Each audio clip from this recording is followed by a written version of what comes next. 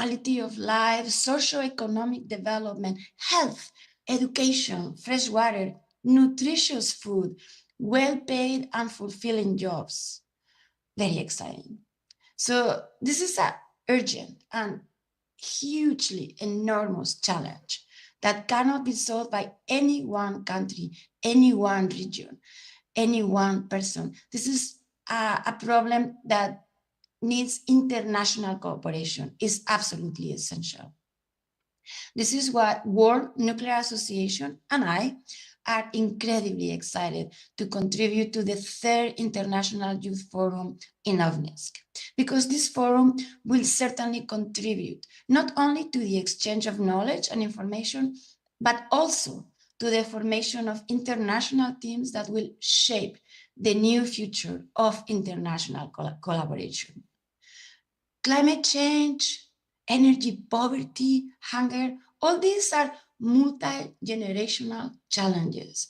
They are challenges that require the active engagement, the energy, the imagination, the ambition, the hard work of the current generation, for sure, but more importantly, of our youth, you, all of you. So I've been told that this year the forum is going to have a lots of participants from over 70 countries that represent a diverse range of regions, including China, Bangladesh, India, Brazil, Egypt, Turkey, Vietnam, Rwanda, Thailand, Myanmar. Very exciting. And the audience includes high school and university students, young professionals, and also some people that are already in their careers, they are early career specialists. So World Nuclear Association fully supports such youth industry events, such as the International Youth Forum in Obninsk, because the nuclear industry youth, all of you, will determine the future of not only our industry, but also of humanity. So we really think, World Nuclear Association, we expect that the industry youth will develop active international collaboration in new but very important areas for the industry, such as artificial intelligence and many, many new technologies, such as quantum technologies. So let me just close by, on behalf of World Nuclear Association and on my own behalf, I want to congratulate all of you, the participants of the forum this year, and I want to wish you not only to gain new knowledge and to have lots of inspiration for your further development, but also please make the most of this opportunity to find new friends, colleagues, as well as new ideas for joint projects that are going to benefit your countries and all of humanity. So thank you very much. Спасибо. Спасибо.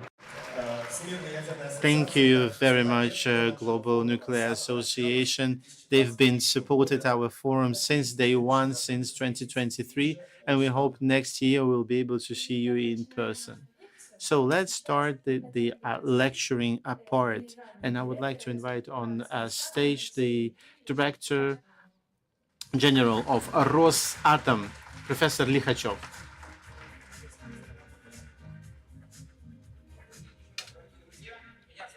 Can you hear me? I hope you can. Cool. Let me say right away that we fully support our simultaneous interpreters. Their job is far from being an easy one. We will be talking about very different subjects. We will touch upon fundamental scientific questions. We will talk about history and modern technologies as well. And I hope that we will be able to fully convey the message, but also the formal part. So I'll try to speak slower, and I'm speaking under your control. So slow me down. Since it's a family setting, I tend to forget about our poor simultaneous interpreters. I hope that you pictured already the energy that was coming out from the governor, from Grossi, and from the Global Nuclear Association. And this code, because they are not only high level professionals, but they are very personally involved as well. They are very engaged, they are very committed, and this is what we are in the industry. And I hope colleagues will share my opinion. I will separate my lecture in several blocks. So history, modernity, future, technological leadership, and to diversify the topic, inside every block we'll have a little summary of this block, and have some Q&A maybe, should the follow-up question will be required. Do not hesitate to cut me short, so we are not very formal here. Mr. Lehachev, if you don't mind, just to set some context and to help our international guests here who may not quite know the historical background of your presentation, can I give you a thought that you might elaborate on? So, this year, hopefully, everybody knows that Russia is celebrating the 80th anniversary of its nuclear industry. Before Mr. Likhachev's speech, we've been discussing here 80 years. Is that a lot or not? What do you think? 80 years probably doesn't sound like much, but indeed it is a lot. Over these years, we've built the first nuclear reactor, the first nuclear power plant, we commissioned the first nuclear icebreaker, nuclear powered icebreaker. We've been developing the tokamak. These are very significant achievements, and it's a history that inspires us. So, probably 80 years ago, all this wasn't obvious, and the first successes were more of a surprise for the whole world rather than a logical continuation. Let's try to test this hypothesis with facts. So Hala just touched my very heart by saying we built the nuclear power plant, we built the tokamak. Indeed, you feel part of the Russian nuclear industry, and that's the highest evaluation of our work that there can be. Well, I've been studying here for 8 years already, and I've been involved in Russian science, and this science, well, belongs to everyone.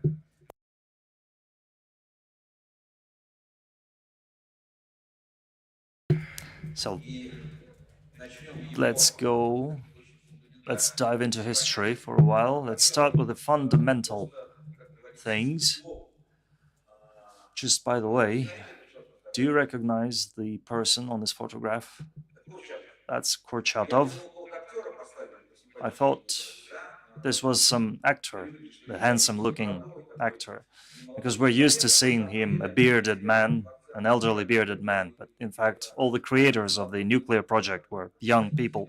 And that's one of the key takeaways, I think, from the first historical part of the lecture. That's indeed Igor Kurchatov. When the nuclear project was in full swing, in all films, including the recent film Atom in the 1940s, he reports to the country's leaders, an elderly man with a beard. So I think this is some poetic liberty taken by our cinematographers. So let's go into history for a while. For ages, humankind has been drawn to the stars, to faraway galaxies, but people were just as interested in figuring out how matter works and how the most basic, the most fundamental components of common things work. How common things work that are used in industry, like metals, various other materials. And ancient Greeks introduced the phenomenon of atom, which is translated from Greek as indivisible. If you want to see an oxymoron, we always talk about the structure of atoms, the complexity of atoms, about its constituents. But in fact, atom is not something structured. It should be indivisible. And the first corpuscular theories of the world viewed atom as something fundamental, as a brick, as something, the very foundation of matter. But in works of Mendeleev, the first works of Mendeleev showed that the atom is the defining element of matter, and its properties repeat depending on the properties depend on the weight of the nucleus, and probably the forerunner of atomic knowledge, of nuclear knowledge, was the Mendeleev table, which laid the foundation of material science in the most profound sense of the word. In late 19th century and early 20th century, Becquerel and the Curie family, first Nobel Prize winners, they started shaping modern ideas of elementary properties of radioactivity of the nucleus, and works emerged related to radium research and uranium, and new artificial radioactive elements appeared, such as radium and polonium.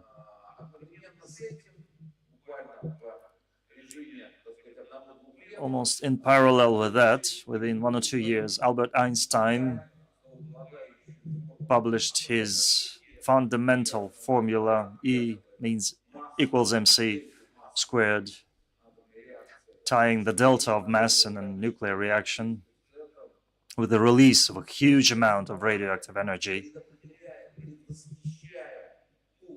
forecasting the energy, foreseeing the power that can be derived from controlled and uncontrolled nuclear reaction. And Rutherford, in his laboratory in the 1910s and 1920s, formed the first planetary model of the atom, the true milestone in the studying of true mecca of nuclear research. And Kapitsa Senior, and Yuri Hariton were among his favorite students, Rutherford's favorite students. And as for Russia and the Russian Empire, Vladimir Vernadsky, founder of Russian radiochemistry and the organizer of founder of the first radiology laboratory with the Imperial Russian Academy of Sciences.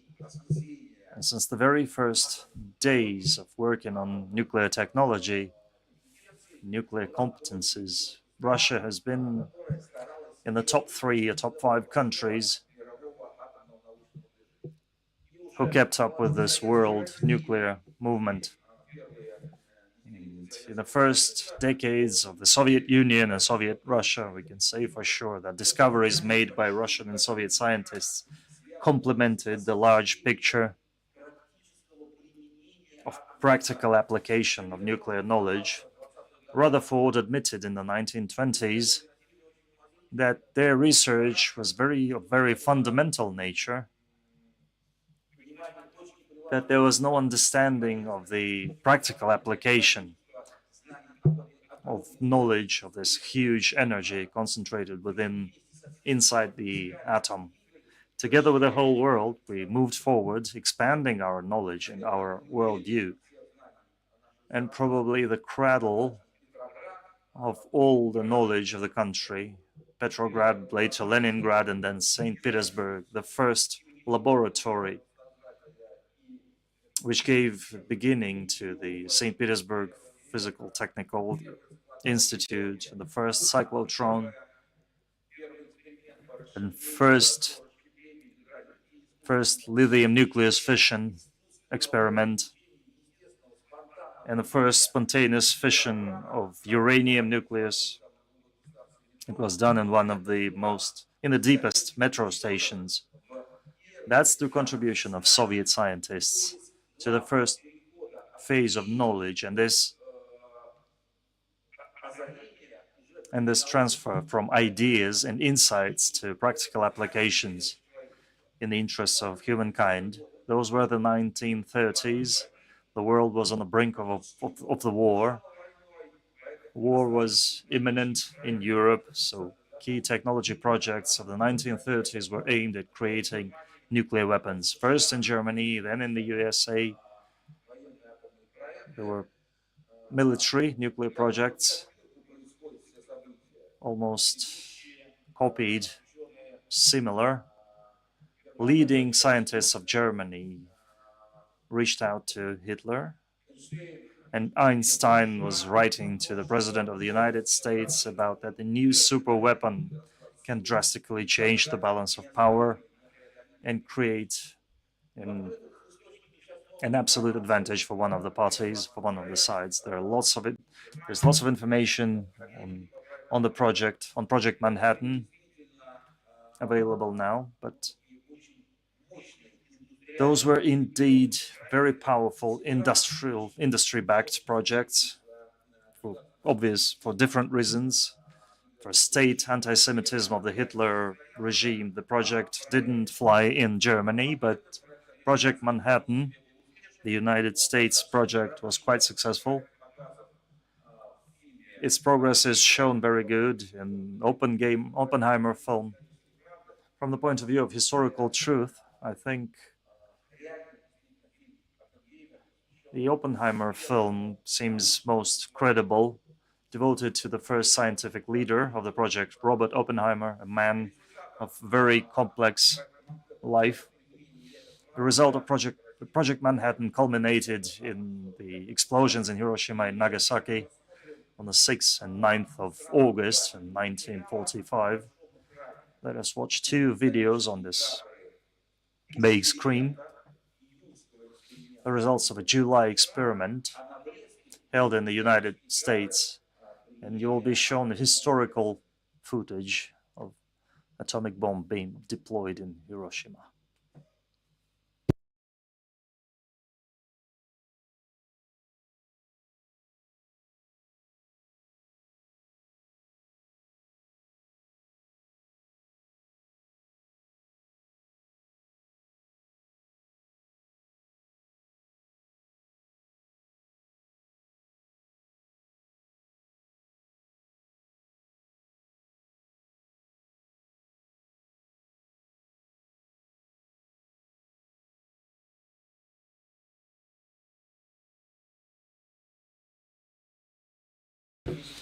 The film Oppenheimer shows vivid quotes from his books. Experiment Trinity, when American scientists realized that the project had been a success. Oppenheimer vividly describes their reaction. I'm quoting here, word for word. We realized that the project was a success. Some were laughing uncontrollably, some were weeping, but most people were silent. So, speaking of the 16th of July, 1945, Experiment Trinity, that was the threshold after which humankind realized that it possesses a weapon of unthinkable power. Well, we can see the way Americans made use of that power. Up to 100,000 people died instantly. 200,000 people died later in the next few months from radiation exposure, from burns. And most scientists agree, most historians agree, that there was no military feasibility. It was just a demonstration of power to Japan, which was almost defeated by that time. It was a demonstration of power to the Allies. Everybody was well aware of the power of the Soviet Union, which had defeated the Hitler's coalition, and they had to They had to demonstrate the power of nuclear weapons to the Soviet people. So they started coming up with a whole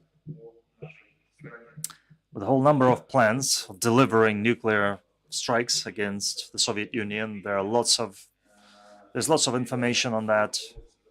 Not all of it has been declassified, and the Soviet intelligence services put a lot of effort into researching the American nuclear project.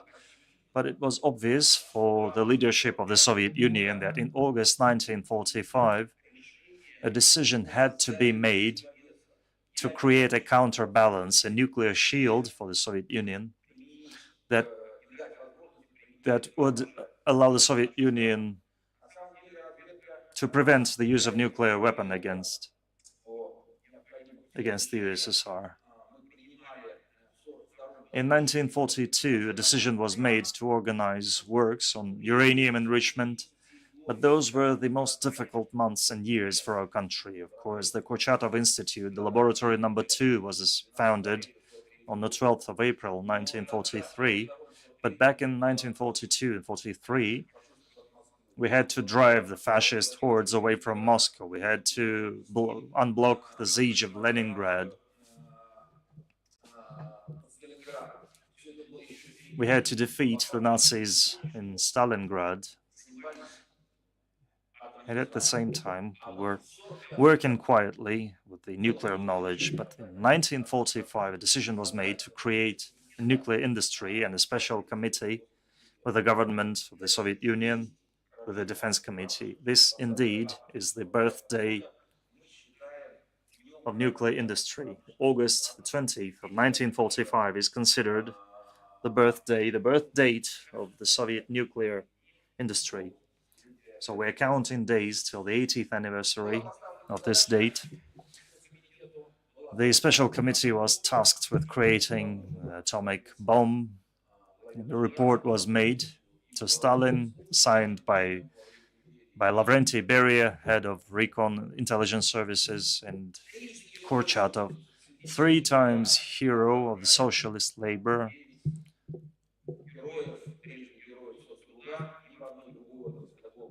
3 times 9 people awarded 3 times the title of hero of labor of the Soviet Union. No other industry had such a concentration of these awards. They had huge scientific potential, and they were very young back then. Look at their birth years. 1903, 1921. It's not difficult to calculate just how old they were in the 1940s, although many of them by that time had become major figures in industry. And of course, we always emphasize the role of special services and intelligence services in providing and gathering information for the project. The Soviet nuclear weapon was born as a response to a direct threat from the United States of America. We never forget that. We are proud of that.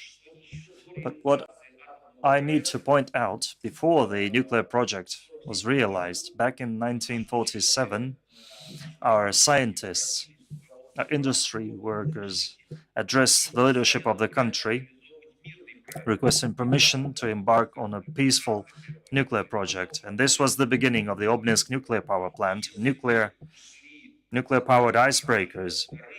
And while we were second in nuclear weapons, we have always been the first in peaceful nuclear technology, and we have shared our knowledge and technologies with many countries: Czechoslovakia, Hungary, Bulgaria, Finland, Germany. They all had Soviet-made nuclear reactors, and the Soviet Union opened doors for nuclear knowledge not only to its allies, members of the socialist bloc, but other countries as well. And probably the final accord in this story was the December of 2007, the decision of the President of the Russian Federation on the creation of Rosatom State Nuclear Energy Corporation. There's a direct connection between this decision in August 1945 about creating the nuclear industry in those conditions. So the president made the decision to establish a modern structure, modern governance, and since 2007, the nuclear industry of the Russian Federation is completely immersed within Rosatom. And we do the military technology, we do the peaceful nuclear technology, and way beyond that. So this is the very brief historical outline of the first nuclear technology and the first nuclear projects in the Soviet Union. Yes, they were military, but the plethora of decisions that came after that were focused on peaceful use of nuclear energy, healthcare, space exploration, directly influencing the living standards of people across the world. Thank you. Thank you for this great and concise lecture on the historical background. Of course, we can't cover all the details, but we noticed that this is a very popular subject and some questions probably have arisen. Can we have the microphone over there? Hello, Professor. Hello to all forum participants. My name is Alina. I come from Kazakhstan. Thank you for the opportunity to be part of this forum. As part of the CIS country, my question is the following. What do you think? What decisions made in early years of the USSR's nuclear problem preconditioned the leadership of Rosatom today? Okay, first and foremost, welcome you personally and Kazakhstan as well. Maybe not all of our international young friends know that before 1991, 15 republics, including Kazakhstan and other Middle Eastern republics, was part of one big country used to call the USSR. So these are not only Russian decisions; those were Kazakhstan decisions and Uzbek decisions and Kyrgyz decisions, because we lived in one big country. First competences to create a nuclear industry rooted back in those countries as well. Kazakhstan played an important part. We all remember that. It was the biggest, it is still the biggest in the world as far as uranium deposits are concerned. And Semipalatinsk polygon was located there. B370 reactor was created in Kazakhstan. So a lot of potential, nuclear potential in Kazakhstan. So the founding fathers, what was their power? E equals mc squared was widely known. Uranium can be divided. It was widely known. But the most important was to find technological solutions that would permit to manage this energy, which means to come up with a mechanism to extract thermal energy that would be first safe and second manageable. Talking about nuclear reactors, those first technological approaches born back between 1940 and 1950s are still in operation. So this was the fundamental step to define the technological landscape of the industry. Second, and we haven't done this yet, uh, we know what tokamak is because it's a Russian uh, abbreviation. It's the way to organize the reactor, and first tokamaks were built in the USSR, and the ITER project that is being implemented by international community in France. It's just the new face of tokamak, coined back in 1950s. And by opening this energy part of nuclear technologies, our predecessors started searching for not only energy application, but another field of application of knowledge. And I'm talking about radioform isotopes, use of radiation to sterilize uh, food products and healthcare products. First, space installations were used, like first nuclear batteries, let's put it in simple words. So the main idea, the main deed of our predecessors is to define the technological landscape of the future nuclear planet. Thank you so much for responding to that. And you built this bridge between past and present, and we need to keep time. Therefore, let's start the modernity. To talk a bit about technological leadership of Rosatom. In Russia, we say, and I hope they can translate it correctly, but it was a bit of a contrived coincidence. We'll start with an overview of Rosatom. Let me highlight that these figures, when we talk about revenue, like 3.3 trillion in revenues, and like taxes paid, and investments done, these figures relate to our open financial policy. These figures concern only civil part of Rosatom's activity. An overall number of our enterprises, 580 plus, more than 420,000 employees, huge amount of scientists, 70 countries of business operations, but in reality, we we touch 100. And more than 60,000 of Rosatom employees are working abroad. 30% is very important to us. 1 third of our employees are young professionals.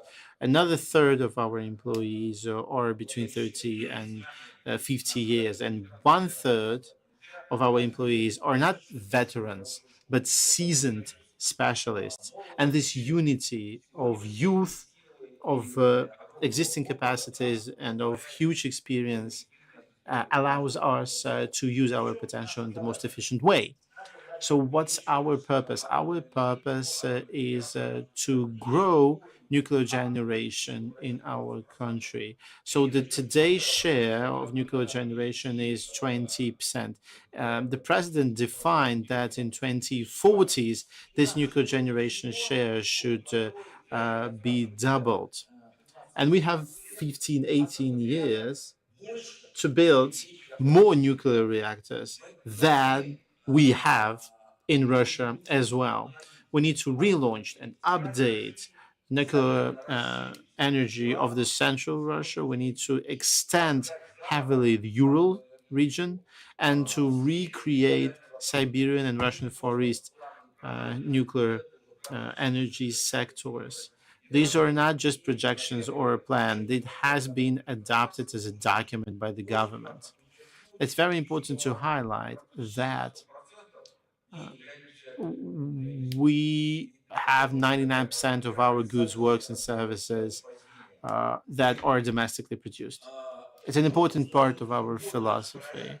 We can build every project as an international one. We can build a turbine from Korea or France. We can use electrical devices from Korea or China. However, should the client requires, or should this project be located in Russia, we can use 99% of domestically produced parts. Of course, it is important to highlight that on top of these important and powerful parameters of nuclear generation, we are the biggest energy provider in Russia. We save every year 110 million CO2 emissions, thanks to the fact that nuclear energy is green and sustainable. We talk a lot about small modular nuclear generation. And if you follow international media, one may say that it is a hyped topic. So it's like an international competition which reactor would be commissioned, which reactor would be presented as a different topic of an article. We are now the only country where we have floating nuclear power plant, academician Lomonosov, in the permafrost conditions. It has been updated, uh, and its capacity is not 70 but 100 megawatts. And we are building the small land-based nuclear power plant on the permafrost as well in Yakutia. We have acquired already this competence, and we are the only industry globally that has this competence and that keeps developing it. These products can be purchased by international companies as well. And the first export contract to sell small module nuclear generation plants outside of Russia belongs to Rosatom as well. Nuclear icebreakers should be mentioned as well. But in order to feel this topic, I would like to show you a short video.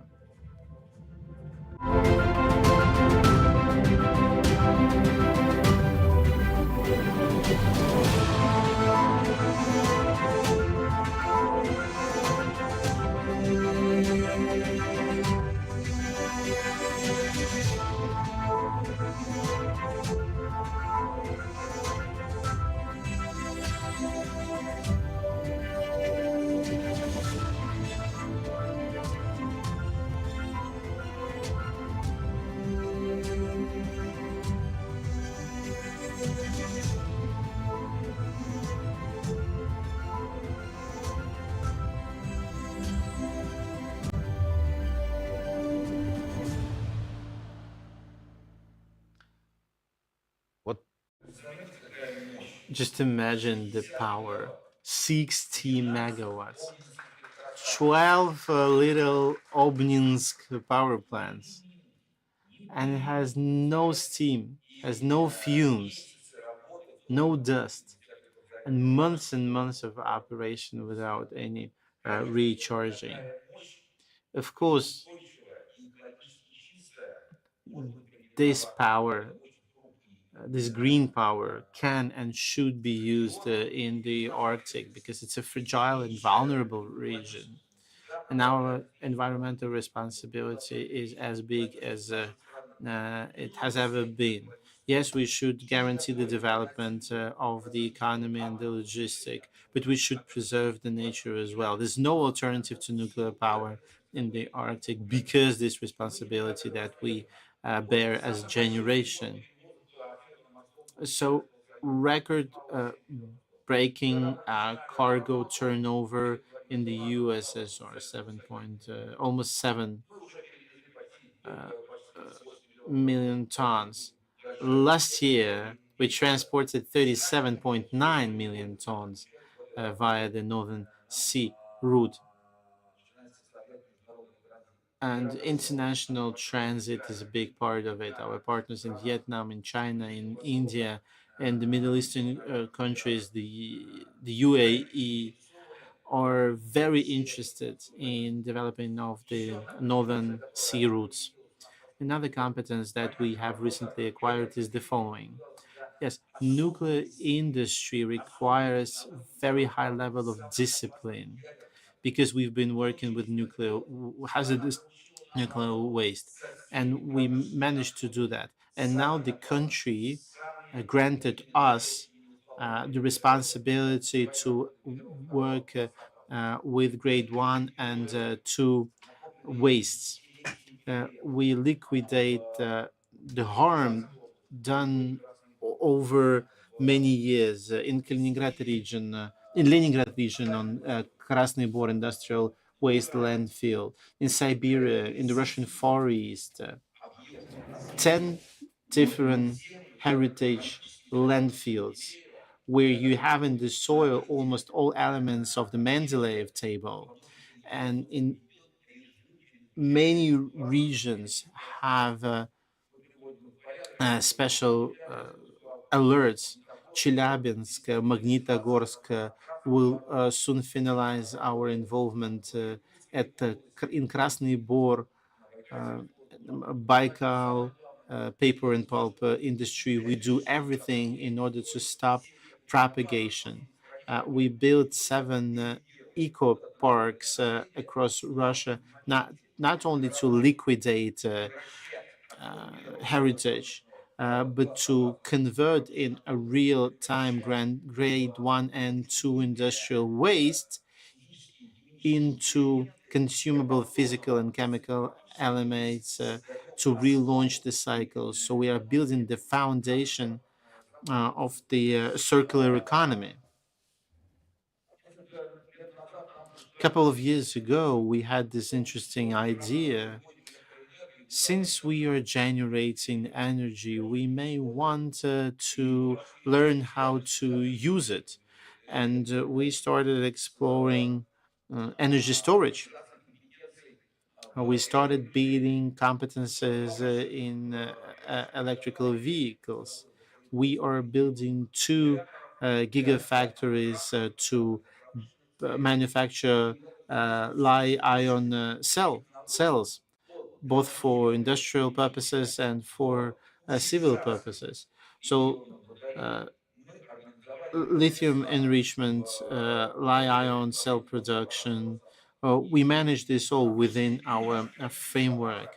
Our colleagues from Kamaz came to us because they have this project, Atom e-vehicle. They should be launched this year.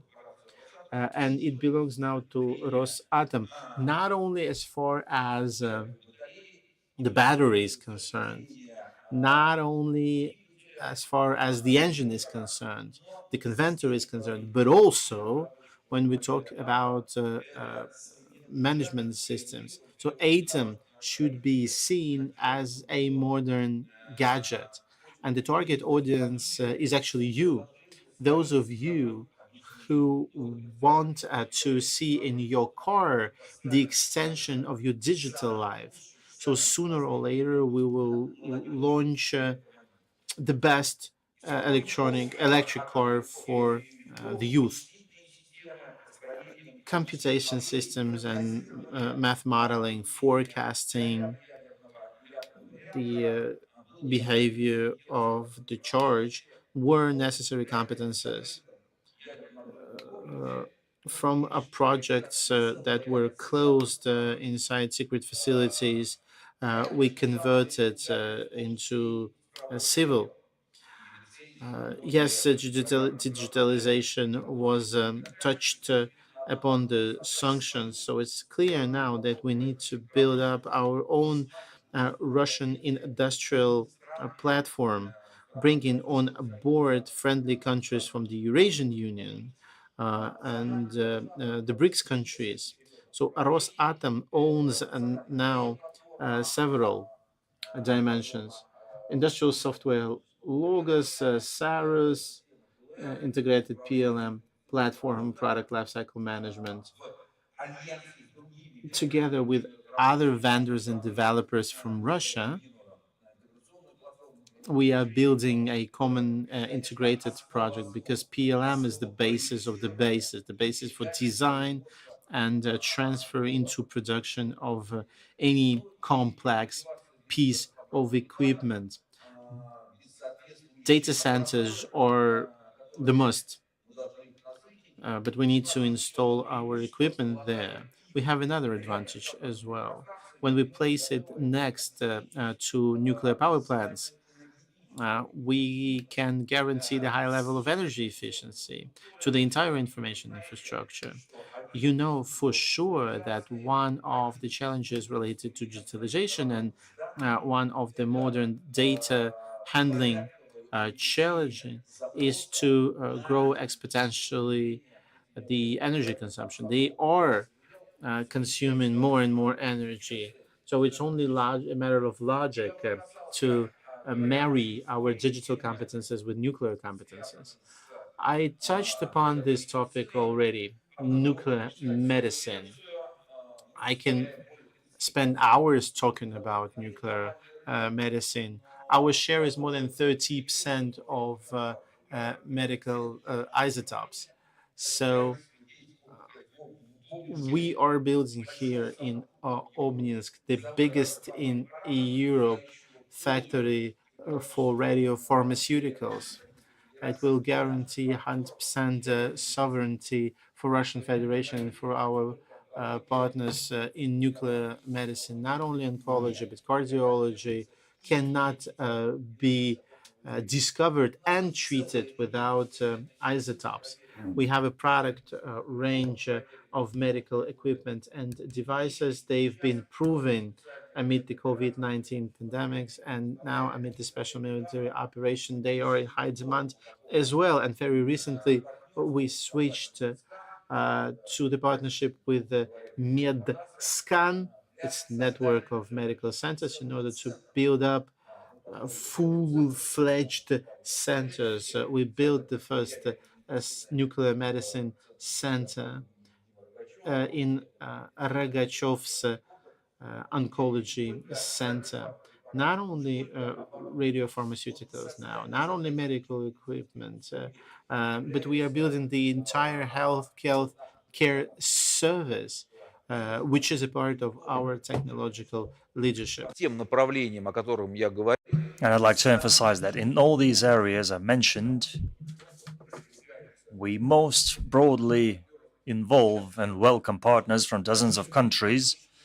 Well, I could go on talking about many areas of technological sovereignty, be it composite materials, additive technologies, 3D printing, logistics in the North Maritime route, container cargo.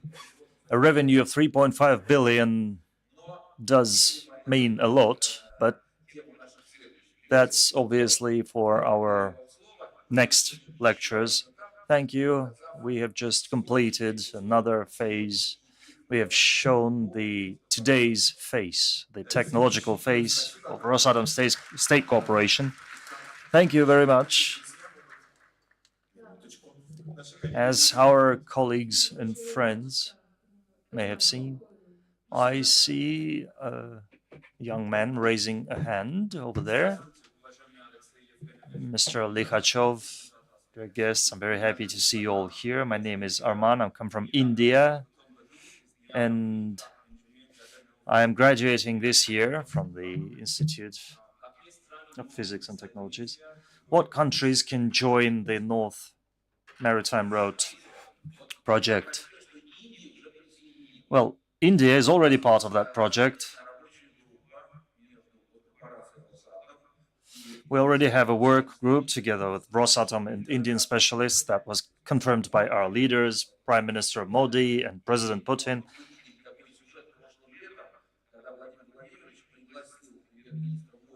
And when Mr. Putin invited Modi to the Atom Pavilion, and we were telling our Indian guest about the Northern Maritime route, and a Russian student was telling him about that.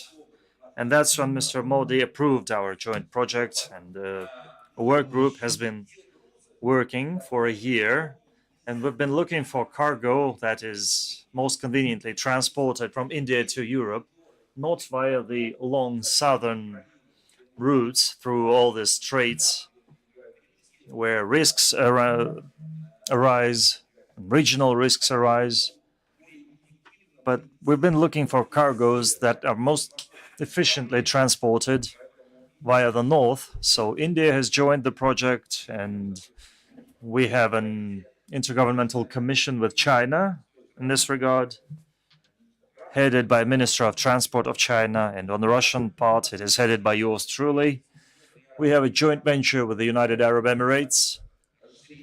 This joint venture expands container logistics because containers have their peculiarities during maritime transportation, and we are in talks with a number of countries on joint projects in shipbuilding.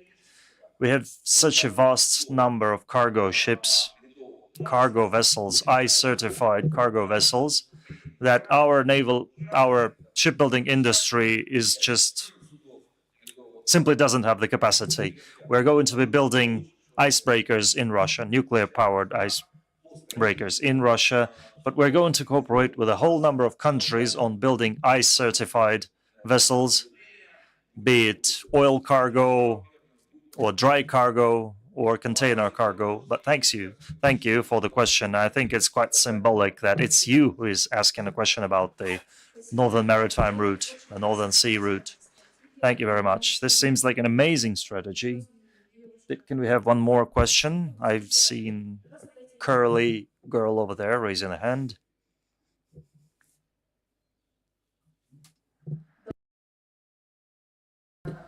My name is Natalia Wino. I'm first year student, major in nuclear healthcare. I come from Bolivia, and where nuclear science is in its development phase. I have the following question: is Rosatom ready to share technologies with other countries, and what do other countries need for that? Just for that, you are Natalia from Bolivia, right? Well, amazing Russian language, by the way. And of course, Bolivia to us is an entry point in nuclear healthcare to the American continent, Latin America, and indeed, it's a very meaningful project. It's the first ever in Latin America. It's the highest, carried out at an altitude of 4,000 meters. And indeed, frankly speaking, it really takes some doing to keep working at an altitude like that. It is connected with our lithium projects in Bolivia, and we're grateful to the Bolivian government for their cooperation. We already have 2 modules in operation, research laboratories working, the pharmacies working, and radiopharmaceutical products are being made, and we're one step away from launching actually a nuclear reactor for medical purposes. And this year, we plan to commission this project and start its commercial operation. And it won't be purely Bolivian center of nuclear medicine. It's going to be of continental scale. And I'm sure you are among the specialists who are looking forward to the commissioning of the project. And when you come home, please say hi to Hortensia Jimenez, head of the project.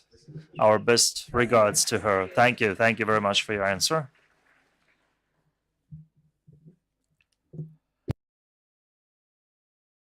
Thank you. Thanks a lot. Rosatom is in India and Latin America and in the United Arab Emirates. State-of-the-art technology, and Rosatom is always seen as the industry and global leader in the scale of its international projects. Can you please tell us more about Rosatom's international ventures? Well, we're all grown-ups here. Let's face it. We're moving on to another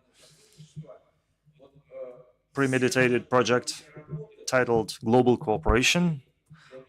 All our areas of global cooperation are extremely inspiring to me. There is no insignificant project. All of them are fundamentally important, both for our country and for the world nuclear community, and for the people at Rosatom, and for me personally. May I say personally that international cooperation has that extra touch of inspiration to it. Let me try to convey that idea. Indeed, what dry numbers say, statistics of import and export operations in the nuclear center. From the point of view of mineral resources, Russia is the second biggest after Kazakhstan. And we've been very efficient in working with our Kazakhstan partners, sharing the best technologies jointly producing and extracting uranium, and we have decades of contacts behind us. From the point of view of uranium production and extraction, here we're switching between the third and second place, but we are completely self-sufficient in uranium raw materials for our own energy and for fuel supplies that we do on our contracts, international contracts. From the point of view of uranium enrichment, it's an object of envy for many developed countries. 40% of uranium enrichment facilities are in the Russian Federation, and we provide nuclear fuel to all Soviet or Russian reactors, our own and those that we have supplied. That's a matter of fierce competition. A whole number of countries, not always fairly, try to push us out of this market. We respond in two ways. We increase our quality. We increase the quality of fuel that we supply, and naturally enough, we come to markets of Western design reactors. Probably young people here experienced in that.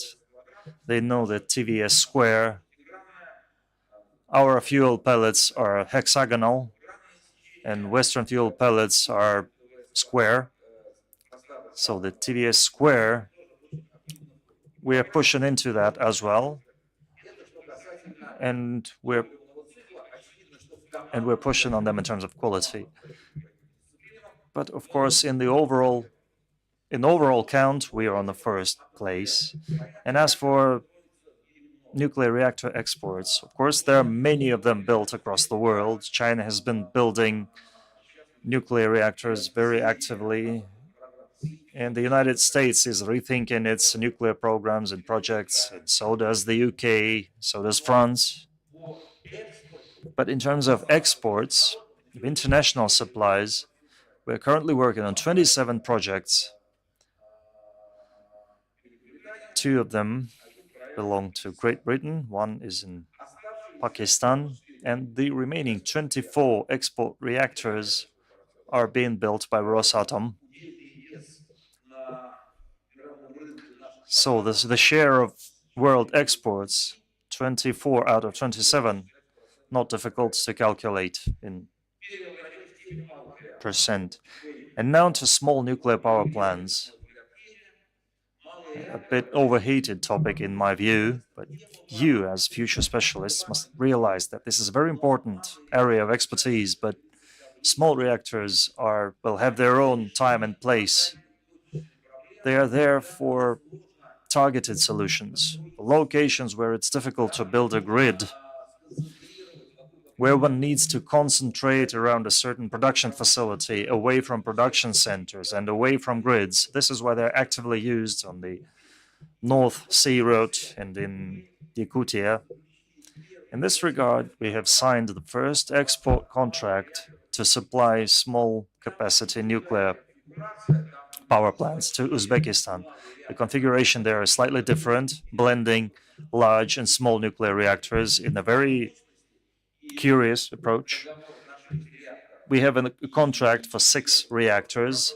The first 2 of them have already been commissioned. It's the only export contract for small modular reactors on the planet Earth. And before I move on to the topic of meanings and conclusions regarding our export contracts and export operations, let me show you a video.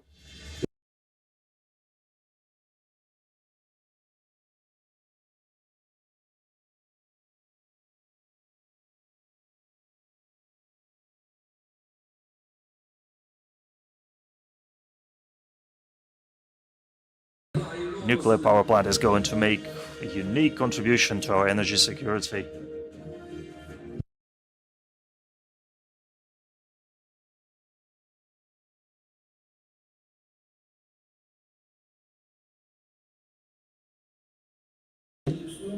This is indeed a great event that we're witnessing, representing a brilliant new page in the cooperation between Egypt and the Russian Federation.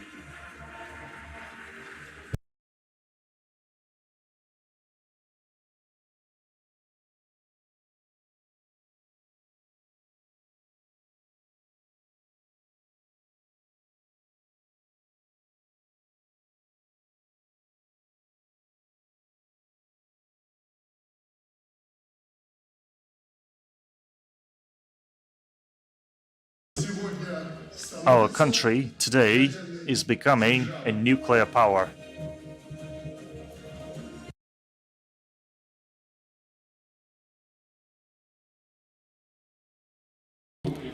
Russia is ready to strengthen the technological sovereignty of its partners in the field of energy, shaping full-scale energy and supply chains. This is how we are developing our peaceful nuclear cooperation.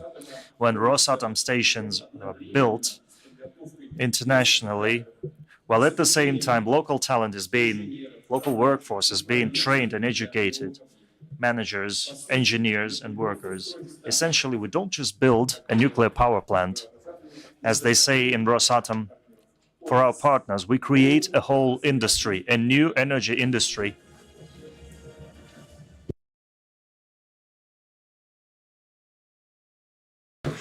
Понимать It's very important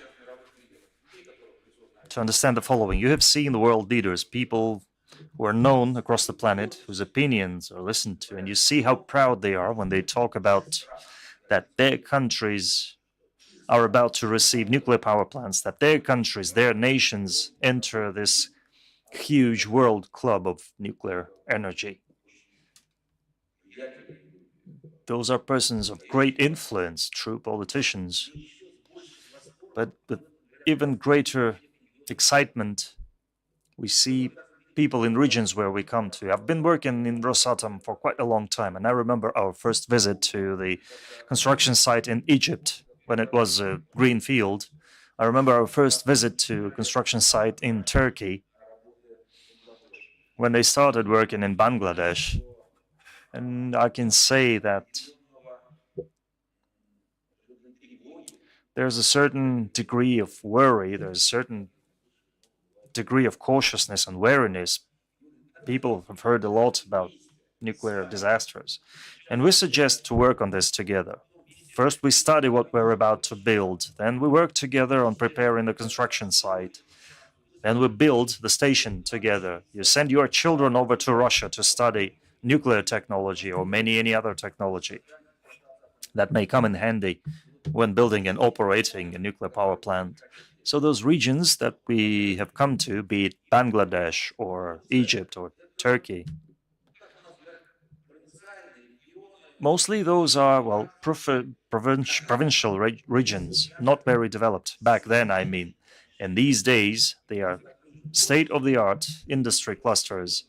And people in those regions are very proud to say that they are the first in the country to commission, or soon to commission, the atomic candle, the light, the atomic candle. And the most ardent supporters of nuclear energy on the planet are people who live around our new nuclear objects in other countries. See? Where do you come from? I come from Alexandria. That's about 150 or 200 kilometers away from nuclear power plant. And indeed, just last February, we were there at the Eldaba site. The scale of the construction project is enormous, and I was very happy. I was excited to see this huge reactor, the first not only in Egypt but in the entire region. If I may ask you a question, how does Rosatom manage to maintain control over such complex projects in different countries? See, for me to tell you how we organize nuclear construction projects, that will take me about 3 hours, because it's a very streamlined, highly organized metrics system of governance that culminates on my personality. But this governance system is, well, the foundation of this system is people at the construction site, be it welders or builders, and it is based on complete transparency, control, and quick response in critical situations if for any reason there is a glitch in the construction process. And there are many reasons for that. First, we had the COVID pandemic that disrupted the entire world logistics. Then there was the economic crisis that boosted prices. And then there's the special military operation with disrupted chain supply chains, disrupted transport, logistics, and world financial settlements. But still, we haven't stopped a single project. They all push forward, not without problems, but still according to plan. Let me tell you two main things that we have here. First of all, what President Putin has been talking about. That means maximum involvement of our partners, of our friends, the entire cycle of preparing the construction site, the building competences, commissioning, workforce training, executive training, regulatory bodies training, because there has to be a regulating body that will be in charge of standards and so on. It's indeed building a whole new industry, and this work is underpinned by this work with institutes, universities in Russia, the Moscow International Physical Institute, which is our basic institute where we train young talent. We do this all together, and we involve the leadership of the country as much as possible. All presidents, President Sisi included, to whom I report personally, knows every single detail of the construction project. Erdogan knows every single detail about plant construction. Lukashenko listened to my report, and he acted a bit as my father-in-law, and he struck me with his attention. Let's put it this way. Putin is aware about both our international and domestic projects, so this involvement is important. And we have this motto: we build for you just as we would build for us. So I have the same level of involvement and engagement, me and my minus ones and my minus twos, have the same level of attention to both domestic and international constructions. And we have this attitude towards them as we have the attitude towards our kids. And we don't have one favorite kid. We love them all. And we are involved in domestic power plants on the same level as we are involved with international power plants. So it's a synergy between this brotherhood and full industrial mobilization of our Russian capacities. I cannot say that we encounter no issues. That's not possible in our world. But mark my words, all international constructions are successful, save for Finland, because they opt for it and then they decided against, but they made up their minds. And we started talking about this. Let me sum this up. People sitting in the room and people watching us online may not think about it. We always try to anticipate what the future brings. And I'm always thinking, what would I say to my kids and to my grandkids? And should the health be on our side, what would we tell to our grandkids when they're gonna ask us, "What have you done? What did you do?" I was going to my office. I was traveling for business. Those answers are not wouldn't be legit. But when we create the new nuclear industry, when we build first power plants in different countries, we change the technological landscape and we change lives of people. We help our dear friends from Egypt, from Turkey, from Bangladesh, from Bolivia.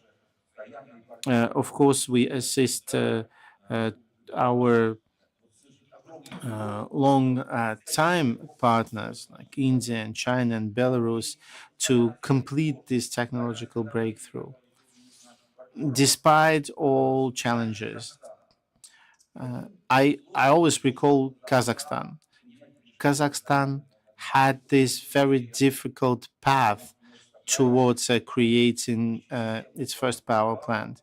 They held even a referendum. President Takayev organized the awareness campaign, and the people have spoken largely in favor.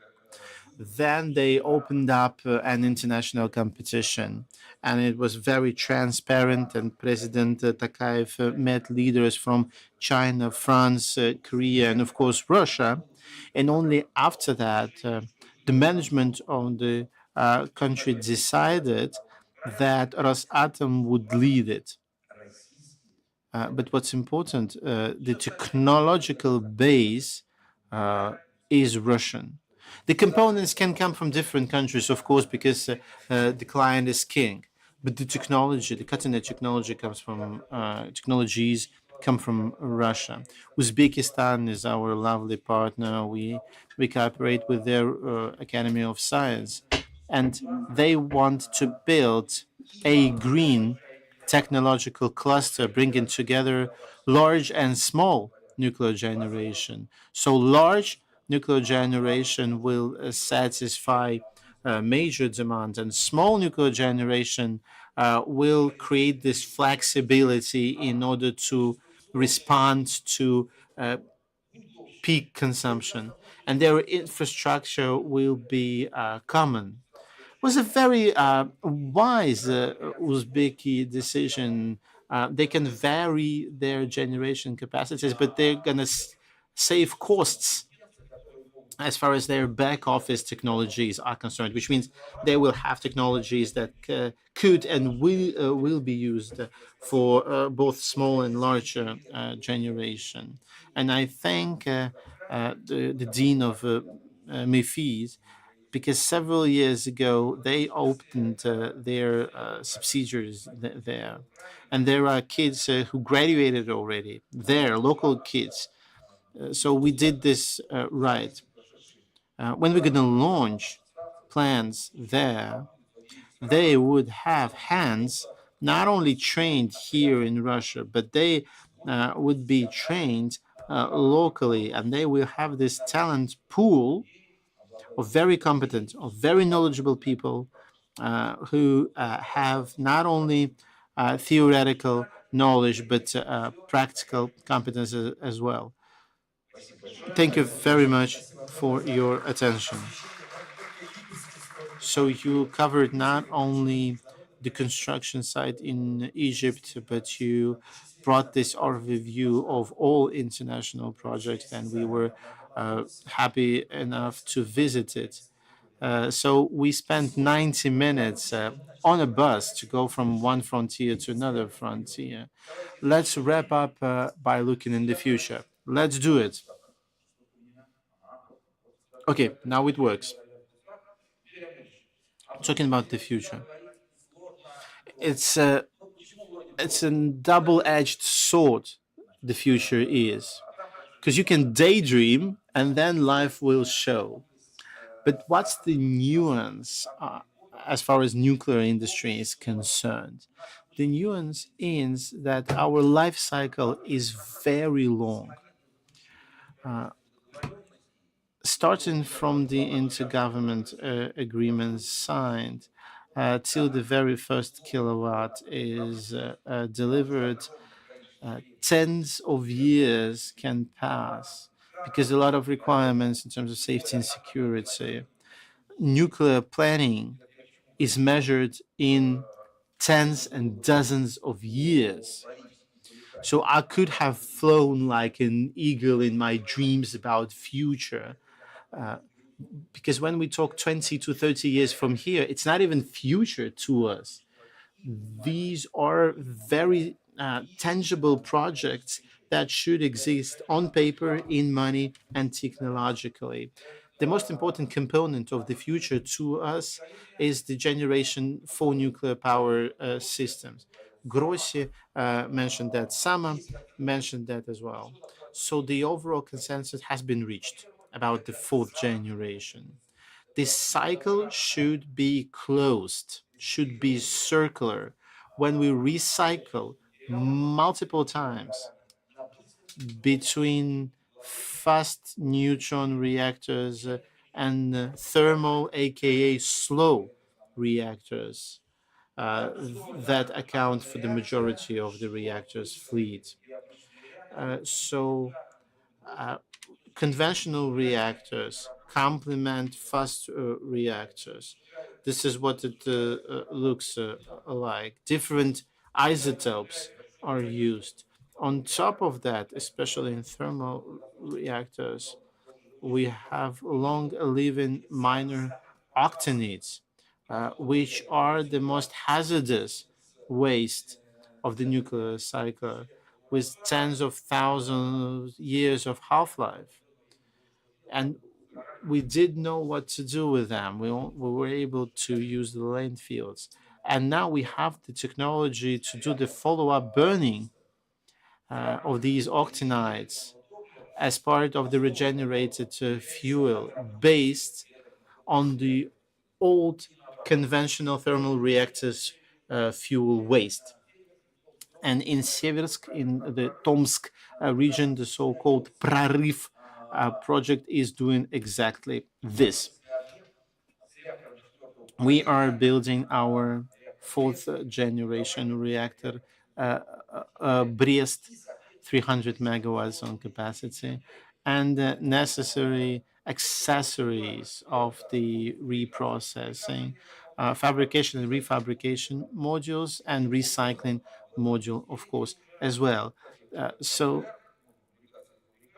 refabrication and fabrication model has been already commissioned, and in 2028 we expect that the fast reactor will be launched.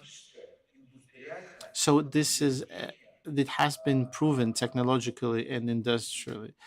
It's a confirmation not of a hypothesis or idea. It's the confirmation or approval rather of the fourth generation technology. So after 300 megawatt capacity, we will be able to implement certain gigawatts on potassium, and we will create not only the site but the full circular fuel energy system inside the all Russian energy system. In the current future scheme design, we have these reactors in 2035, 20, or rather 2035, yeah, 2036, 2039. So we will convert this thermal generation product range into this family between conventional and fast neutrons. It is a part of the development plan. On top of that, of course, we will invite partners from other countries to participate in this development, and we, of course, will be selling it abroad. So this is the tomorrow of the nuclear energy. It will help us cut dramatically the uranium production. We would be able to work for thousands and thousands of years using only discovered uranium deposits. So it's going to not only change the environment, but also the economy of the project. The construction of the Brest 300 megawatt reactor, uh, its construction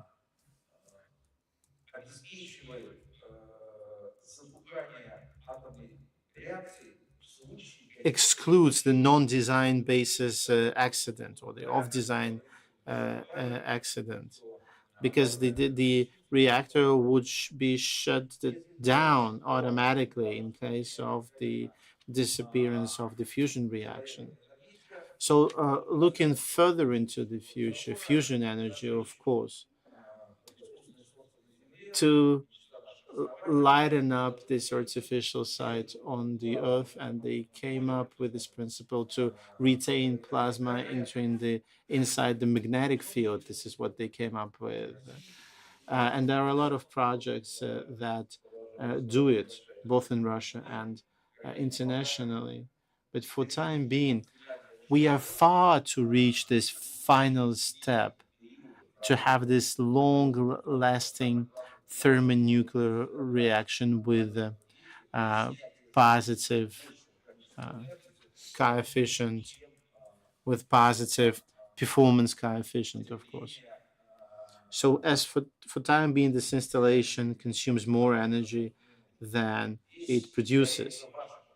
So I think it's going to be to your generation to roll out thermal nuclear uh, power plants as an industrial generic competence of common use.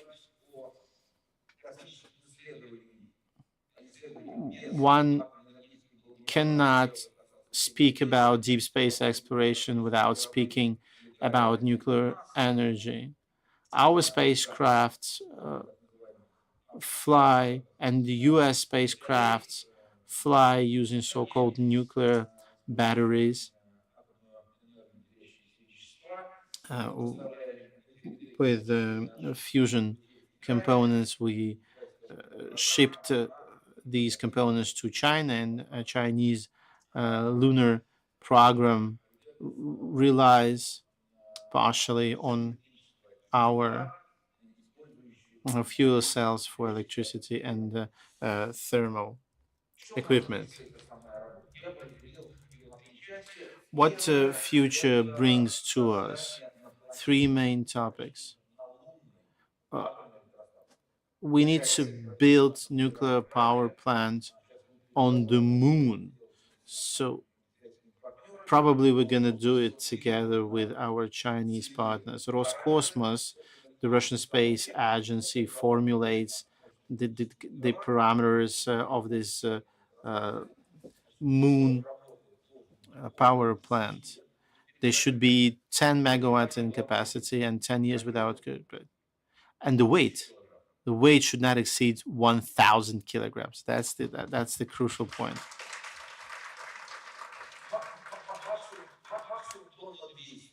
1.2 tons max, because they have to bring it to the Luna. It was very easy to build a plant in Obninsk, but you need to build something that could be that should be lifted by 10 adults. Second topic, we need to build up a very powerful rocket engine of several megawatts. No one ever did this on Earth, but those engines should allow us to reach necessary velocities on the Earth's our orbits and start traveling across the solar system. I will not dwell upon this. It's clear what to do with the reactor, but with the turbine, we need to define the principle. Should we have rotational parts on it, or there will be a direct uh, transformation between the nuclear energy to the thermal energy? Kurchatov Institute is engaged. MEFI would be on board 100%. It's an inspirational topic, and I think that some of you would like to dedicate your time and life to space exploration. On top of that, we are researching plasma engines in order to bring kinetic engine. Plasma installations should allow us to do this, to have parameters that would be, in terms of torque and power, uh, much stronger than existing energy producing installations. So, for space, near space, very interesting and very future oriented topic. On top of that, I would like to say that our closest competitors do not have solutions that are now available for Russia. Of course, we will be mesmerized not only by deep space, but by quantum technologies as well, photons, and so on and so forth, to ensure necessary level of computation to build up this really new industry. They are a must. As far as quantum is concerned, we are inside the Resenford's laboratory. We know how to retain qubit, what to do with qubits, how to create a simulator of quantum computing. But the real life application, the how to put it to the service of humanity, this question is yet to be resolved. We really hope that quantum would remain peaceful. So we should not menace anyone with quantum. And we see that some uh, countries try to use this uh, quantum power in order to solve their wrongful tasks. We should become quantum leaders. And in order to do that, we need to gain a little bit better in terms of understanding of quantum and wave theory. продолжать говорить I could go on for a long time talking about future developments and areas of interest and areas we haven't recognized yet, even on the fundamental level, but we're running out of time, and I'd like to say that all the topics I've covered are extremely important, crucial even, but none of them will ever be possible without you, people.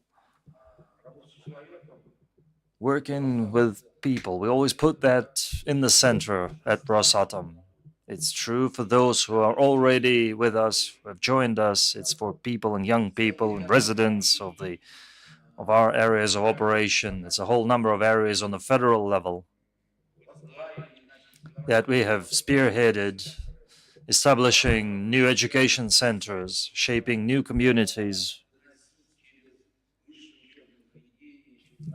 bringing forward and conveying through universities our ideology and our knowledge to the maximum number of people possible. And we have our own agenda on the international level, and its key focus is working with young people. You have seen the respect that the Director General of IAEA shows to Russia's nuclear industry.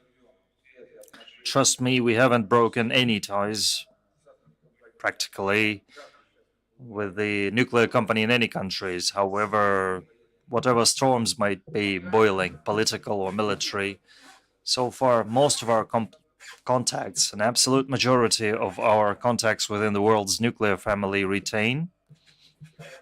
And we do our best to stay useful and meaningful and valuable to each other.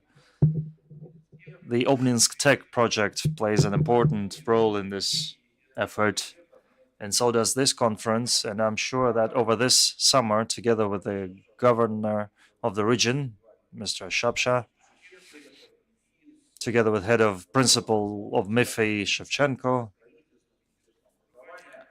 along with the Ministry of Education, we will take extra effort to create the world atomic mecca, the center of the world's nuclear education. We'll try to expedite that. Our goal is to stay on track and to move even faster towards establishing the most attractive, the most respected center of excellence for nuclear talent on the planet. Thank you very much for this conversation. And I just can't help but show you an emotional video.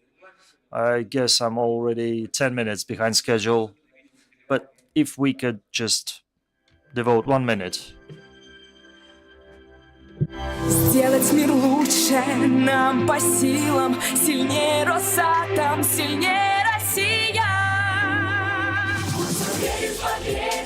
вершине идти, а друзьями уже ты вода.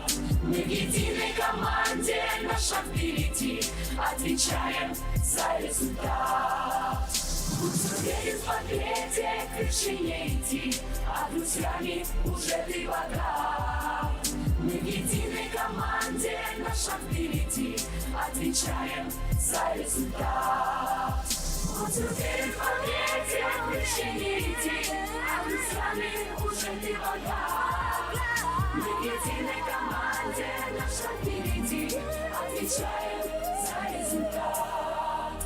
Мы в единой команде, наш шаг впереди, отвечаем за результат. История доказывает, что History proves that breakthrough achievements in an area as complicated as nuclear energy are never happen by chance. They are backed by engineering and research schools, systemic effort by dozens of enterprises and thousands of people, quality education and talent training systems. Today's dynamic development of Russia's nuclear complex, the prestige, the newfound prestige of this work proves that Russia has this potential, and we will consistently strengthen it. Thank you. Thank you. Thank you very much, Mr. Likhachov. We're confident, and the response from the audience shows that the way you're talking about the present and future of the industry not only makes us proud, makes proud those who host those construction projects in their countries, it gives all young people here an idea that there is an area where they can put their efforts to good use. Unfortunately, we don't have time for Q&A, but there's one comment that Sahaila would like to voice here. Mr. Likhachov, we would like to propose an initiative to announce today, the 26th of June, the International Day of Peaceful Atom. What do you think of this? Yes, indeed. I think it's a very important topic. As the governor here said, that it's the regional date, it's a memorable date regionally. In Russia, we have the Day of the Nuclear Industry, the Day of Workers of Nuclear Industry, 28th of September and the 20th of August. But indeed, the 26th of June, the birthday of peaceful atom on the planet. Yes, we could try and make this an international event. That will take a lot of effort, and we will support, I think we will support that. We'll have to work with the Ministry of Foreign Affairs and with our international partners. And I hope we secure the support of the President of the Russian Federation. And I guess we'll have to push this through the UN agenda. There's no way of doing that, no other way of doing that. Because an international event like that should be vetted by the main international organization on our planet. Thank you personally for this initiative, and thanks to the Mega Council. And I think, yes, we'll discuss that initiative in detail. Thank you. Thank you very much.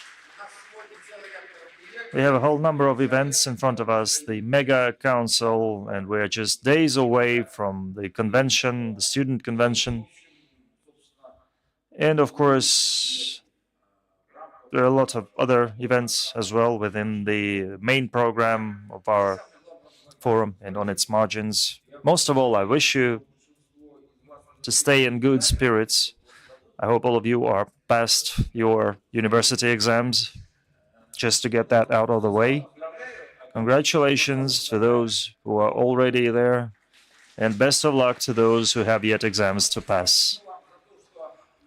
And thank you for being with us in this great effort. Thank you for being with us at this lecture, indeed. Let me finish with what I started with. It's very easy to forecast the future. Indeed, we could come up with different ideas for times yet to come, whether I was right or wrong today. But with all different scenarios of the future, there is one fact that's 100% guaranteed. I've said that several times. I'm 100% sure that sooner or later your generation will replace ours. That's sure to happen.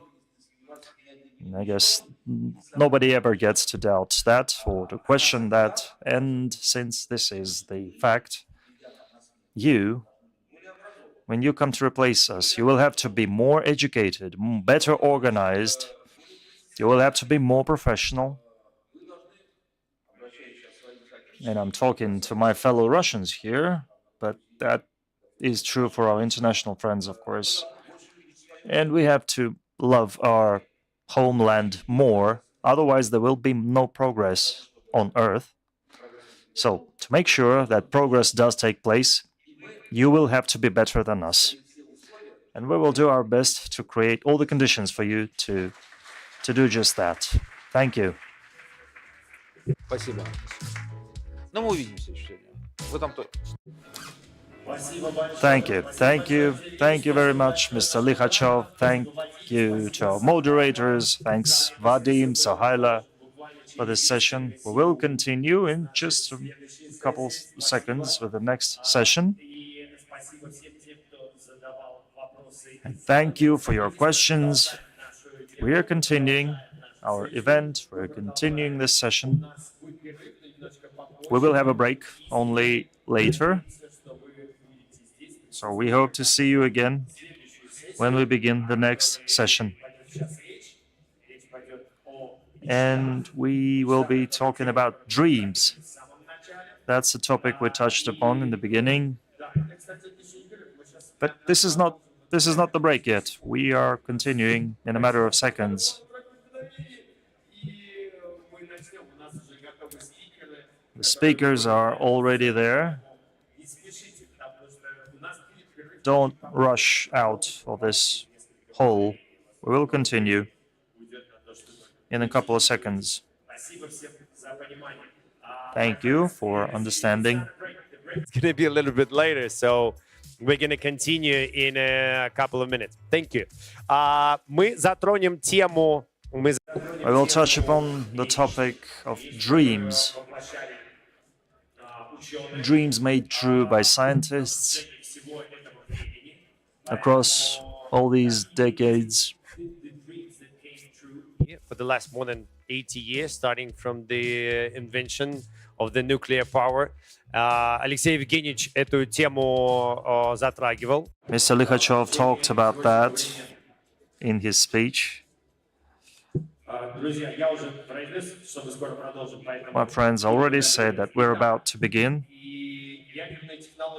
So nuclear technology is not only about energy, it's actively used in healthcare and transport and agriculture. Mr. Likhachov talked about that. And we're going to get back to it. Please come back to the audience.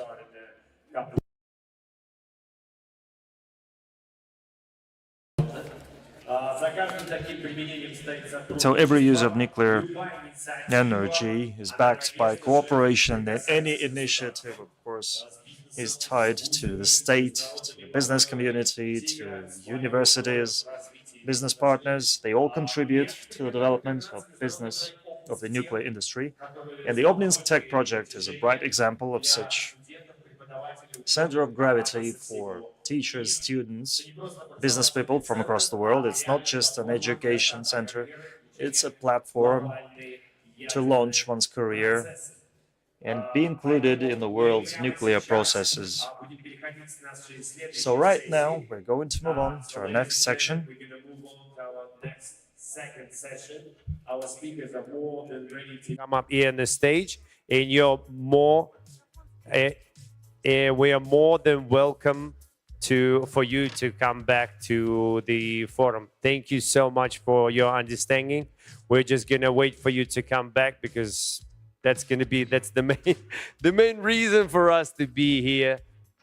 is to participate in the information that's going to be coming up from this stage. И, друзья, возвращайтесь, конечно же, в зал, потому что основная причина всего этого мероприятия. Of course, the main reason of this forum, of this broadcast, we welcome all our online viewers from 70 countries, over 2,000 people from universities and institutes across the world. Please don't miss out.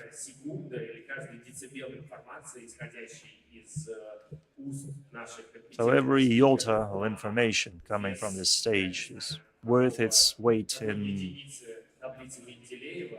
whatever element of the periodic table.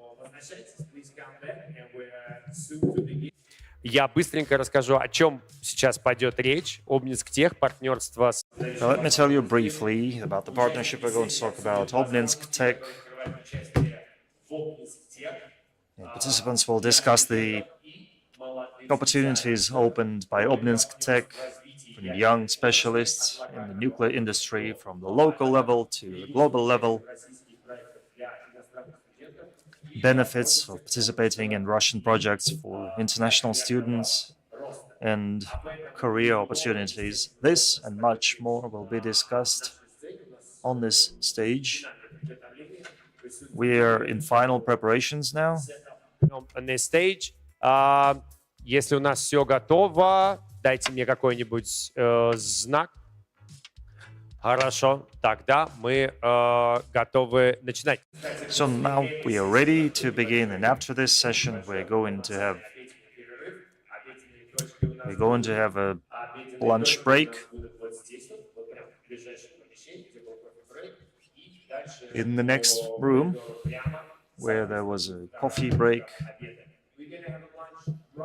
Session, a full time scale lunch break for 40 minutes after this session. We're going to have 2 points over here in this room where we had a coffee break at the very beginning, and across the hall on this floor, across the hall is going to be the second one. So enough for everyone, so we don't have lines of people. I know you're going to get hungry in about an hour. So be ready for this one. And we have plenty of seats. We have plenty of seats right there in the center, on the sides. So please come back where you're more than welcome.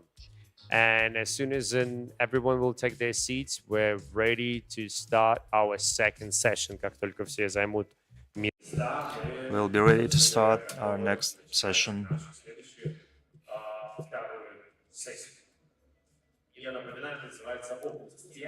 It's titled Obninsk Tech, a partnership that creates opportunities. All the speakers and moderators are about to take the stage, and then we'll take the atomic quiz. The top 10 correct answers will be rewarded with invitations to the key nuclear event of 2025, the Moscow Atomic Week, in September this autumn. So looking forward to this event. You're going to use QR codes to provide answers, but that will happen later in the evening. So all hail common sense. Hugs and kisses to everyone entering the audience right now. It's +5 to your karma, +10 even.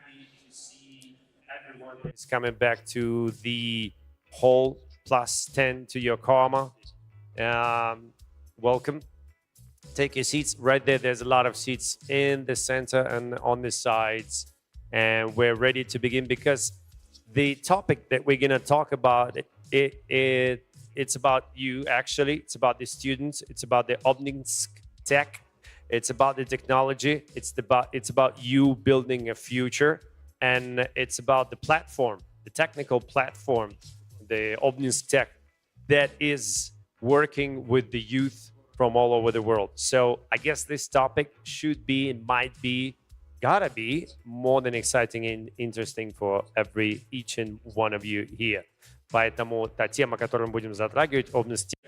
So the topic we're going to develop on, Obninsk Tech as the starting platform, the springboard for young talent across the world, is a very important and exciting topic for everyone. We're ready to begin, and I'm inviting on this stage. If you're ready, let me know.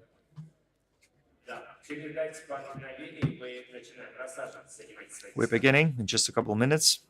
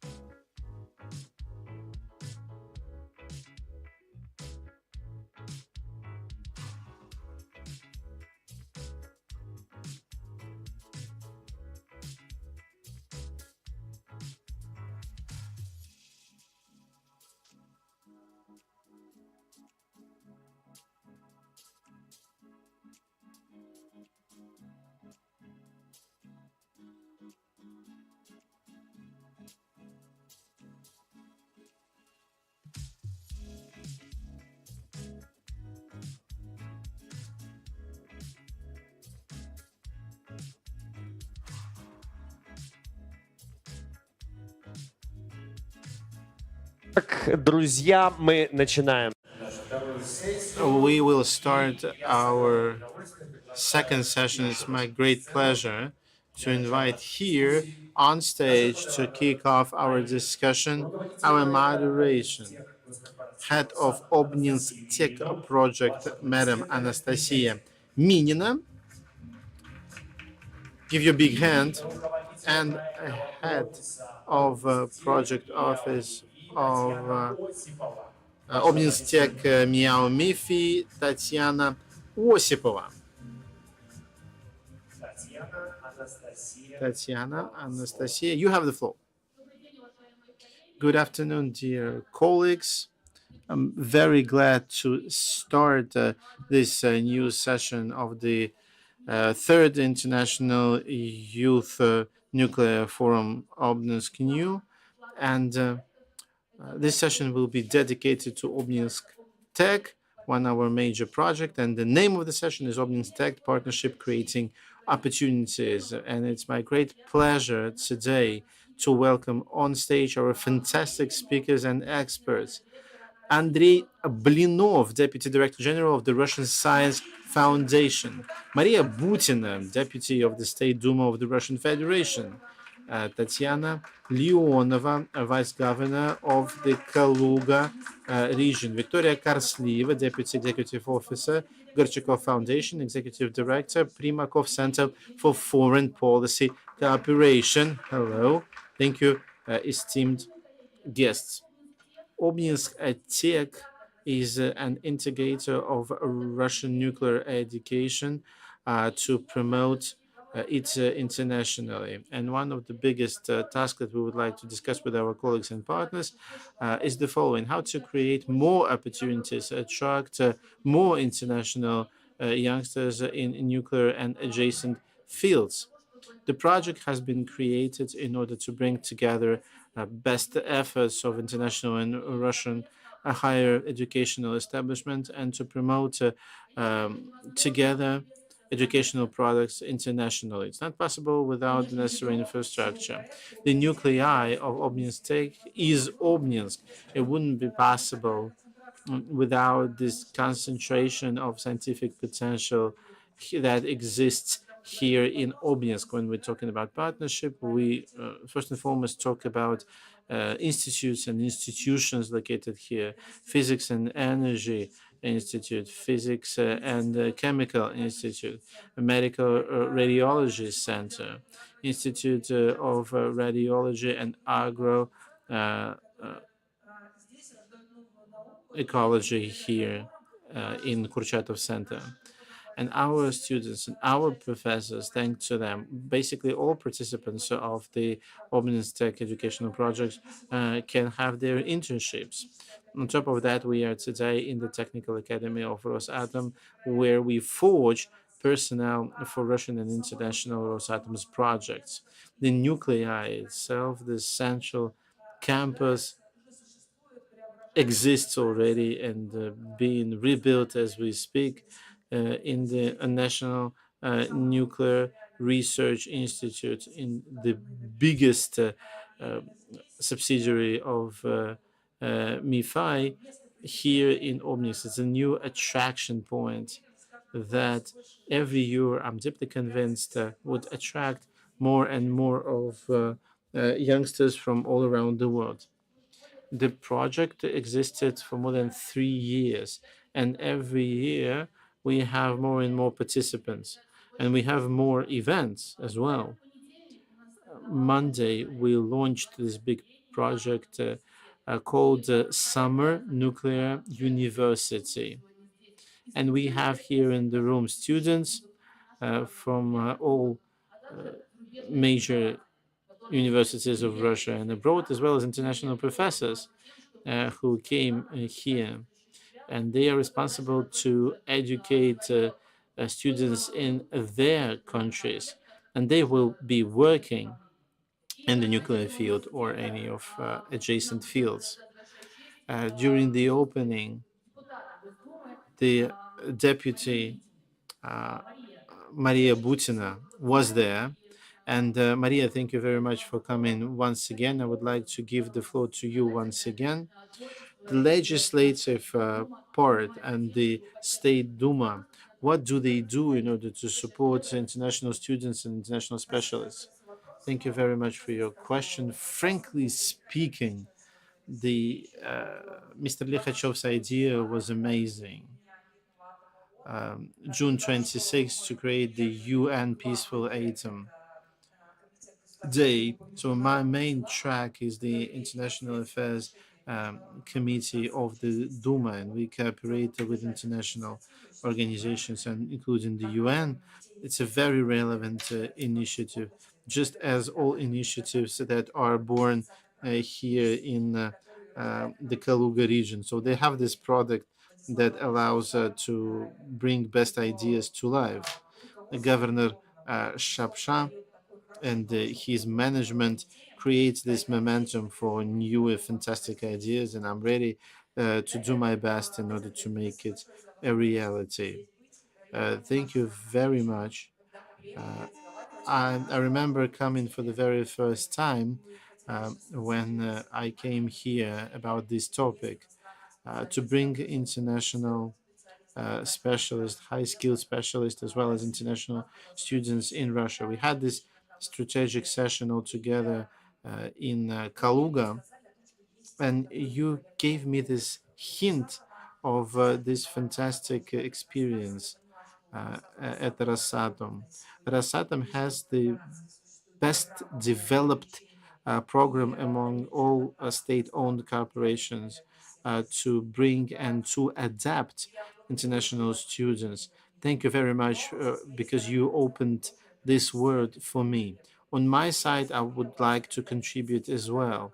I saw draft legislations that we have now dedicated to international students. It's a part of International Affairs Committee responsibility because we are in charge of approval of our budget to bring international students under the auspices of Rosatom and the Ministry of Education. And you, all of you, or some of you, are the consumers of these services.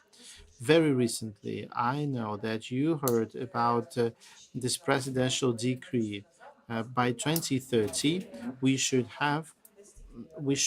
reach 500,000 students here in Russia. And the State Duma did its homework and made several friendly steps towards international students.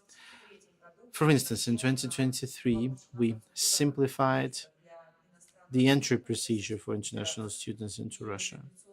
And the Migration Service took a decision to simplify migration documents establishment and gave the right to the universities to produce the paperwork. It was very relevant during the COVID-19 and it remains very.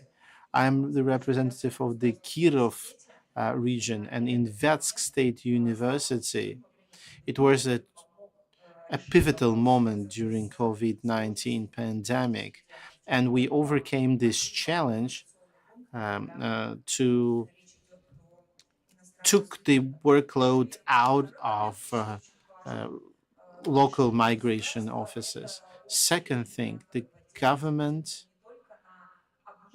will provide subsidies, quotas, not only for education, but also subsidies that would, under certain conditions, you should show high ranks and file your application to receive additional payments to cover your accommodation and travel expenditures. This has been done in order to attract new international students to Russia.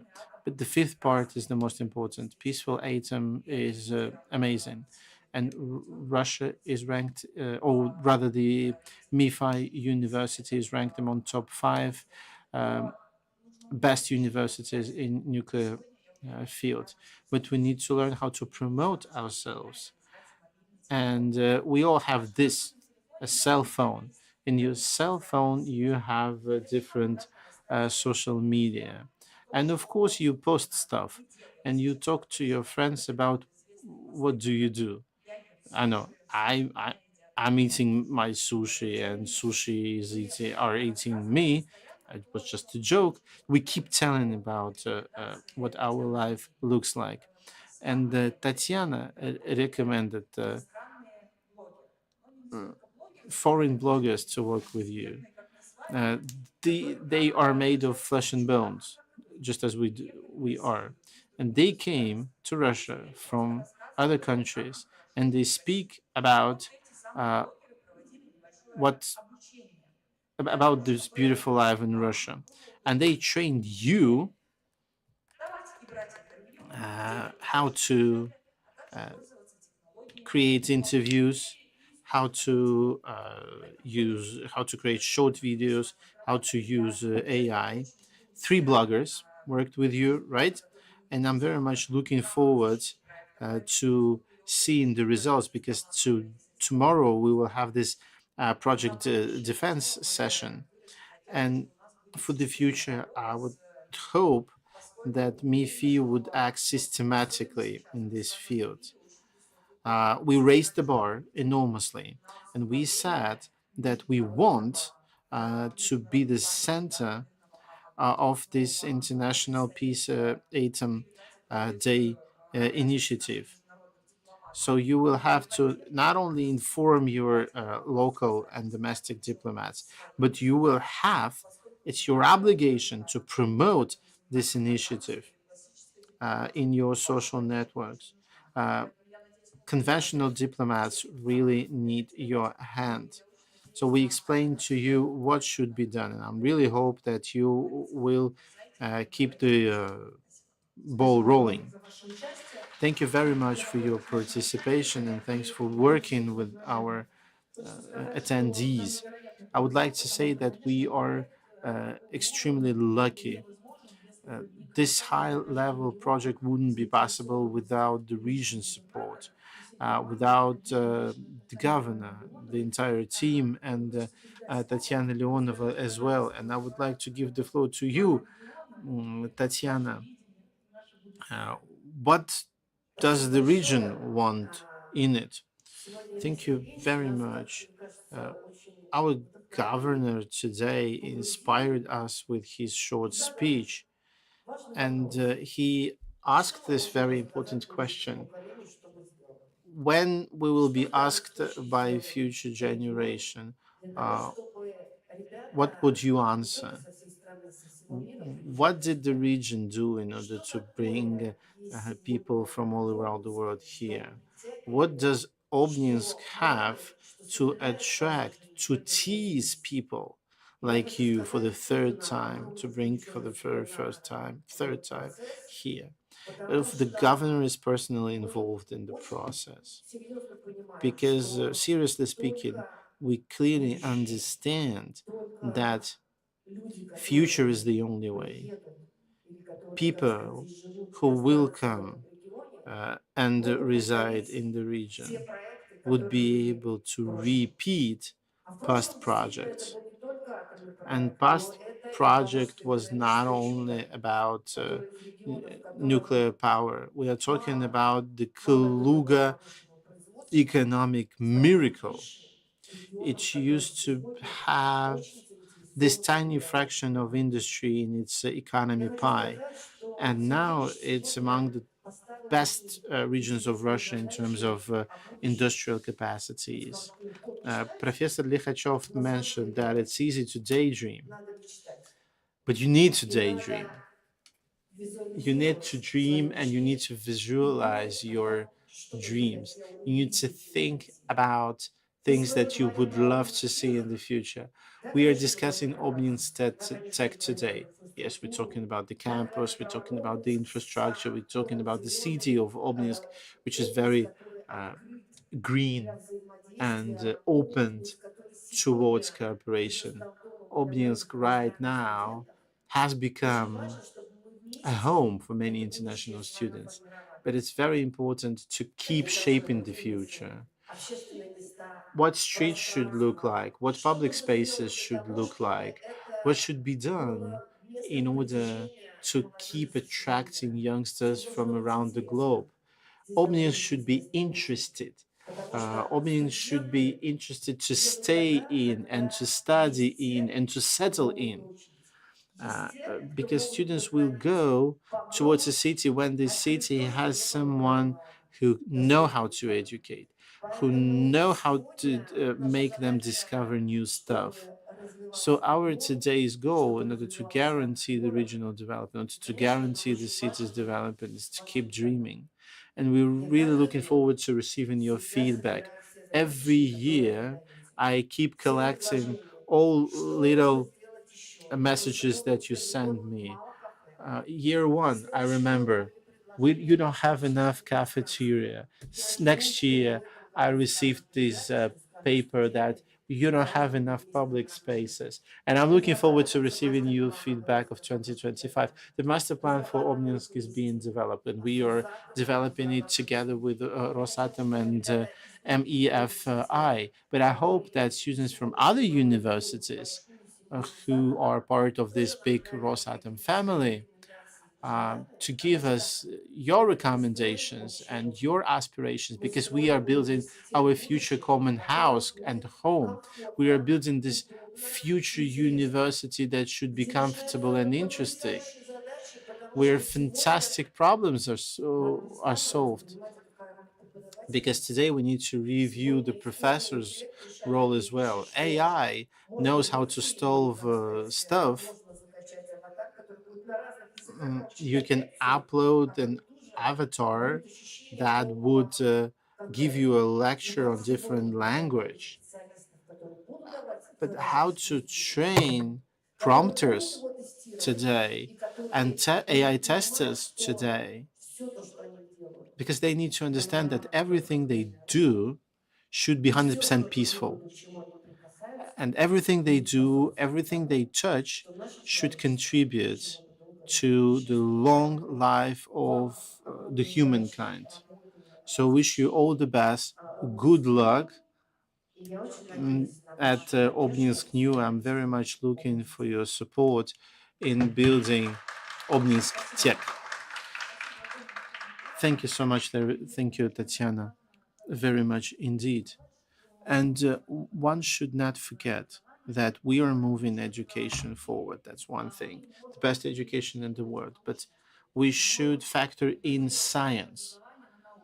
Education should be based on science, full stop. And we have with us Andrei Blinov, Deputy Director General of the Russian Science Foundation. Would you please be so kind to talk about opportunities provided by the Russian Science Foundation to international students and experts?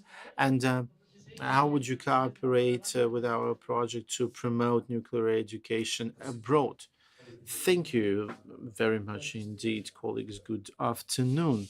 Yes, I represent the Russian Science Foundation and I promote this grant finance system and the competition system of scientific research. To me, it's an efficient tool to support scientific initiatives. Why? Because competition, financing, grants have an opportunity to the scientists to implement their ideas so they can come up freely with the topic, with the project name, but they can design their studies arbitrary. And this is exactly where the opportunity lies, where we can implement what we are talking about today, how to attract youth, how to attract our international colleagues and youngsters to the implementation of the project. Our foundation and the Russian Science Foundation provides several such opportunities. Regular contests where any young scientist can apply as project manager, as head of project, or as project contractor. We have no limitations regarding citizenship or gender or age or science degrees, any other limitations whatsoever. Basically, any researcher working or studying in Russia can become part of a project financed by our grant. We have several examples, many examples, in fact. For example, our colleague from India came to Russia, received our grant, started working here, brought his wife over, and they started working on research together. And his wife received a grant as well. And recently, they had a baby born here in Russia. This is a positive example of how that works. And young people from Russia and from other countries work in the foundation as project executors, as contractors. Every year we contract up to 6,000 students in our projects with no limitations regarding citizenship. Those are just students from Russian institutes and universities. Another area of work is specialized competitions aimed at encouraging young scientists to move to Russia. We have a competition for postdocs with increased grants for those who relocate, including foreign nationals. We give increased grants to finance some housing issues and so on, to help young scientists with housing, accommodation, and so on. The Russian Science Foundation is currently holding a competition, and results will soon be announced. And there are of course, international competitions that we hold together with our international partners. So we support teams, research teams from two sides, on the Russian side and on the side of our international partners.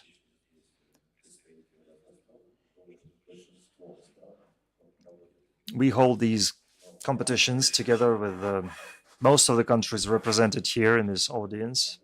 And we also hold special competitions, international competitions for young scientists. We had one with our Belarus counterparts from Belarus, and we plan to extend this practice because it's interesting and it's appealing. Once again, I say there are plenty of opportunities for students, postdoc students. There are plenty of opportunities. Our international students can take part in research projects as project executives, as project managers, and project contractors. We go beyond fundamental science. We have a very large area of applied research together with Rosatom. With Rosatom, we have a special line of projects, and you're welcome to take part, to become part of our contests, projects, and competitions. And please tell everyone you know about them. Thank you. Thank you very much. Of course, speaking of partner projects, of course, we should mention nuclear diplomacy because humanitarian projects are very important, just as important as the science itself. Can you please tell us about the Gorchakov Fund projects? Well, of course, I understand it's hard to compete against the coffee break, of course. But if you asked us a couple of years ago what we have for international students, we would probably say that there is nothing specialized. But experience shows that there's great demand among young scientists for a program for Russian and international students on the proliferation of non-proliferation of nuclear weapons and on peaceful atom. Because currently there are applications being taken for competitions. This year we're holding the third education mission to Vienna that we're holding together with the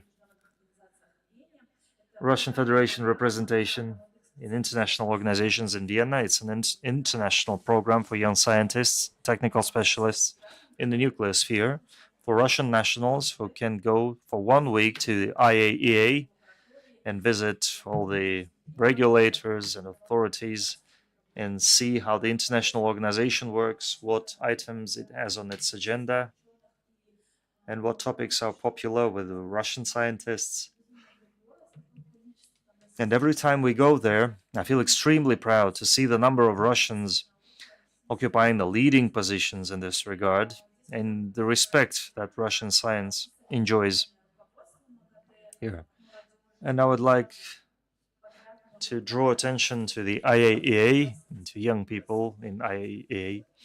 For 2 years running, Mr. Grossi and Mr. Floyd met with young specialists, telling them the challenges that IAEA is facing. We also have a program for international participants as well, only for international participants, not for Russians, sorry. It's a new program for inter-Russia internship program that has no matches in Russia. We're holding this program together with Rosatom for the first time this year. This is a unique opportunity to file an application. The applications are open till the end of July. It's a long-term internship project where you spend 2 weeks in Obninsk and 2 weeks in Moscow to meet top specialists in this regard. This is a great opportunity to up your education. We also have this inter-Russia internship that goes beyond nuclear technology. If you're interested, you could apply there as well. It's taking place this fall in St. Petersburg. And the last, probably, opportunity I'd like to dwell upon. This year, we have launched a grant competition for Rosatom, for non-commercial, non-profit organizations doing social projects abroad. It's a unique opportunity, again, for our international colleagues to receive grants and carry out projects in their countries. Applications are being taken right now. So if you have an idea, a project, or a dream,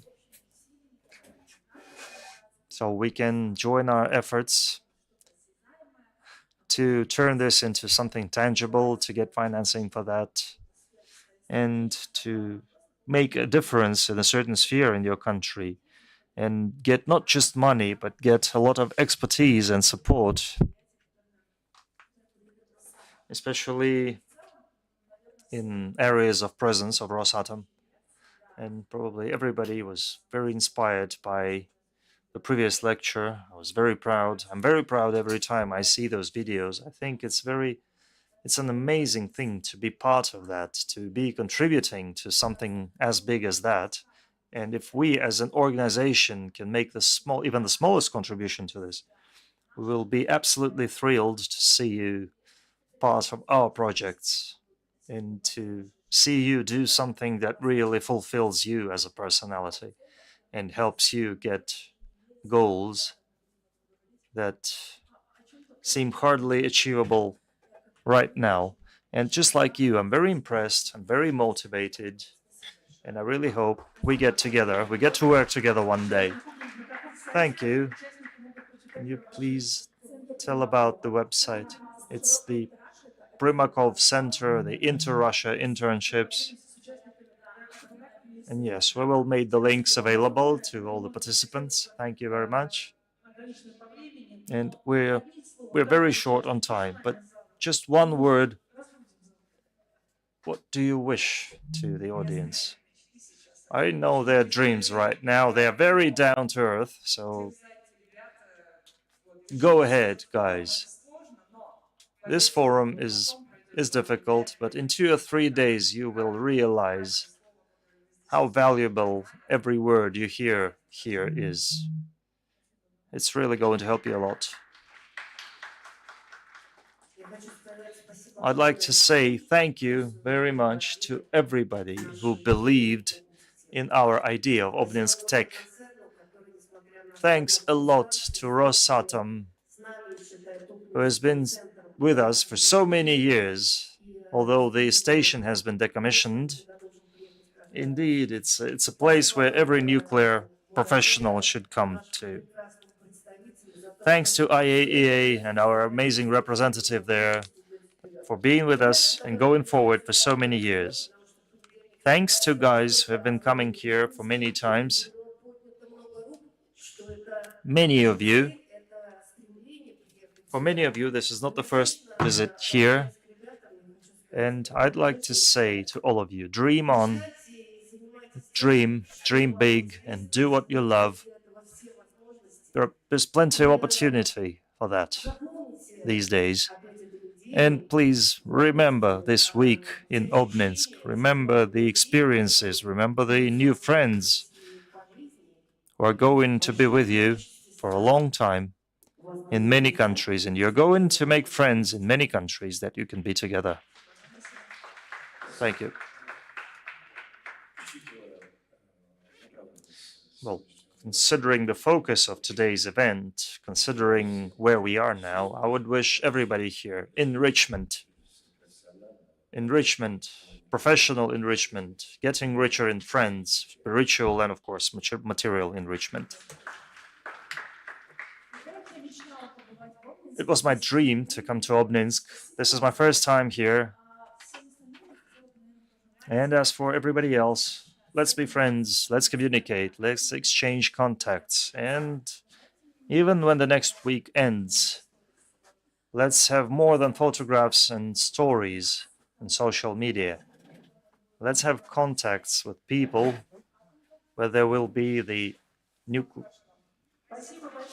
neural connection. Thank you. Thanks to our dear speakers. Please take your seats. And this ends our session.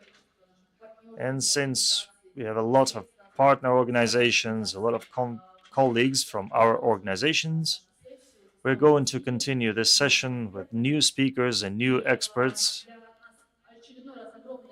Again, it's a great honor to me to be passing this microphone and inviting on this stage Alexander Korotyshev, Director of the IAPL Secretariat, MAPREL, Assistant Director of the Institute of Russian Literature. We're also inviting Pavel Shevtsov, Deputy Director of Rosatom.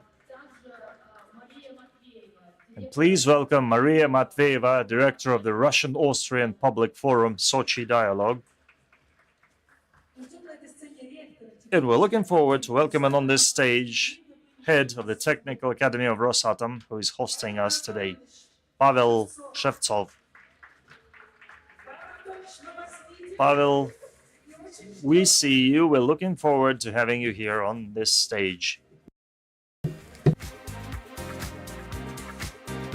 И первый в текущей сессии мы And the first to speak in this session will be the ambassador of our project, the person who has sincerely supported us throughout. What's valuable, he's not just a friend of ours, he's also a deputy minister of the Minister of Education, Olga Petrova. She's speaking from Nizhny Novgorod. Dear friends, allow me on behalf of the Ministry of Education to welcome the guests and participants of the third International Youth Forum Obninsk New 2025. Obninsk is a special place for the nuclear industry. It's the place where the scientific foundation was laid and where lots of amazing discoveries were made that determined the development of Russia's nuclear industry. Obninsk Tech is a unique project that helps us unite on one platform an ecosystem that prepares unique specialists to work in nuclear power plants of Rosatom, workers whose skill set is so unique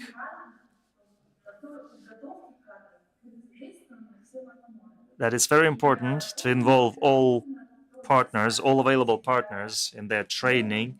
Obninsk is the place where this partnership may grow even stronger within an international forum like that. I'm very happy to see our amazing students take part in this event. We find new points of growth, we create new initiatives, we create the very partnership that makes us all even stronger and creates even more opportunities for students and the interest in the industry and universities who have contributed to this project. I'd like to say special words of gratitude to Rosatom State Corporation and the branch of MIFI in Obninsk, because the drive that these partners bring ensures the development of this project. It's very important, it's very special, and I'm sure that a lot will be done to make sure that more and more young people become part of the vast ecosystem of the nuclear industry. All the best to you. Best of luck. Push on. Thanks to Olga Petrova, indeed, our Ministry of Education does a lot to support our institutes and the Obninsk Tech project. One of the tracks was supported by the Ministry of Education. So, continuing on the topic of international students, of our international cooperation within this project, it's a great honor for me to give the floor to a great friend of ours and a person who has contributed a lot to the promotion of nuclear education in Russia and internationally, Pavel Shevtsov. Thank you. Thank you. Dear friends, In fact, it's amazing to see platforms like that emerge in Russia, like Obninsk Tech, because the world is becoming very differentiated in terms of interests and points where people go to study. We understand very well that we've been tasked with training 500,000 international students. And the Ministry of Education says that we currently have 355,000 students in Russia, but the target is 500,000. So we have to get an extra 150,000 students in the next 5 years, which is a very ambitious target. And the Russian Federation, Rosatom,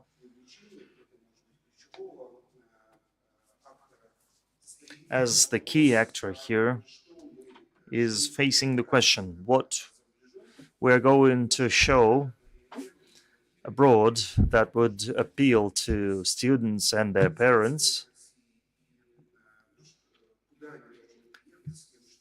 where they are supposed to go to become, well, big specialists, to get educated and to possibly stay here and become involved in work here in Russia, creating added value here. Obninsk Tech is the example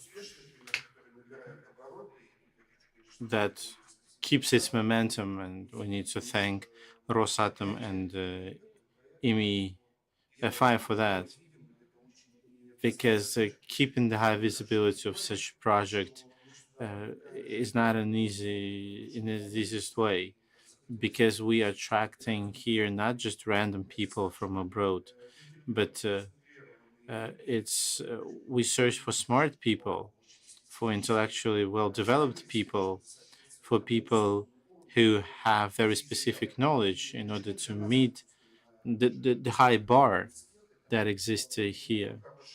FISTEC is a good example of positioning, because in Россотрудничество we understand, when we promote Russian education abroad, that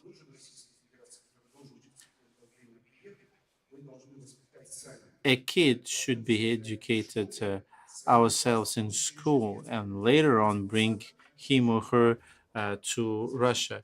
Ideally, we should start from the kindergarten, but we cannot do this.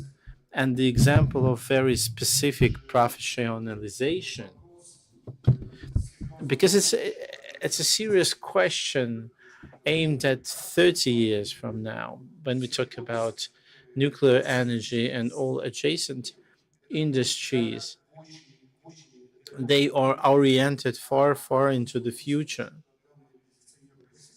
When we position Russian education, and it's a unique trait of exporting educational technologies.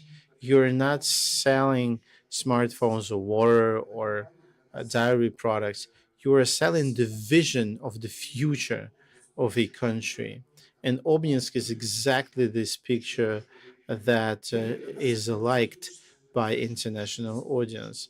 It's quite a big challenge for Россотрудничество indeed, because we understand that a kid that should come here at some point and that has been educated by us should be deeply involved, both in the Russian language, but also in the specialist.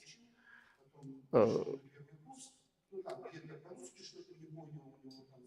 because after 8 months of Russian language, he or she will come to their to follow special courses, and we understand that our goal is tremendously ambitious.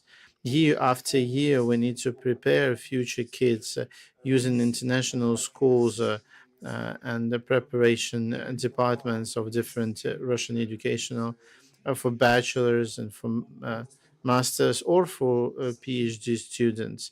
They should be prepared to the highest possible level in order not to doubt about their skills. And we support quotas, of course, by the government of Russia. It's like a starting position of attracting students.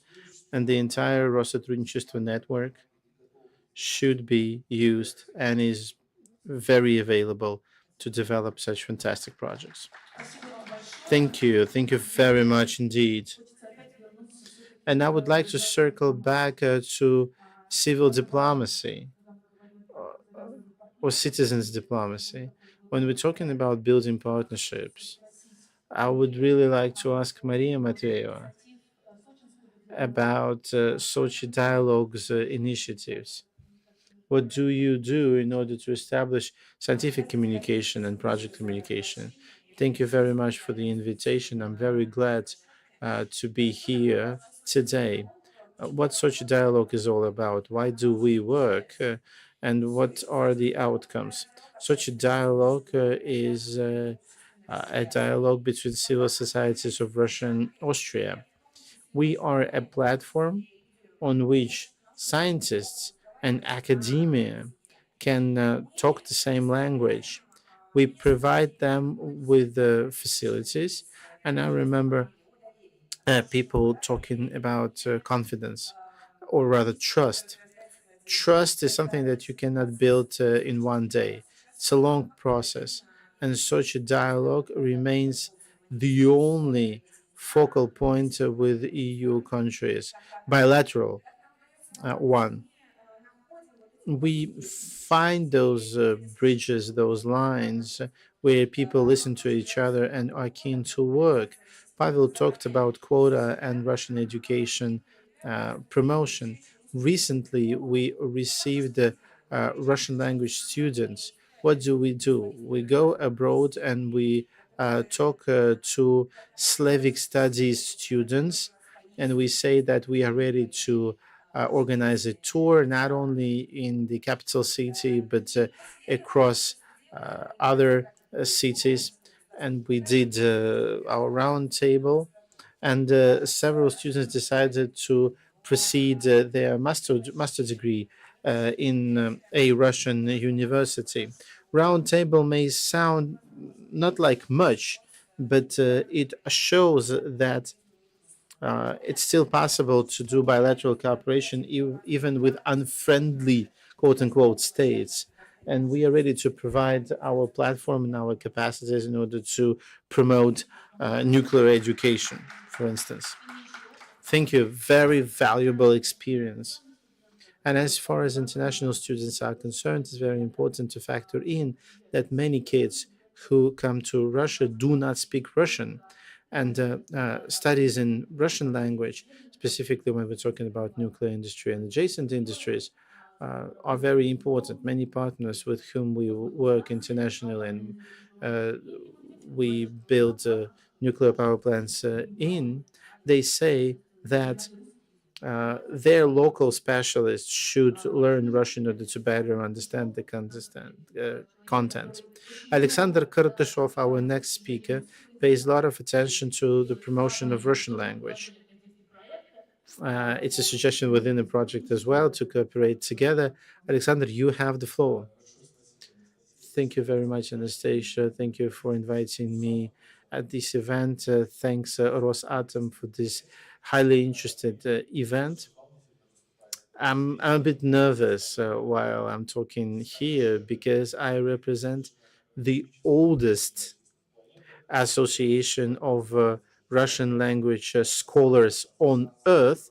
We will celebrate our 60th anniversary next year, and we bring together 50 Russian language associations from abroad. I heard people from India, Kazakhstan, and Turkey speaking, and these are the countries where we have our Russian language schools. We organize academic events, and every 5 years we have our major global Congress of Russian language. We develop digital content and educational materials. During Professor Likhachev's presentation, I filmed a short video about our cooperation with Turkey, and I sent this video to the Ankara University, and they are preparing translators and interpreters for the nuclear power plant project in Turkey. And Russian language is not only about flexible structure and roots. Russian language is a tool, and from our side, we are ready to support Obninsk Tech, specifically with language support. We can develop courses and language materials. In our association, we have a widely known Russian universities, both humanitarian and technical. Colleagues from LETI, from colleagues from MEFI are with us as well, and other technical schools, specialists who train people on Russian language from the technical point. There are uh, mother tongue interferes with international languages, and this is dichotomy because humanitarian brain and technical brain. There are a lot of interesting academic tasks that we can solve together. Second dimension, for instance, here in Obninsk at Obninsk platform, we could organize awareness events or country studies events for students because it's an important part of education. Obninsk Tech and Rosatom are very welcome to our international events in different countries, i.e., Turkey, African countries, South American countries. Together with St. Petersburg State University, we work on Pan African Russian language forum in Cairo, Egypt. Probably it's going to happen in December this year. We invite Rosatom, we invite all stakeholders. Wrapping up my short speech, I would like to say the following. Today, Professor Likhachev crafted beautifully this idea, addressing students and youngsters from abroad. You are the future of the nuclear family. Including but not limited to the nuclear family. Russian language abroad is also will also rely on you. The earlier we prepare the experts, the earlier they will start learning Russian language and nuclear technology. The earlier the tomorrow, Professor Likhachev's tomorrow will come. Thank you very much. Yuri, now I would like to give the floor to you. So this room is not the only contribution to the project. Being the representative of the Technical Academy, could you please shed some light on your involvement and contribution to this major project? I would rather focus on the future of these beautiful ladies and gentlemen. You will graduate from the university, you will come back to your countries, and some of you will become part of the academia.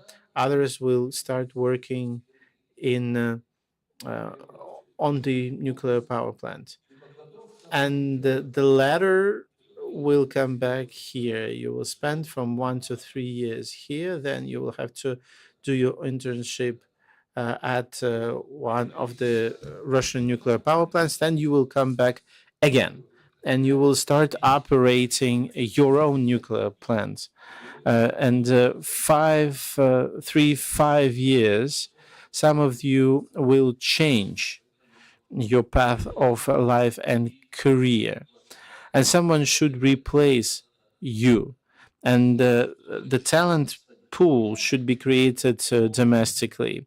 Some of you will convert yourselves in professors, or some of you will become governmental officials. You will work in regulators, authorities, and ministries. And then you should remind yourselves that your career started here in Obninsk in the tech academy. I will be waiting and we will be proud of your successes. Congratulations to you all for picking this career path, for connecting your life to nuclear energy. At this verge of 2 centuries, I formulated the idea of the immortality of the nuclear industry. And therefore, people working in the industry, they are not immortal, of course, but their life and careers would be long. Our academicians stayed friends with each other for almost 100 years. So I wish us all bright future, live long and prosper, and let the industry prosper together with us. Yes, indeed. One cannot overestimate the contribution of the Technical Academy to the OPTEC project. And we thank you personally and your entire team for this fantastic contribution to OPTEC. According to a long established tradition, I would like to reiterate my question. Tips to the youngsters. We have a lot of international guests here and Russian youth. Very short, in a very succinct manner. Uh, what would you say to them? This is actually the most difficult question I've ever had so far here. I would like to wish you all, number one, trust yourself, trust in yourself, and trust yourself. I remember myself when I was your age. And I was thinking that my entire life lays in front of me. But the world keeps changing rapidly, and you will have to live with this idea that you won't be able to do everything you wanted. At Obninsk Tech gives you this fantastic opportunity to keep the pace of ever-changing world. So trust in your capabilities. And the long road starts with the first step. And if you take one step at once, you reach your point of destination, one step at a time, of course. On top of that, I'd like to say that may your eyes keep burning, may you never satisfied with what you've done. Remember that failure has its benefits. Never stop and support each other. I'm a raging fan of cooperation. Cooperation is key to every single development. Support each other, assist each other, and good luck.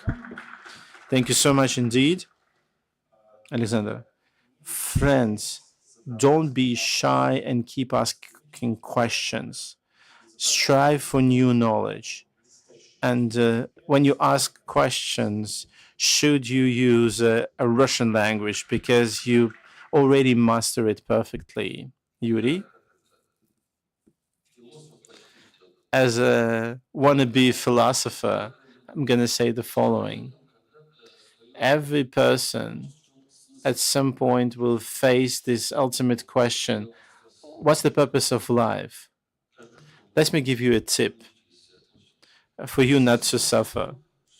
The purpose in life is to contribute to the progress made by our humankind. You will work in the cutting edge industry. Therefore, you will have this opportunity to contribute to your own country's progress, which means to the humankind progress. This is my sincere wish to you. Thank you so much, Yuri, and we thank the entire panel. The discussion was very lively, but at the same time very active. We cover different cooperation and partnership topics, and we will keep developing systematically our joint projects and affairs. Once again, thank you so much, and I hope that our young attendees would be able to approach you informally. So don't forget that this is the communication platform. Thank you so much, dear colleagues. Big hand to the panel. Thank you very much, Anastasia and Tatiana, for this session. We thank our speakers as well. We thank all viewers, both online and offline. On our side, from the organizers' side, it's a short lunch break. It's not a coffee break. It's a lunch break. You can have your lunch in two different spots here outside, or you can walk down the corridor and you'll find the second spot for this big lunch break. Around 40 minutes or half an hour. No, we'll keep you informed. The first one is right here in the hall, right near the entrance, and the second one is along the hall on the other side of this building. You just walk through, and there's going to be a second point for the lunch break. Thank you so much. We're going to be back really soon, so keep in touch. Okay, at 20 past 3, at 3:20, we're waiting for you over here. So that's going to be in about, 45 minutes? Yeah. No, in 40 minutes. In 40 minutes straight. Yep. Друзья, через 40 минут. In 40 minutes sharp at 3:20 p.m. Obninsk time, we will be expecting you here in the same room for the next session, 3:20. This is when it should start. Please, no delays. We will discuss healthcare. How to do nuclear medical technology available to everyone. And the motto of the session is how to keep your health good. 40 minutes from now, same place.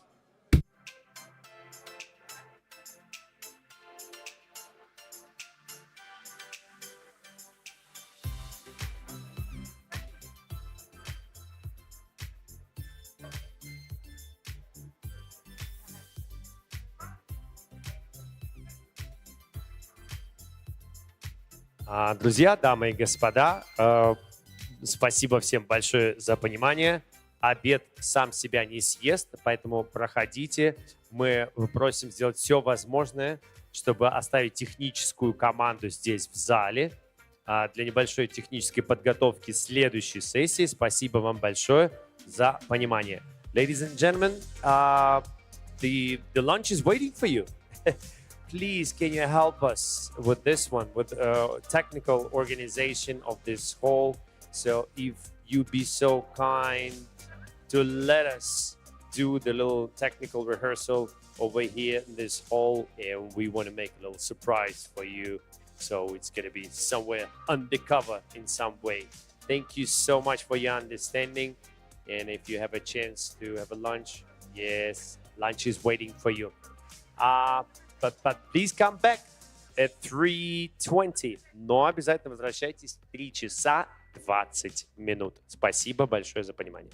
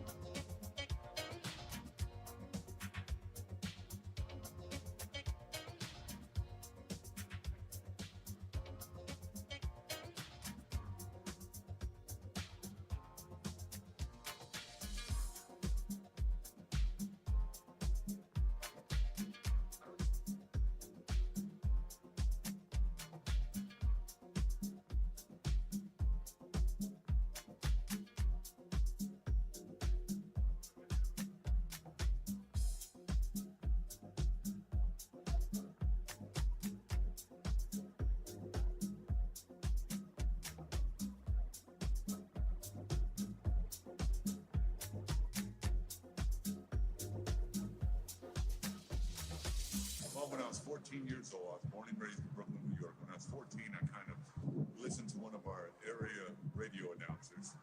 And I went as a field trip to go meet the guy, and he looked nothing like what he sounded like. So I asked him about that, and he said to me, listen, radio is defined theater of mind. And so mind, I just said, I can't be an actor, I can't be an on-air personality, but the voice just became something of a development over years, and I would just move forward. And then alcohol.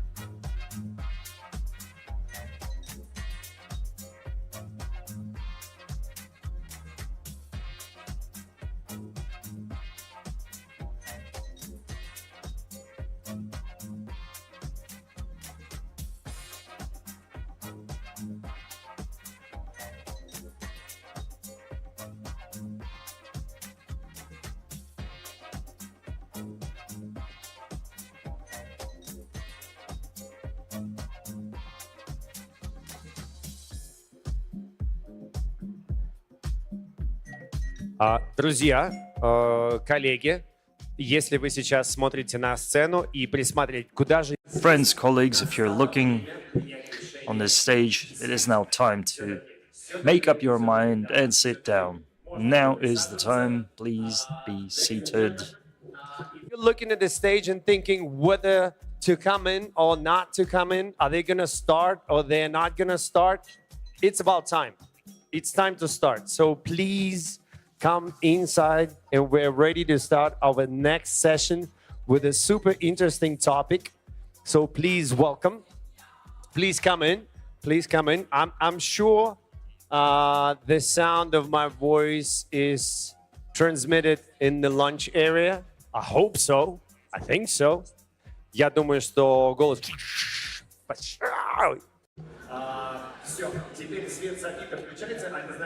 So, the lights are on, which means we're all set for our next session, which is hyper interesting. And Mr. Likhachov already touched upon the topic of medicine and healthcare and space exploration. And now we're going to dig deeper.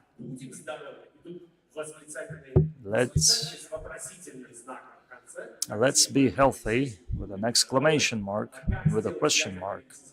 How to make nuclear medical technology accessible to everyone? Because medicine of the future is here, it's right now. It's a thing, and we are already in the future, which is shrouding us. It's around us. And I'm inviting over on this stage the moderator of this meeting, a student of the MIFI University and an active player in educational initiatives, Danila Kulagin.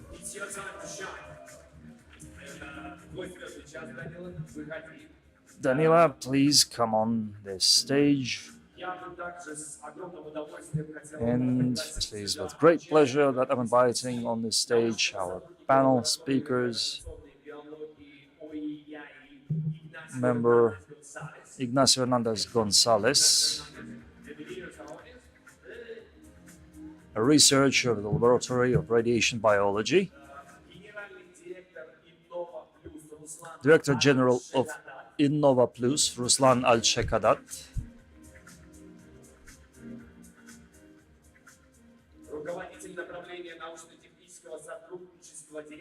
Head of Directorate of Scientific Cooperation, Ekaterina Cheban, Director for Prospective Areas at Rosatom, and Deputy Director for Mega Science Initiative of the Kurchatov Institute, Nikita Marchenkov. So, can we start? Perfect. Thank you. First of all, it's a huge privilege to be speaking here, to be moderating this session. This is my first time. I'm really at a loss for words. There's so many of you.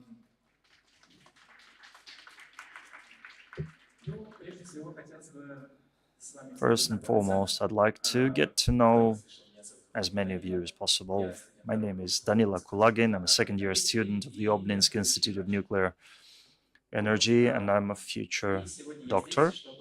And I'm here to rack your brains in a good sense of the word, and together with the dear experts here to tell you about nuclear medicine. I think we should start by saying that the topic of medicine is with us since the ancient times. Recently, we have celebrated an anniversary of the peaceful atom of nuclear energy. And today, nuclear technology is not only about reactors and nuclear energy, but it's also about the healthcare of the future. And peaceful atom acts as a master diagnost, identifying cancer tumors and helping us identifying and treating cancers. And what seemed sci-fi years ago now saves hundreds of lives. But still, there are many people who see nuclear power as a threat rather than something that must be respected. Nuclear medicine still causes fears. Maybe it's due to the fact that we do a poor job of explaining that nuclear medicines are no more dangerous than caffeine. We also have other problems such as lack of financing or too much red tape or our own conservatism. All these issues, I think we will cover all of them during this discussion. We will come to a consensus together with our experts. So please welcome our speakers today. Hortensia Jimenez, Director General of IAEA in Bolivia.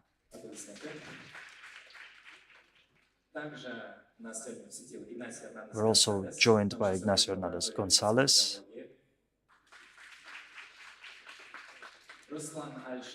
Ruslan Al-Shahadat, Director General at Innova Plus, Nikita Marchenkov, Deputy Director on Mega Science Project of the Kurchatov Research Institute,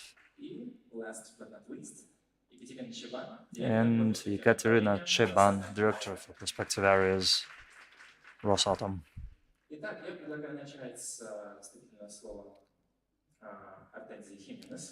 So I'm giving the floor to Hortensia Jimenez. Hello, everyone. Thank you very much for such a warm welcome. It's a real honor for me to address this audience, although from the distance, and to be part of the third International Nuclear Youth Forum that is taking place in Russia. This is an event that not only represents a meeting of talented young people, but also an extraordinary opportunity to reflect on the fundamental role that nuclear energy plays in sustainable development, scientific innovation, and the well-being of our society. Seeing a generation of young people who are committed, curious, and deeply interested in scientific and technological development in the nuclear sector brings me great enthusiasm. Forums such as these are essential for strengthening knowledge and, above all, for building an international community united by science, innovation, and commitment to a more just and prosperous future. From the Agency of Nuclear Energy of Bolivia, ABEN, it is our firm belief that youth is the present and the future of our nation. That is why promoting their active participation in forum, research, and technical leadership opportunity as a priority. Bolivia, through ABEN, has taken on the challenge of encourage peaceful application of nuclear energy in the service of health, production, research, and education. And to do so is fundamental to count on young people who are training and committed. I'm confident that this forum will be an enrichment experience for everyone and that it will enable us to continue building bridges of cooperation between our countries and generations. Also, I take this opportunity to extend my warmest congratulations to our technological partner, Rosatom, on its 80 years of expertise. Its contribution has been fundamental in strengthening our scientific capabilities and consolidating strategic projects for Bolivia and the region.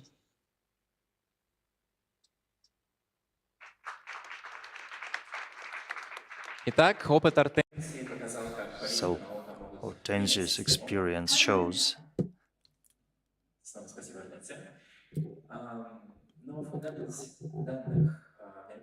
the foundation of events like that is always research.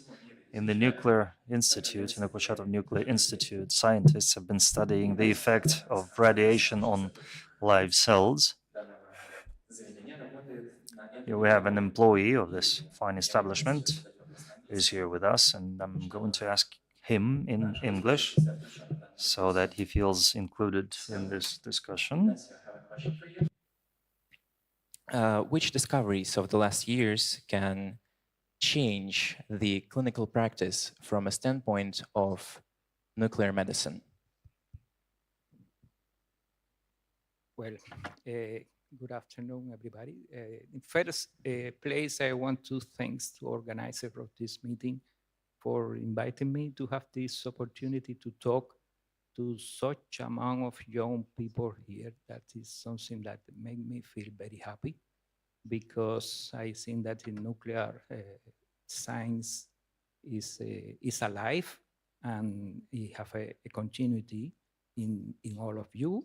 And I hope that many of you will dedicate or are already dedicated to nuclear medicine applications.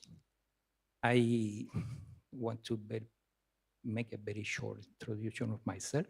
I'm biologist and pharmacologist, and after that, radiopharmacologist. So I dedicate my whole life to radiopharmaceutical and nuclear medicine applications, mainly from the experimental point of view, with some connection, of course, with clinical application, but mainly in the field of non-clinical research, and extending all of this experience and drug research, other drugs research, also by means of pharmacometrics applications.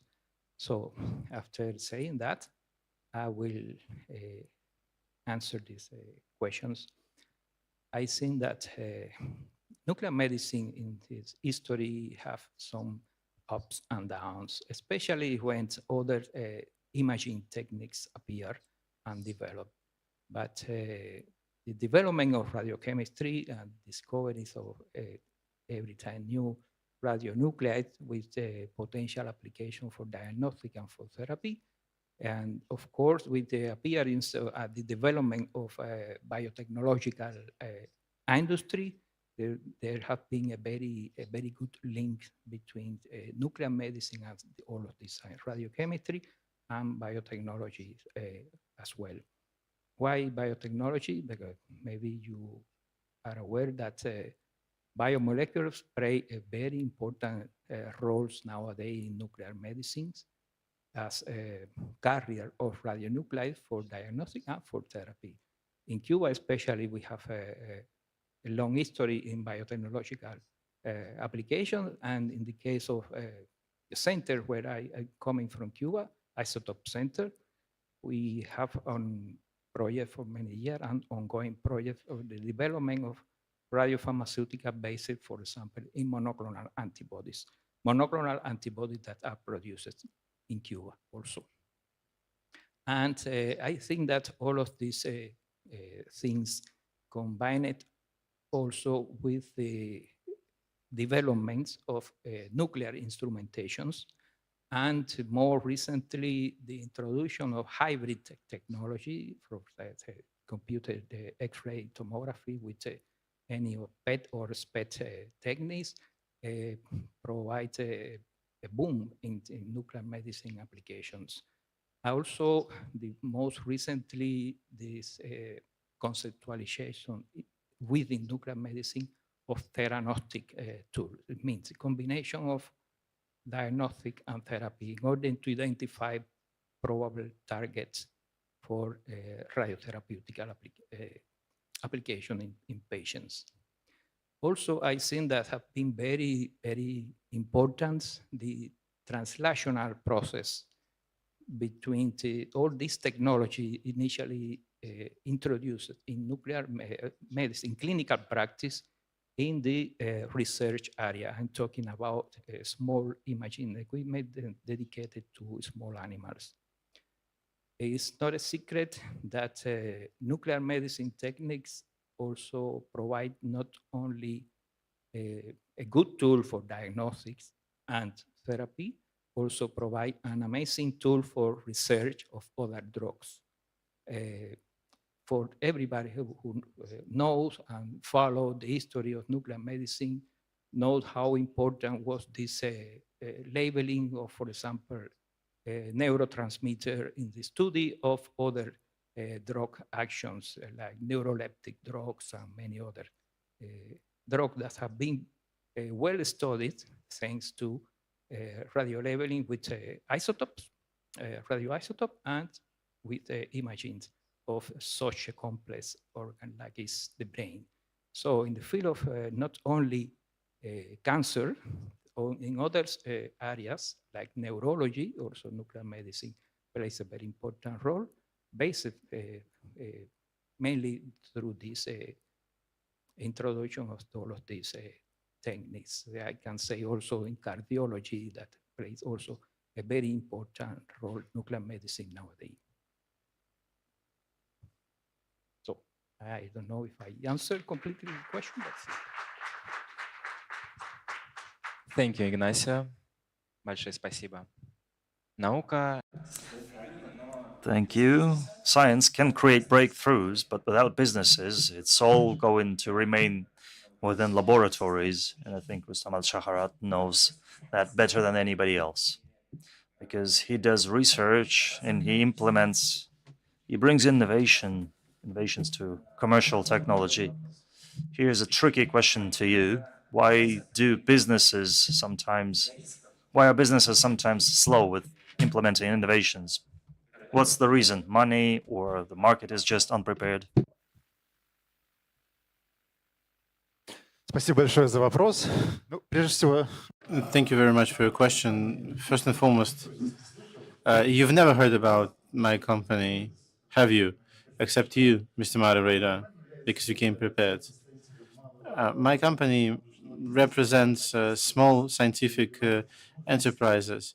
We've been operating for 10 years already, and we did quite a bunch of stuff. When we approach a project, this is not because we were ordered with this research by a governmental authority. We preach a win-win situation. We are partners. So should we open the Ministry of Health report dedicated to prominent developments, one of its pages will be dedicated to prominent projects. And one may see an interesting and quite peculiar picture. On one hand side is a PET scan of multiple melanoma, and next to it a picture of the same patient, but not in PET scan imaging, but his or her picture.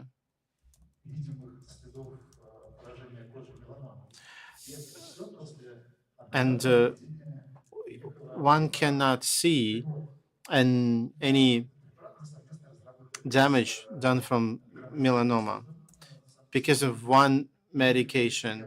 And we developed this medication together with an institute in St. Petersburg. And it's one of the example of theranostics. Theranostics is a peculiar field when we personalize treatment.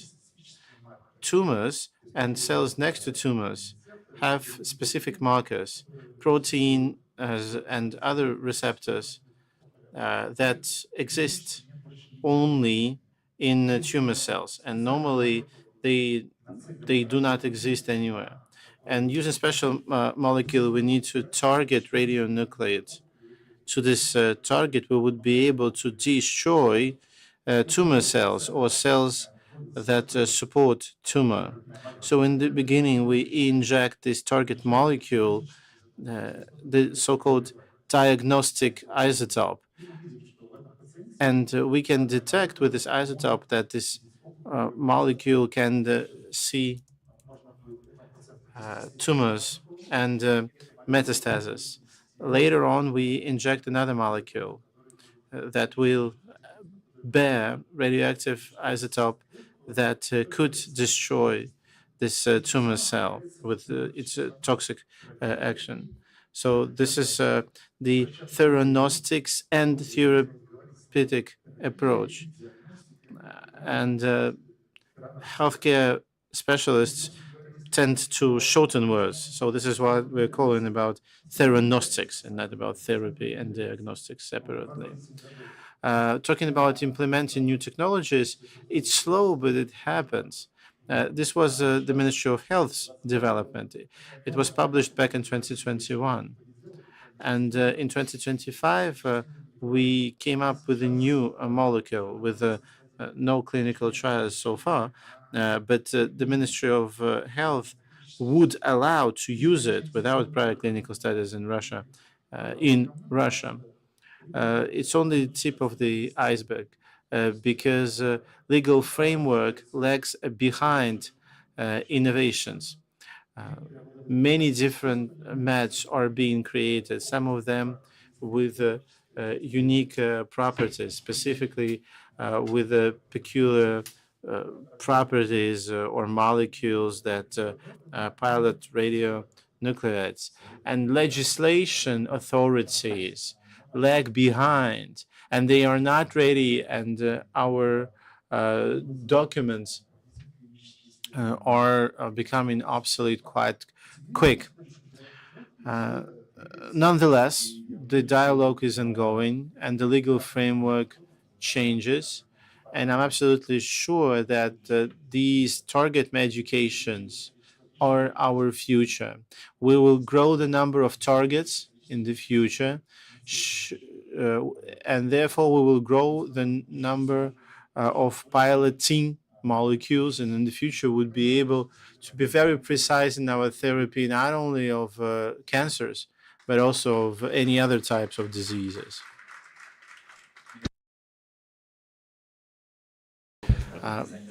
This is, I've never thought of learning about design maths. What's the word?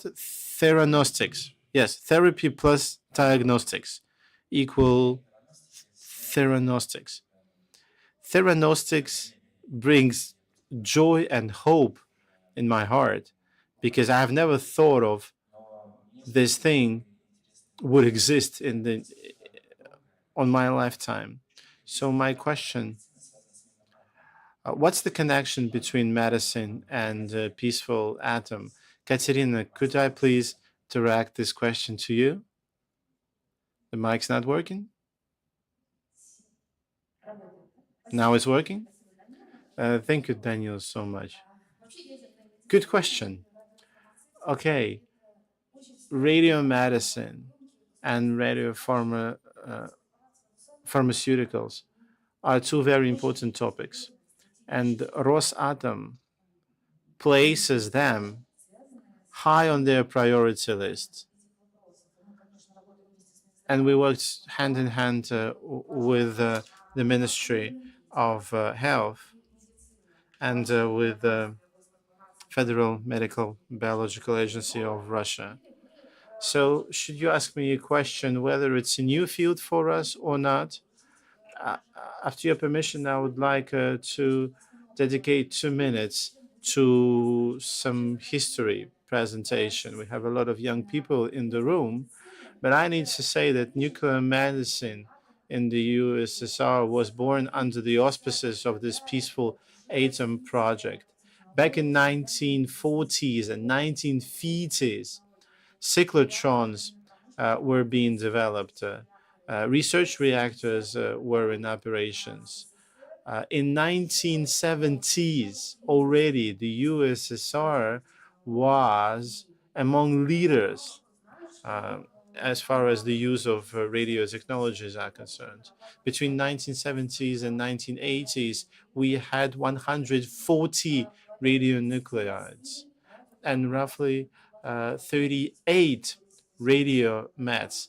And the country started exporting it in 1980s to Cuba, to Germany, to the Czech Republic, and roughly 500 medical organizations were in charge of radiopharmaceuticals and radio medicines in the USSR. So we are talking about the second half of the 20th century. The creation of medical devices roots back to the peaceful atom as well. The first gamma therapeutical drug on cobalt was first manufactured in 1943. It's the prerequisite of agat, and we know this medical device, okay? Brachium is the next generation developed by Rosatom, but it boils down to this mid-last century development. It has been recently registered in Belarus as well, and we plan to ship it not only to Russian clients, but also to our international clients. Radiomedicine is a strategic priority of the modern Rosatom, but it roots back indeed in the USSR times. Today, Rosatom is ranked among top 5 companies that sell medical isotopes globally. Now, our export portfolio grows year on year.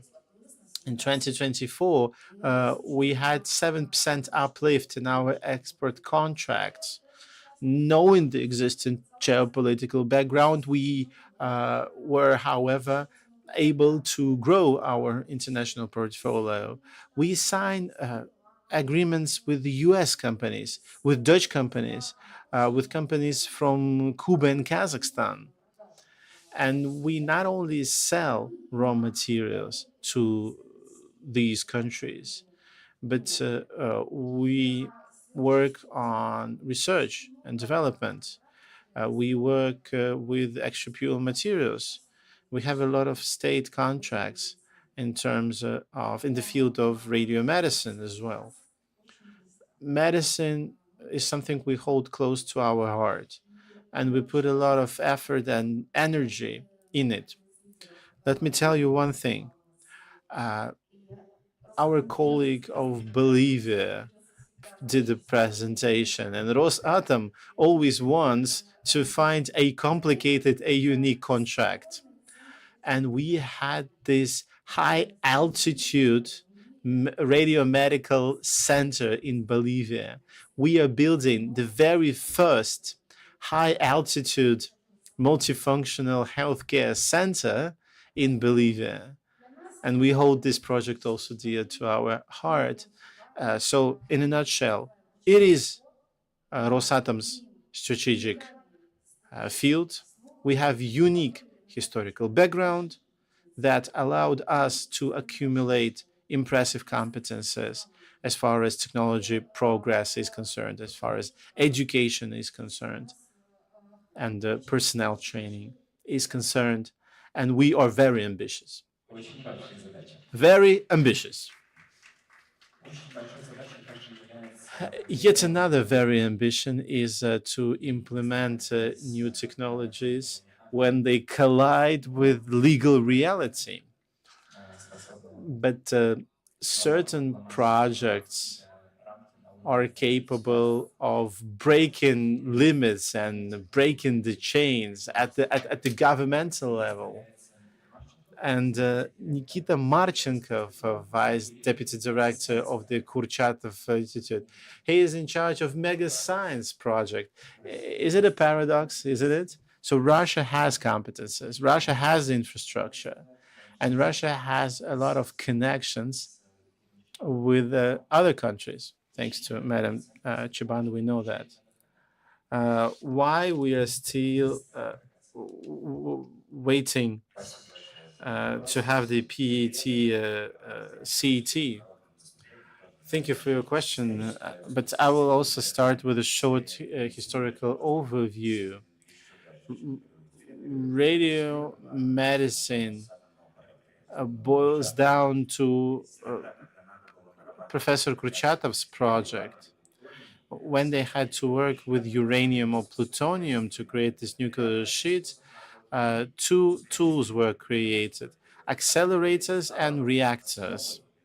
Those two tools became the foundation for the radiopharmaceuticals and for accelerators used in healthcare. Today, in the Kurchatov Institute, we have a broad spectrum of different accelerators that allow us to create completely different, a wild and wide range of radiopharmaceuticals. Radiopharmaceuticals should be very different with different half-life periods. Some of them can be used for diagnostics, and they should have the very short half-life. We need to inject them in an organism for them to detect markers in order to detect tumors. Other elements should have a longer half-life. Different organs react differently to different elements. Therefore, we need to have a wide range of chemical elements and their isotopes in order to diagnose and treat different types of tumors. What do we have now? President Putin has signed into force one of the four major R&D projects, cyclotron and neutron research. This is my field of my field of expertise after the graduation from MEFI. But this program has in it the creation of nuclear medicine complexes. This is why I'm mentioning it. And the Kurchatov Institute is the flagship organization, and it creates four major complexes. Two of them are located in Gachina, the Leningrad region, where radiopharmaceuticals would be researched and developed, and I will not dwell on that. And three installations will be about drone therapy. They won't manufacture, they will irradiate patients with elementary particles in order to treat oncology. In 2028, we should commission a proton therapy. When you beam the protons on the patient. Russia has 3 centers of this kind, and globally there are roughly 100 centers of this kind.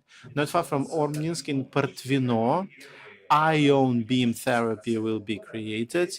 The first brick will be laid later this year. It will be Russia's first center, and we have 12 globally. And the beam is made by ions of carbon, and it has even better impact. More and more therapy is done on ion beams. Why protons and ion beam generators are required? I was thinking to myself how to see that. We have gamma therapy when we radiate. Let's say, so this is a human body, and inside this glass, a tumor appeared. Somewhere on the bottom, a piece of paper that symbolizes a tumor, and you need to penetrate glass and water uh, with your beam. What do? You take gamma rays and you start injecting gamma rays. Gamma rays will will touch the tumor, but gamma rays they impact on every piece of your body. So every single cell of your body will be radiated with gamma. Protons and ions, however, have properties that allow them to focus protons and ions on a specific depth. So you can impact specifically the tumor and you won't have any radiation on other tissues. This is why this technology is so prominent. It's so-called hadron therapy on protons and ions. Another advantage is that these beams are heavier and they break both DNA chains of tumored cells, and therefore cancer cannot rejuvenate. Ions and protons breaks down both DNA chains, and so the tumor has no chance to come back. Ion Center will be launched this year in Pratvino on the existing U70 accelerator. It's still ranked top 3 in terms of potency. And this year we will start testing ion radiation technology on oncology patients. And we will be able to process 600 people yearly. Is it a big number? No, it is not, because hundreds of thousands of people require this treatment in Russia. Therefore, our next project that should be commissioned in 2030, we will create the type radiation healthcare center when we will build a little, almost portable accelerator that is very scalable in regions. So one center can accommodate 600 patients every year. Therefore, in Russia, we should have way more centers. But since these are made in Russian technologies, we would be able to achieve this very ambitious goal. Наше время потихоньку подходит. Our time is running out, and today we have taken a look at the chain of science, business, state projects, and special projects, each with their own peculiarities. And I feel there's something missing in here. And the last missing link, I think, is the public opinion. And I'd like to ask every one of you a question. If you were, in one phrase, to explain to an 8-year student that nuclear medicine is not something to be scared of, what would you say?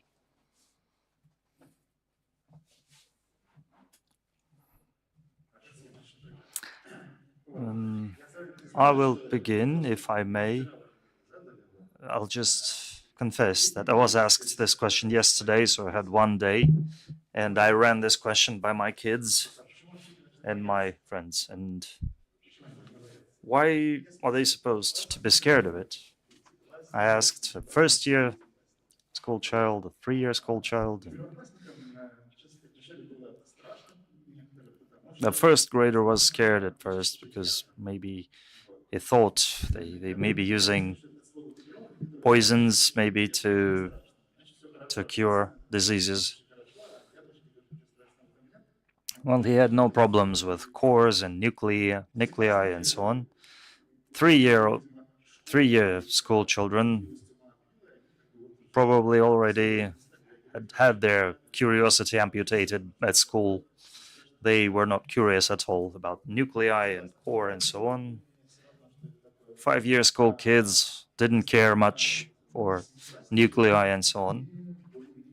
But 7-year school kids, my daughter, for instance, said that this probably nuclear medicine is medicine that probably treats the aftermath of nuclear weapons exposure. Probably this is a bit scary because of nuclear weapons and such. But the senior school kids, 9-year school kids, they did some Googling, they looked it up and told me something must be good because it treats cancer, so it must be good. So that's my brief answer, concise answer. It's medicine that helps, that treats and does no harm, which makes it good.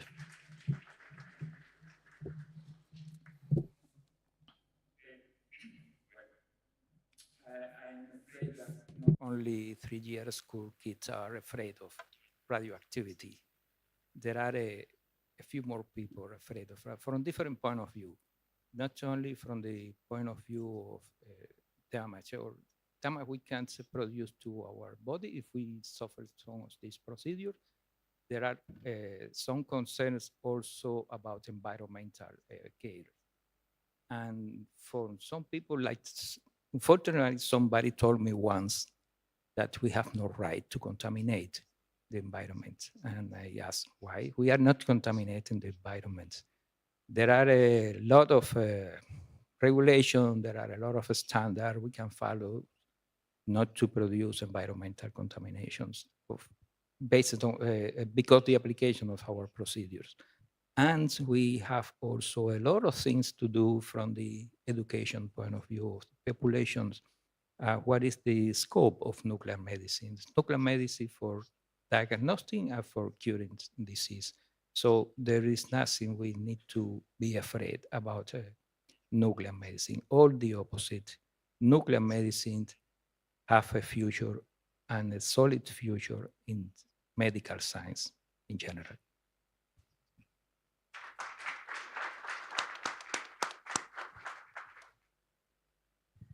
Итак, сегодня мы узнали, что So, not all speakers have spoken.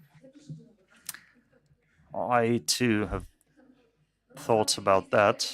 And if a child is small yet, so it's difficult to explain things in simple words. But if I were explaining to a first-year school child, I would use the term, it's sort of a hyper ninja who absolutely with pinpoint precision applies the weapons to eradicate all things bad without touching all things good. Well, maybe this is the way to explain radio medicine to children. I'd probably add here, maybe not everyone, not all colleagues from foreign countries will understand me, but recently I was worried. Не здравница, а именно вот больница. In Russian, the word hospital, больница, has to do with the pain, like the house of pain, sort of that. And I think nuclear medicine is the rare case when the doctor doesn't even touch you. So you don't even feel that something is being done to you, but at the same time, you are being treated and cured. So today we have seen that nuclear medicine is not scary, but the scary thing is that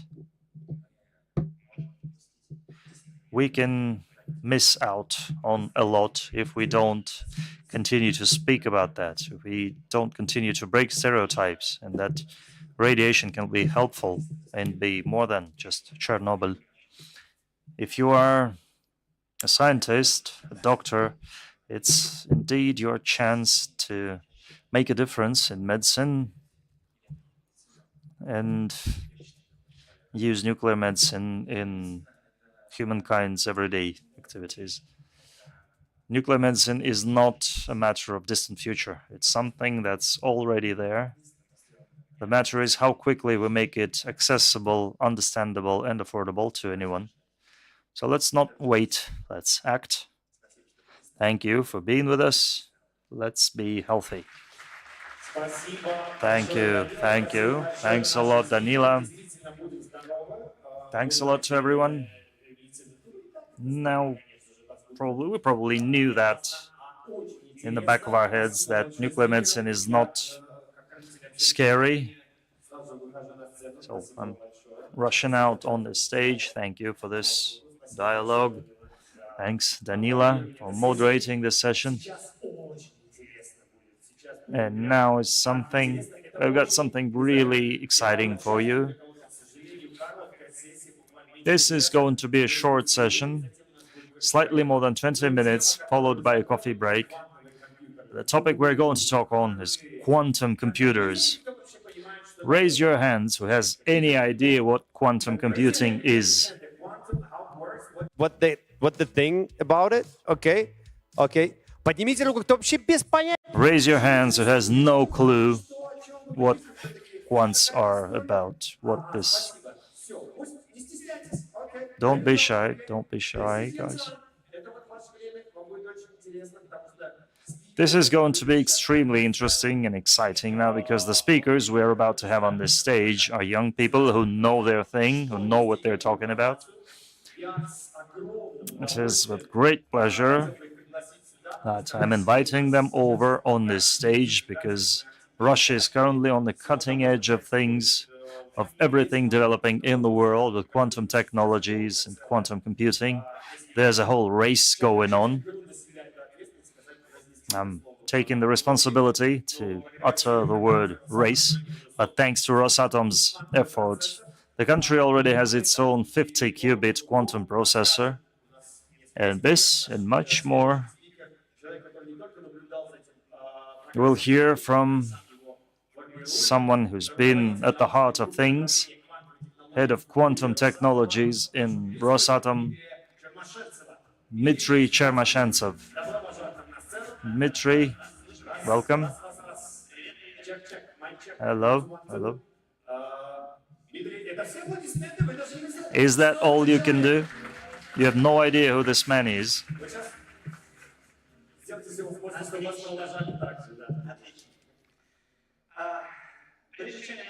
So before I begin, we already have certain experience of roll calls here. Show of hands. Raise your hands who think they use quantum technologies in your lives. Congratulations to everyone. You've managed to invent the time machine and you're somewhere before 1848, before the invention of the first transistor. But in fact, this year is not just the year of the 80th anniversary of the nuclear industry. There are lots of anniversaries this year, and one of them, a milestone, is the 100 years of quantum mechanics. Bernard Heisenberg and Schrödinger wrote two famous equations that created matrix mechanics and wave quantum mechanics. For 100 years, humankind has been trying to use the laws of our universe, laws that govern certain small particles, try to use them to make our lives better through the use of new technologies. In fact, quantum mechanics is an exciting thing because many laws that exist there and many laws that we obviously see in experiments, and we can use the results, the outcome of those complicated processes are in fact unfathomable to us. They are not available for our understanding. We see that certain small objects, unlike us who can't go through two doors at the same time, for example, photon, if we target it at two slats, two different slats, it can go through both of them. Seems incredible, but that's the way our world works. And 100 years after the creation of quantum mechanics, quantum mechanics allowed us to have such amazing things as computers, mobile phones, we have managed to invent amazing medical devices. We have learned to solve very important tasks essential to humankind, and all this thanks to the laws that many years ago were discovered by scientists. In the history of quantum mechanics, there have been many difficult periods of time. The most difficult of them probably was in the beginning, many years ago, when someone came with a wave theory of light. That's something that allows us to describe photons, light particles that are flying towards me from the projectors. They describe the photons as waves, much like the ripples on water surface. But it's worth noting that this theory was so successful at the time that many great scientists, like Lord Kelvin, you probably know him by the well-known Kelvin temperature scale, he said that in fact physics is no longer relevant because it has two clouds on its firmament. One is related to ether theory. Many probably heard about that. But the radiation of heated bodies, like the light bulb, for example, things proved to be that much more interesting. There was the scientist Max Planck, who was dealing with a question of what topic he should choose for his doctoral thesis. And everybody discouraged him from writing a thesis on optics. Everybody said that the wave theory of light is something that describes everything, and they only had to increase the accuracy of their machines to coordinate all the phenomena in the world with this wave light theory. It turned out, though, that the very common bulb, light bulb, became the stumbling block and greatly changed the paradigm of physics, because the wave theory of light gave a very simple result. The light bulb possesses infinite energy and it's supposed to burn us all, but that wasn't the case, of course, and even our beautiful sun, our star, hasn't burned us down yet. And Max Planck introduced the phenomenon of discrete energy. He came up with a hypothesis that heated bodies radiate not a continuous flow of energy, but they radiate in increments. And there was this phenomenon of quantum. One quantum is the minimum portion, minimum amount of a certain value. So many years later, quantum physics has had a great influence on everything around us. And now, 125 years after Max Planck's discovery, and 100 years after the invention of quantum mechanics, we are now beginning to create new devices, even more powerful devices, even more efficient devices than the devices of the first quantum revolutions. Devices that we are using actively, like mobile phones, medical devices, lasers, and so on, and other devices essential to our everyday lives. These new technologies, they differ from what we have seen before in one simple thing. When we have a transistor, there's a lot of electrons inside it, and the movement of those electrons provides electric current. And we can use that current to switch the values of bits from 0 to 1, from 1 to 0. A laser system works the same way. They use lots of photons moving together, and we can use that collective movement to create devices to do eye surgeries or cut metals and so on. Quantum technology these days is a departure from the collective quantum phenomena, where there are lots of objects. Now we can move to work with the single individual atoms, photons, electrons, with single particles in big massives. We have learned to make particles feel each other in a controlled way, and it allowed us to create much more powerful devices than those we're used to. Quantum technologies are divided into three big areas.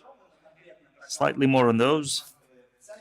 Quantum computers and sensors. That topic will be covered by my colleague here, the creator of Russia's most powerful quantum computer, the 50-qubit ion quantum computer. Let me tell you briefly about the existing technologies. The quantum technologies fall into three big fields: quantum computers, quantum sensors, and quantum communicators. Quantum computers are special devices that can solve tasks that cannot be solved using conventional computers, classic computers. Don't rush to throw away your notebooks and mobile phones. Of course, quantum computers will someday join them, but they will be dealing with tasks that your mobile phones and computers simply can't manage. Quantum communications are data protection systems that allow us to fundamentally protect our data from interception and breakthrough and breakage. These systems will allow us to answer fundamental questions such as how our brain works. They're very sensitive. They detect the slightest changes in any value. For example, these sensors are used to measure gravitational waves, allowing us to find out more, to learn more about our world. These technologies, together with the development of nuclear industry and physics, and the locomotive, the thing that allows us to create technologies of the future, it wouldn't be possible without young scientists, without young people who wanted to learn that little bit more about our world, who wanted to create and to discover new things. So I would like to wish you all never to be afraid to create new technologies, never to be afraid, and be always open to all things new, and to do your best to find out a little more about our world. And in a while, someone of you will be telling here about not quantum computers, but about something even more advanced. Best of luck to you. Thanks. Thank you, Dmitry.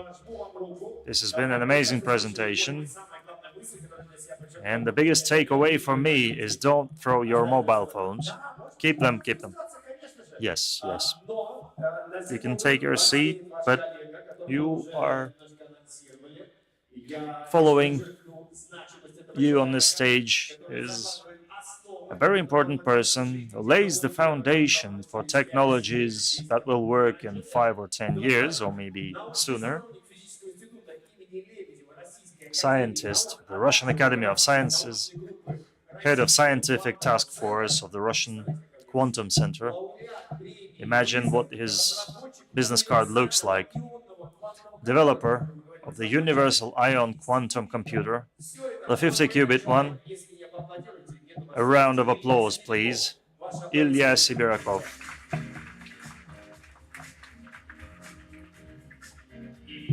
Ваша задача, чтобы все сказали хором. Your mission is to make them say wow all together. Sounds good to me. Hello, people. Initially, I wanted to talk in great detail, and I had a lot of plans, and I had my 30-minute presentation up and ready. But now I have only 9 minutes and 45 seconds. I won't be able to explain what quantum technologies are. Therefore, in big strokes, I will explain what they are all about. And today we talk a lot about applicability of different technologies that we use on a daily basis. Dima has just told you that all of you who use computers, use quantum technologies already. And he talked about the first quantum revolution with lasers and transistors. Now we are working on the second quantum revolution when we work with a separate photon, separate atom, separate electron. And it is supposed to bring us somewhere. Do you think that you use anything from the second quantum revolution? Do you use any specific separate atom systems in your day-to-day life? Raise your hand, those of you who think that you use quantum technologies. 0 hands. You're wrong. Every day we use GPS and GLONASS. These systems are based on atomic frequency standards, quantum frequency standards. And the fact that we can detect our positioning globally with less than 1 meter error margin is one of the most tangible results of the second quantum revolution. And it is connected to sensors. What else can we measure? We can measure lots of stuff. Let's say one can measure tiny magnetic fields. Why we need to do so? Like geological surveys, that's an evidence, or magnet encephalography. You can measure currents created inside your brain when you're thinking, based on magnetic fields that they radiate outside. Even today, it's a medically proven technology. We know how to detect areas of epileptic activity in human brains, but the potential is quite huge in terms of interface brain-computer. These magnetic sensors allowed us to find a new silver deposits in Australia, for instance, and many other different and interesting stuff. We can manufacture very precise sensors. The second quantum revolution allowed us to build up sensors with unpredictable accuracy. So quantum clocks can measure times differently with a difference of 1 centimeter in altitude because of the relativity theory. What else can we do? We can measure gravitational waves, space curvature, because of the merge of 2 black holes in a galaxy far, far away. And modern gravitational telescopes can detect these waves. They can also detect a cloud that floats over this gravitational telescope. Lots of different fun stuff more. My team and Rosatom's teams have been working on quantum computing, and we were building quantum computers, yet another amazing tool from the second quantum revolution. Dima touched upon this topic slightly. Why do we need quantum computers? We want to think that quantum computer would allow us to solve problems that are unsolvable for conventional computers, that are exponentially different for conventional computers. When you add yet another question, yet another letter to your question, this question becomes twice as hard. You add another letter, it becomes twice as hard to solve as well.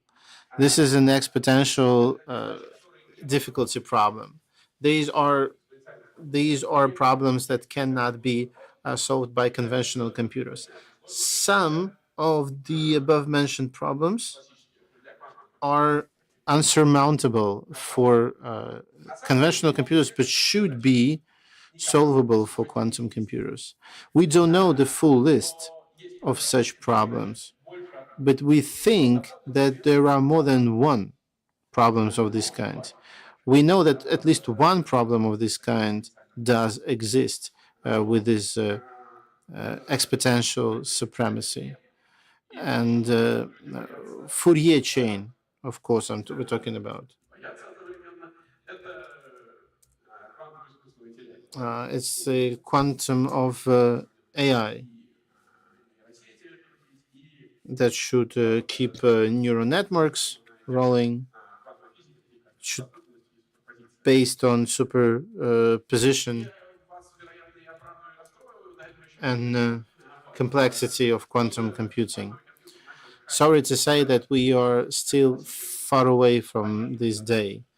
In order for the quantum computer to solve useful problems better than existing computers, we still need tens or 100,000s of ideal qubits. Non-ideal qubits will be required in the amount of several millions. Today, a paper was published. Our American compatriot from Harvard University demonstrated 3,000 qubits. It happened today, literally. Mikhail Lukin in Harvard with his team showed 3,000 qubits. And we need tens of thousands, hundreds of thousands of qubits, better, like millions of qubits with very high reliability. Quantum sensors are entering our lives as we speak, and still they have a lot of potential. Their role will be expanded. We will change the way we communicate with our physical world. The creation of scalable quantum computers should allow us to look at computing and reasoning through a completely different lens. And it's the funniest part because computation changed our civilization over the last 15 years. I'm not even talking about the last 50 years. I'm talking about the last 5 years because it's fascinating. We just improved our computing capacities by several folds, not even by three folds, less. It's an amazing piece of adventure. Great times lay ahead, and our lives will be completely transformed, believe me or not. What else should be mentioned? As for today, we know that quantum computers are better than conventional computers, but only as far as useless problems are concerned, like random sampling. Random sampling is better performed by a computer, but quantum computers versus conventional computers. It was proven for the very first time back in 2018, was proved again in 2022 and 2023 because some algorithms had been improved. So 100 qubit quantum computer is better in performing useless problems versus conventional computers. Where is the border between useless and useful problems? Watch the next episode. Very interesting. I'm frightened, but I'm amazed by the way you speak about future, watching down on the floor in front of you, using my mic and using the scenario and using my own curiosity. I would like to ask one question. When the humankind will foster qubit, because it's not a byte, one or zero, it's like a sphere and it impacts the neighboring qubit. Okay, qubit, it's a separate universe. So when we will tame qubits and AI, would we be able to control it? And should we not be able to control it? What would happen? Tell me, please. Please hit the subscribe button. The possibility to control life is very limited. we can control natural intelligence, and it follows unpredictable paths. And I'm not even mentioning AI. Guys, control your natural intelligence. It's the first simple step. Thank you so much. Give a big hand. People in the room. It's a coffee break. In a nutshell, at 16:50, in 19 minutes, we are waiting for you here, and we will continue with our next session. You have 20 minutes. It's more than enough to grab your cup of coffee and to digest a bit our two previous sessions. It's becoming more organized. Talk to your colleagues, do some networking, because it matters. This is exactly why we had gathered you here. Please be back in 20 minutes. We will have our next session about new opportunities of the future nuclear energy and atomic quiz coming up next. The next session after the coffee break. In 20 minutes, please come back to this hall. We're waiting for you at 4:50 in 20 minutes. Thank you so much.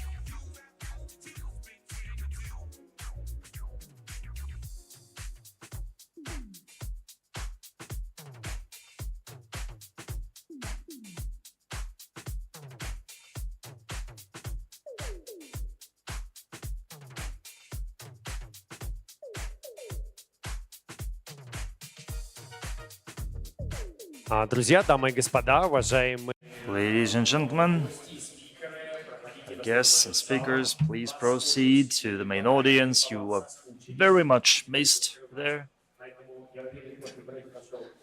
I'm sure that the coffee break was very successful. There's still vacant seats for you. And we're beginning. please come in. We miss you so much. You are in our hearts. So please come in. We still have some places, some vacant seats over here. So yeah, take a bottle of water. I see. Just come in. Yeah. Feel free, and we're ready to begin as soon as everyone will be here.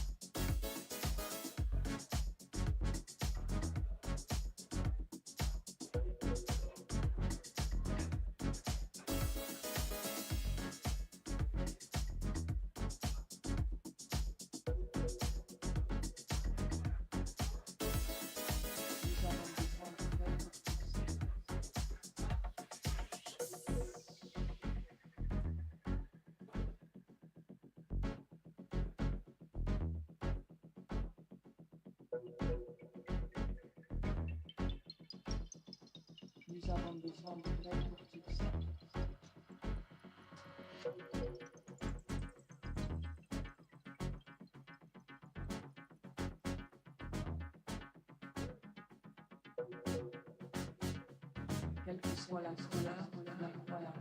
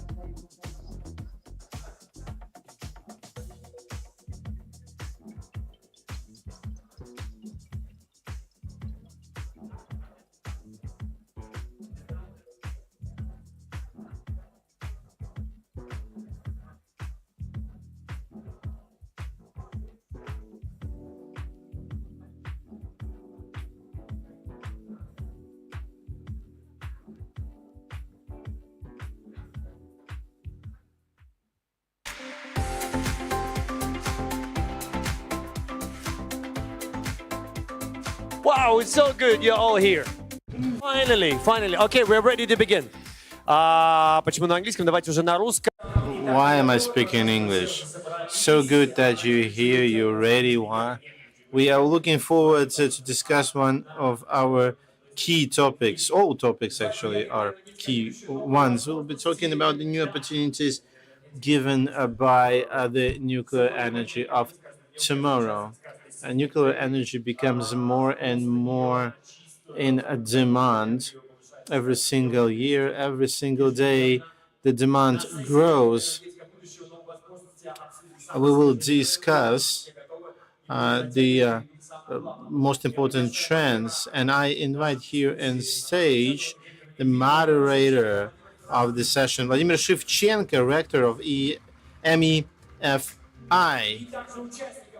as well as our panelists, Deputy Director General of the IAEA, Mikhail Chudakov, Director General of GSC SSCRF, Andrei Lebezov, Scientific Manager of VNIAS Joint Stock Companies ASMM Director Sergei Stalavyov,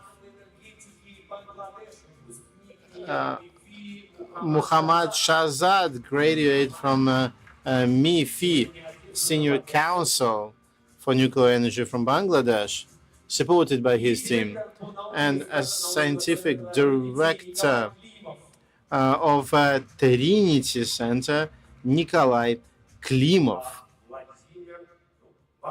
Vladimir, over to you. Can you hear me now? Thank you so much once again. Good afternoon. No, it's still good afternoon. It's still an afternoon, not an evening. Thanks for deciding to spend this hour in our company. We have a high level panel. I won't introduce the panelists yet again because it was perfectly done by our MC. And today we are talking about the future of nuclear power. And I urge to all speakers to be as open and transparent as possible, to be as provocative in the good sense of the word, because the very setting we are in, the very youth spirit of an event does not tolerate formal cliches that we've been told times and times again. So let's take this fresh angle to watch on nuclear power, because we are living at a pivotal moment. Global tectonic processes are happening globally on one hand. On another hand, local policies, domestic policies related to nuclear power changes in a most peculiar way. Moreover, we see that Gen AI systems are galloping. We understand that existing technological platforms require a lot of energy, and it will improve our labor performance for sure. But in other sectors, they will boost energy demand, cheap energy demand, stable, reliable energy demand. This is exactly what makes green nuclear energy different from all other energies here. And let me throw this first question to Mr. Chudakov first and foremost. He represents here the key nuclear uh, international organization, IAEA. What's your take on international control and cooperation schemes for the new world, factoring in existing challenges? Over to you.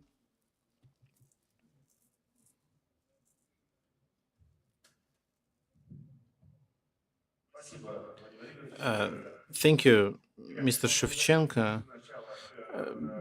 Before that, I would like to thank Rosatom for inviting the IAEA to participate at Nuclear Energy Week together with youngsters and students.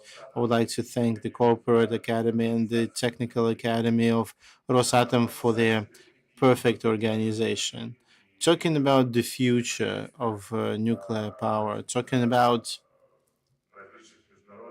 international cooperation within international organizations and other stakeholders.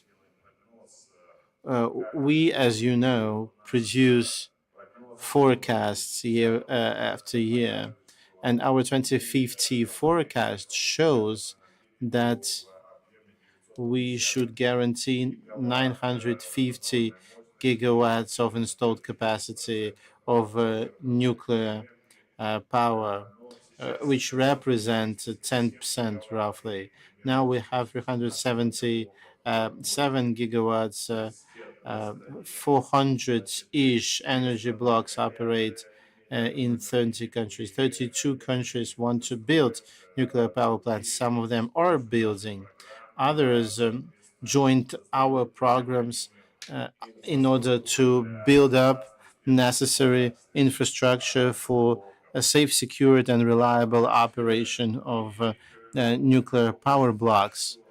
It's easy to calculate that we need to increase generation capacities by 2.5 faults. We should commission 90 gigawatts yearly. In reality, we commission only 6 to 8 gigawatts annually. On top of that, 3 to 5 gigawatts are decommissioned every year.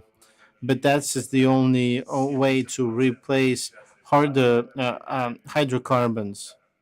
The basic foundation of the energy mix should be nothing but nuclear power. Cutting edge technologies and nuclear energy cannot be created without extensive cooperation. The IAEA cooperates with all international organizations and nations, both these that manufacture reactors and these that want to procure nuclear technologies. We organize international conferences and technical meetings. Our safety and security visits are well known. We contribute to infrastructure creation with participation of very narrow topic experts. Without large international involvement, it won't be possible to move nuclear energy forward. And nuclear energy is a prerequisite for the carbon free world in the future. This is what is being done. We cooperate extensively and we reiterate our cooperation with all countries and specifically with Russia because it is the leader in nuclear power plant construction abroad. Tens of countries are building their nuclear power using Rosatom's technologies. We guarantee that this cooperation will follow, and we will support both technology manufacturing countries and developing countries that want to foster this equipment. We will work on public acceptance, of course, and we will do our best to overcome every challenge that will be thrown our way. Yes, make some noise for Mr. Chudakov. It is indeed very important because this topic is very sensible. Because on one hand, it is responsible. It is important for every human being on Earth to continue this IAEA leadership because it's a prerequisite of creating, a common playground for our huge nuclear family. I hope that we will have enough time to ask you a couple of questions, esteemed speakers, and we will take some questions from the audience. The next question goes to Andrei Lebezov, General Director of Lipovsky Institute.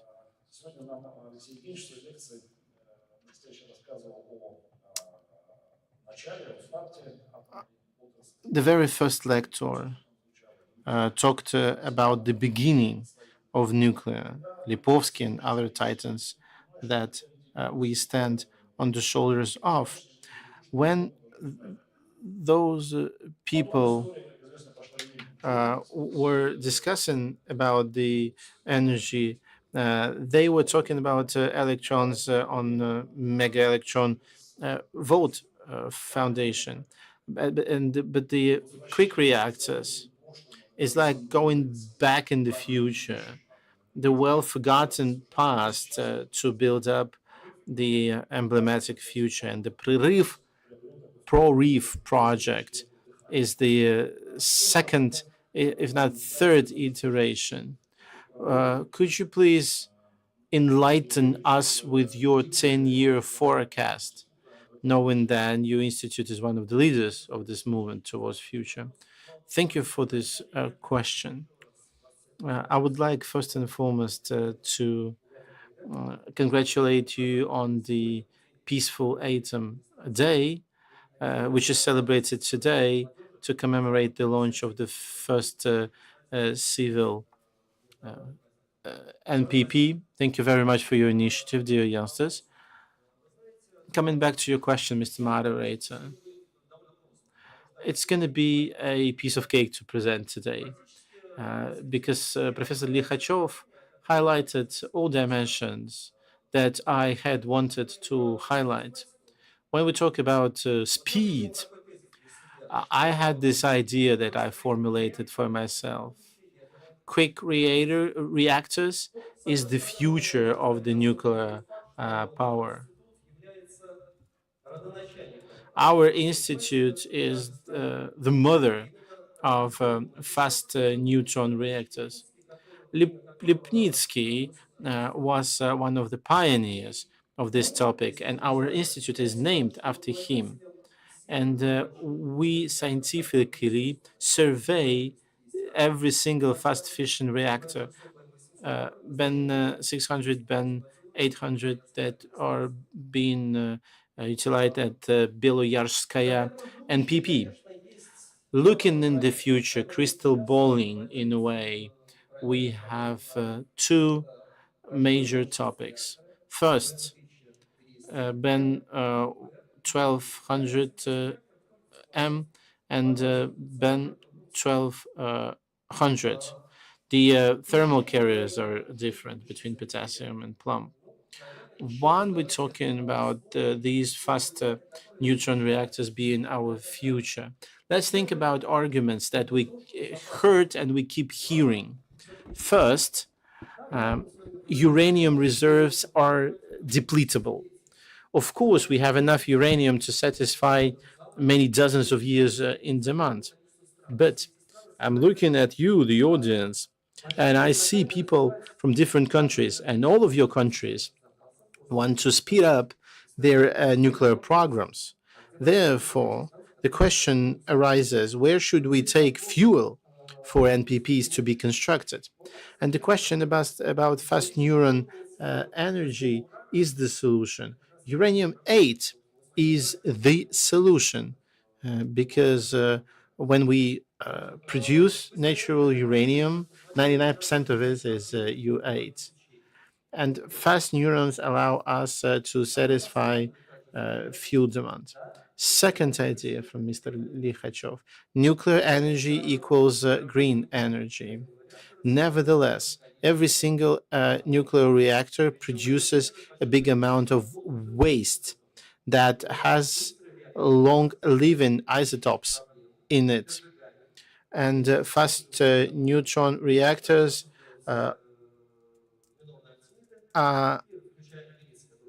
allow us to proceed to post-combustion, to after burning. This is the second problem to be solved. And the third idea derives from the second idea. We need to guarantee the parity between the radiation that we extract from the core of the Earth and the radiation that we restitute to the Earth when we bury nuclear waste, because this is the foundation of environmentally friendly nuclear power in the future. I should pinpoint as well the following. In the beginning, one may say that globally we keep building thermal NPPs because it's a well-proven technology. We've been using it for dozens and dozens of years. Nevertheless, there's yet another advantage for the fast neuron reactors.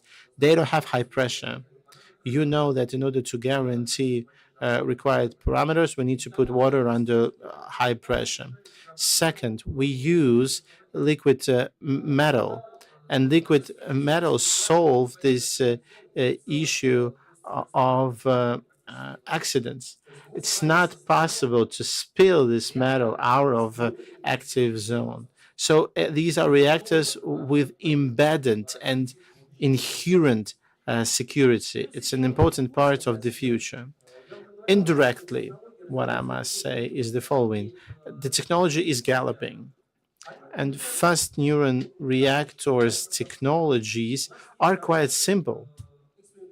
We have very good testing stand, and this is the only one operational physical simulator that can modulate neutron and physical parameters of any reactors. Why any reactors? Because initially it was coined to simulate fast spectrum reactors. But very recently, our specialists installed in this stand a piece of a reservoir of water. And you know what it entails, like acceleration of neurons. So we calculated in a way to stabilize this system and to make it 100% safe. And we can modulate all and any reactors with all and any spectrum. Talking about fast energy, we need to have this mix between thermal reactors and fast neuron reactors and maybe intermediate VVRS and VVRS-KD. It's an intermediate step in between in a way. Why it's important? Because when we satisfy energy demand, when we generate energy and heat, fast neuron reactors do just well. But nuclear power is not only about energy. We need to create radioisotopes for healthcare, and we need to use radiation in a list of different sectors. And globally, we will build fast neutron reactors, conventional reactors, and intermediate reactors. So it's all about this circular nuclear cycle. When we do the afterburning of the conventional waste in the fast neutron reactor, would allow us to provide raw materials for green and safe energy for many years to come. But it's not always a bed of roses, because there's one thing that does not allow us to scale horizontally fast neuron reactors. It's a question about non-proliferation, because fast reactors are working on plutonium. Unfortunately, the humankind is not mature enough to understand that nuclear power is the power of creation first and foremost, and not the power of destruction. And I flipped through papers of Dmitry Lachinsky's works. He was the head of the institute when the first NPP was built. And I'd like to quote him. And it dates back in 1956. The use of highly enriched uranium or plutonium for energy generation purposes is further hampered by the fact that these materials can be weaponized. So the sooner we get the just and fair hope of the entire humankind that a new, powerful force of nature will be used exclusively for peaceful purposes, the sooner the nuclear energy will go on the path of broad development. Indeed, we still deal with this prophecy, and I'm turning to this audience that is full of young people who plan to drive forward the idea of nuclear energy in their countries. My friends, it's all up to you. You all have what it takes to make sure that nuclear energy is used for the well-being of people. Another thesis that can be made that the energy of the nuclei is the energy of creation, not of destruction. Thank you. This completes my speech. Thank you. So, colleagues, since we really have to let our speaker go now, if you have questions, now is just the time to ask them. Please raise your hands. Give a microphone over there, please. My name is Best Koza from South Africa. I wanted to ask, maybe I think the Honorable Director from IEA, what your thoughts about nuclear fusion? Is it something we... No, it's sorry. I asked, do you have question for our speaker, Professor Lebezov, because he has to go. Okay, no, no. I will answer later. Later yes, about the fusion. Mikhail Chudakov will answer your question Okay, later. later, that's fine. Thank Later, you. yes. So, are there any questions? Yes, please, to Professor Lebizov. Please, please, you, yes.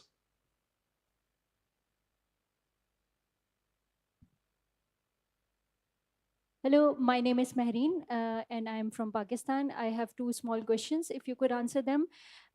Number one, would you like to comment on the disparity that is there in terms of access to nuclear technology, the disparity between developing countries and developed countries, or if I have to be I would be more precise about it, the global north and global south. And secondly, I think I forgot my question. Let us allow Professor Lebizov to answer your first question, and you will have time to remember your second one. Please. You know, it wasn't by chance that I quoted a Russian scientist that the biggest obstacle is the non-proliferation mode, and that people have little understanding on how to use this energy. I don't want to divide the planet in the north and the south. Absolutely all countries have the right to use nuclear energy for the well-being of their nations in different purposes, be it for energy generation, for healthcare, for research. I think this is a given. This is not to be discussed. This is an axiom. But there are countries who have already done several steps ahead in developing this. Yes, it is so. But what makes Rosatom special? We don't just build nuclear power plants. We teach specialists our technologies. We share our technology. I think this is the right approach. So let's thank Professor Lebizov here. We can let him go. And now I'd like to give the floor to Professor Chanti Tan from Venatom Energy. We have him online, if I'm not mistaken. Do we have the connection with Vietnam? Do we have the line through to Vietnam? Yes. It's okay.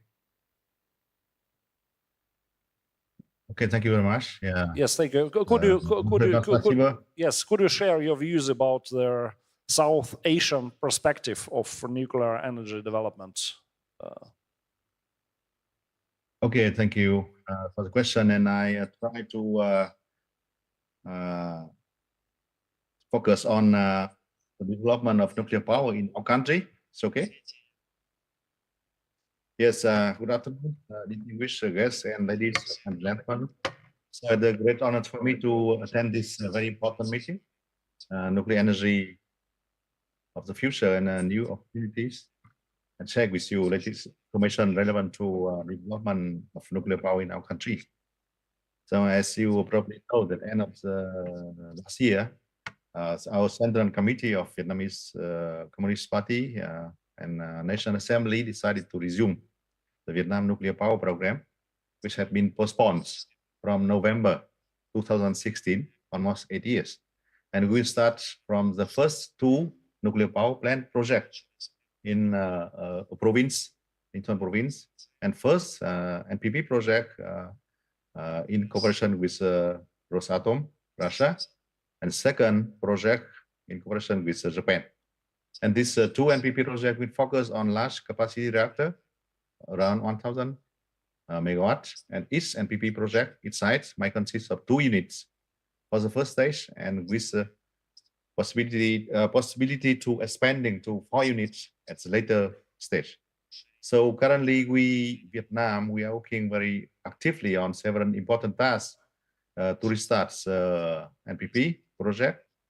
For example, first, there's amendments of atomic law, which affect from 2009, and which law will focus on implementation of NPP projects, establishment of steering boards of government for implementation of NPP projects, that is already done, negotiation with Rosatom, and also with the Japanese authority on restarting NPP project in our country, drafting and also conducting intergovernmental agreements on construction of the NPP in our countries, reviewing infrastructure for NPP development that is relevant to India mission from the IA, and also compensation and also resettlement of people in the NPP site. So with our program, we separate in two stages. First stage from now to about 10 years, 2033 and 35, with two NPP projects in Vietnam. And we hope that we will implement the project successfully. And second stage from 2035, further NPP, maybe further units. And another possibility is implementation of the SMR program for Vietnam. So there are 8 potential sites for NPP construction in our countries. Further development of nuclear power will be considered depending on the progress of the first stage of the NPP program in our countries. Another possibility is this SMR will be very promising in our country, as Vietnam will need SMR for AI center, for data center, etc. in near future. And immediately we, Vietnam Atomic Energy Institute, Vinatom, as a national research, special research institute in atomic energy, we will start study on SMR aiming at research, design, safety analysis, and so on. So, however, it is still depending on SMR commercialization and also deployments in the world. As again, as the legal framework for SMR development in the world. So another important aspect is human resources are very important. And human resources is the key for successful NPP program in any countries and in Vietnam. We will send students to other countries, to Russia, for example, for the first time, but we will try to establish our education program in Vietnam, technical university, roughly maybe 2, maybe 3 university for nuclear power programs. So I think that is a few latest information relevant to development of nuclear power in our countries for now. And once again, thank you very much. And I wish Rosatom and to wish our colleagues to have success in nuclear power program. Thank you very much. Thank you very much. Thank you very much, Professor Cham Chithan. Since you are online, I suggest perhaps our people here would like to ask you a question right now. If there are any. Do you have any questions? Please raise your hand. Yes. No. Concerning the South Asian perspective, and in particular Vietnamese perspective of nuclear industry development, which has just been presented. It seems not to be the case. Thank you once again. Thank you once again, Professor. Yeah, thank you. Thank you. I you, wish you to have a successful conference. Thank you. Thank you very much. Следующий. And the next speaker is Sergei Solovyov, head of the small modular reactor project in the National Research Institute of Nuclear Power Plants. We know that the price of kilowatt hour generated from AA batteries will be very high, but for some applications, AA format batteries are an irreplaceable source of energy. But obviously, SMRs that have been the focus of attention recently, and a lot of investment hype is aimed at it currently. What's your view of that? Good afternoon, colleagues. Indeed, there are over 100 projects underway in the world, several dozens of which are in high degree of completion. But indeed, there are only 2 countries who build smaller reactors. One of them is Russia. Indeed, the cost of kilowatt, installed cost of kilowatt, is much higher than on the than in bigger units. In SMR, the cost is a root is an order of magnitude, is a square actually, of bigger reactor units. 110 megawatt reactors will be 10 times more expensive than 1,000 megawatt reactor.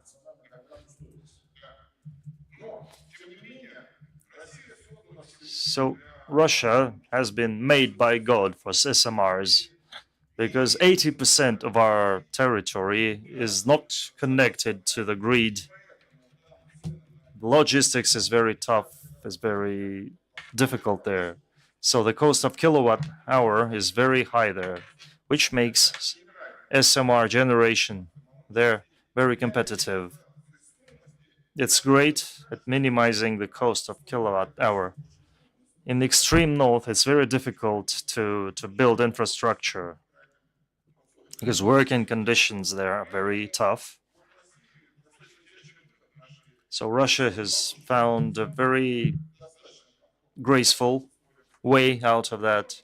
That's floating nuclear power plants, which are built in nuclear, in naval, in shipyards, and then towed to their sites.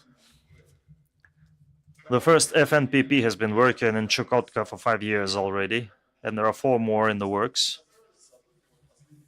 And the events of the last 5 years showed us a way out of the task of generating energy to power critically important objects of infrastructure, and SMRs are a great thing just for that. We've been developing 4th generation reactor technology. It's quite convenient and cheaper to test them on smaller nuclear reactors. In Obninsk, a city with developed nuclear infrastructure, especially this is home to the world's first nuclear power plant, small capacity nuclear power plant.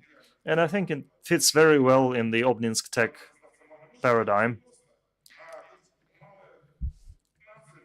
Small nuclear reactors are needed not only to power reactors or to desalinate water, they are needed to provide reliable fuel supply.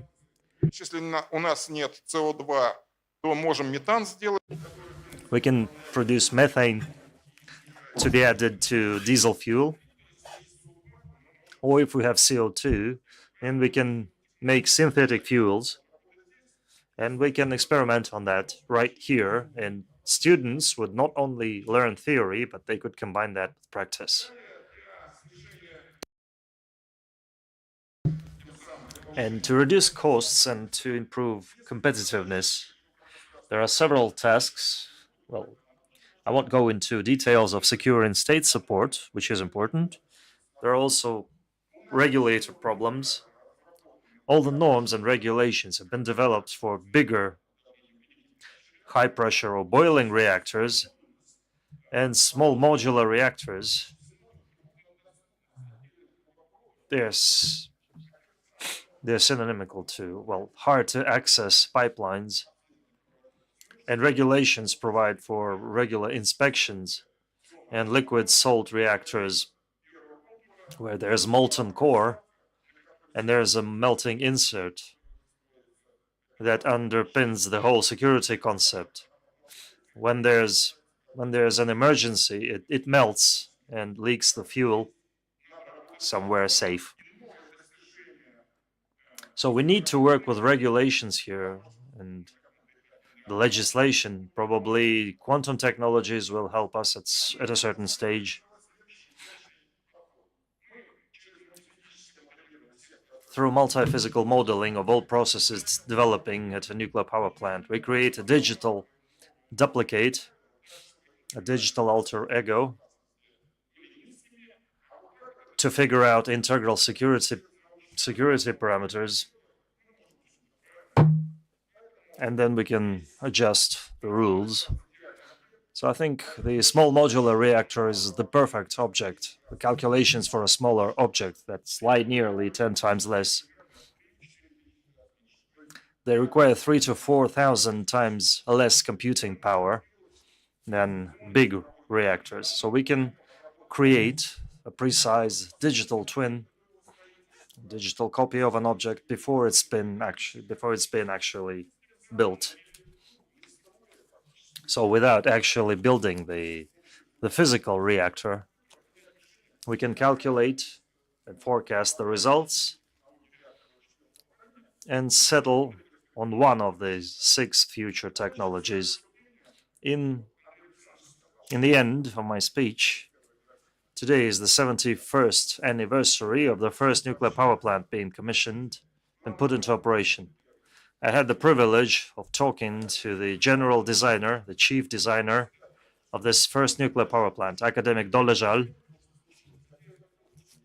and he said that the key goal of a scientist is not to explain what happens, but to foresee the achievements. I wish you all to become great scientists so that your foresight allows us all to minimize risks that the development of nuclear energy no doubt bears, and use the benefits that nuclear energy gives to humankind. Thank you. Thank you very much. Now, I'm taking away a very important thing from what you just said. It's not just red tape standing in the way of reducing the cost, the installed cost of small modular reactors, but we don't have yet the findings and the test results. No, it's not so much about the red tape or bureaucracy. Although all the regulations are currently based on water-to-water reactors, and several generations of people studied on those guidelines, and they're going to have a hard time changing their outlook. Our multi-physical calculations are done on software checked by regulating bodies. And just this September, in September 2025, we're going to have a scientific council of the technical regulation, Rostechnadzor, and it will be devoted to the use of digital twins and digital copies when calculating the functioning of nuclear reactors. But as a result of this activity, the security of nuclear power plants should be increased. I'm totally on your side. But another thing, should Rostechnadzor exist in 1954, we won't be able to celebrate the anniversary of the first NPP here in Obninsk. We will have a Q&A session later. Let me reiterate this once again.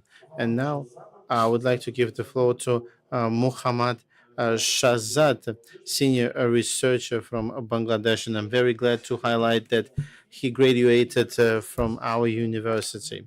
So my question to you is the following. With your own eyes and with your own experience, because you participate in the PUR project, does your MIFI knowledge helps you to build up your career? And maybe some knowledge was useless or harmful even. And what are the perspective of Bangladeshi project and the development of nuclear power in Bangladesh? Thank you once again. Especially thank to MEFI and Rosatom, because today I am here with my professor Mikhail Shudakov. He is one of our teacher when I was in student MEFI.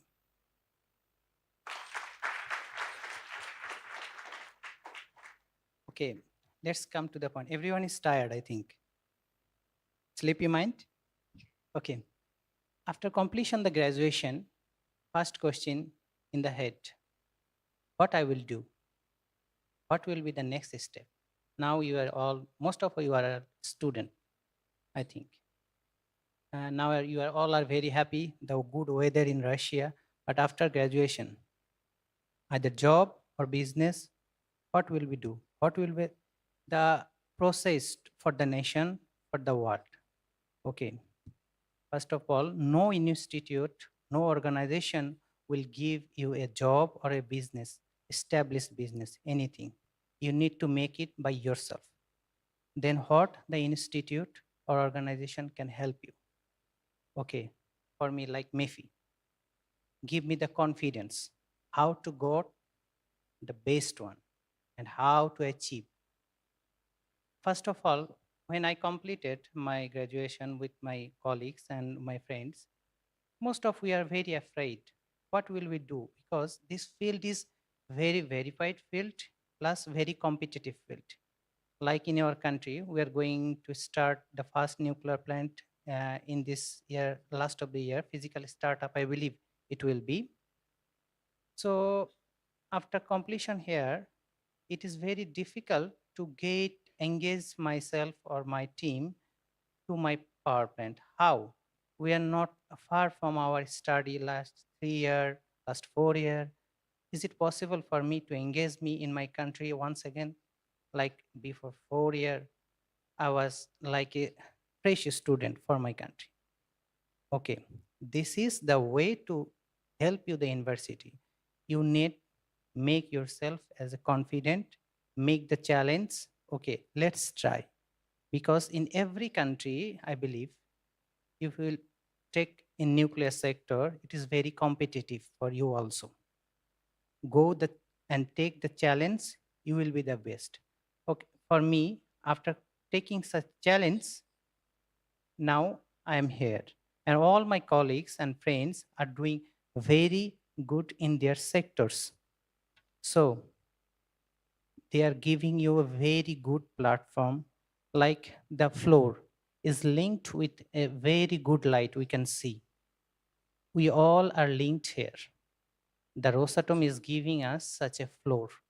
It is our chance to use to communicate each other, and of course always we try to enhance our knowledge and use it in our country, for the country in the leading position. Everyone needs a vision. The vision can come from a good platform, a big platform like Obninsk New. It's a big platform. We have a very good expertise with us. They are all sharing our knowledge. We need to just carry and use in our country, in our sectors.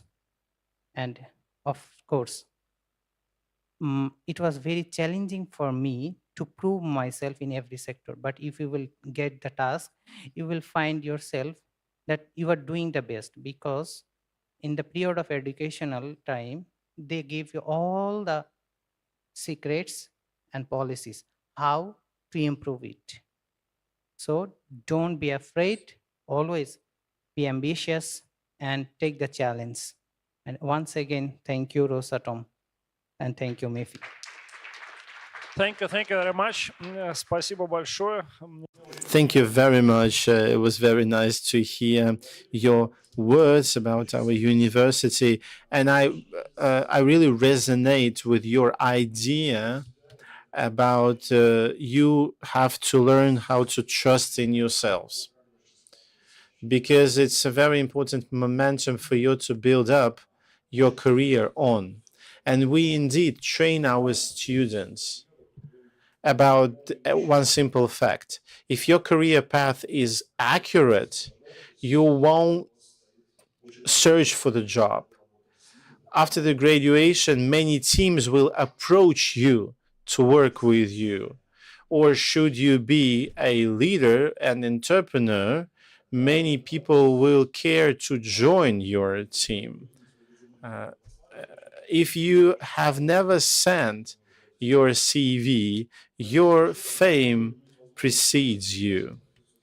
And we will have a Q&A session later on. Thank you very much, Muhammad, once again, for your kind words. Nikolai Klimov, Scientific Director of Magnetic and Optical Research Center, Trinity. Well, your job title makes me think that I need to give you the broadest ever question. What's in the strategy? What's in the science? Where should we strive to? I would like to welcome you all and thank the organizers of this event. We are now living in an intensive increase of energy consumption. Over the last 30 years, humanity consumed more energy versus all its previous history. If we talk about sustainable development, nuclear power is now the only solution that guarantees or that can promise sustainable development to the humanity. But if we're talking about the image of the future nuclear power or about the strategy, this topic remains very debatable.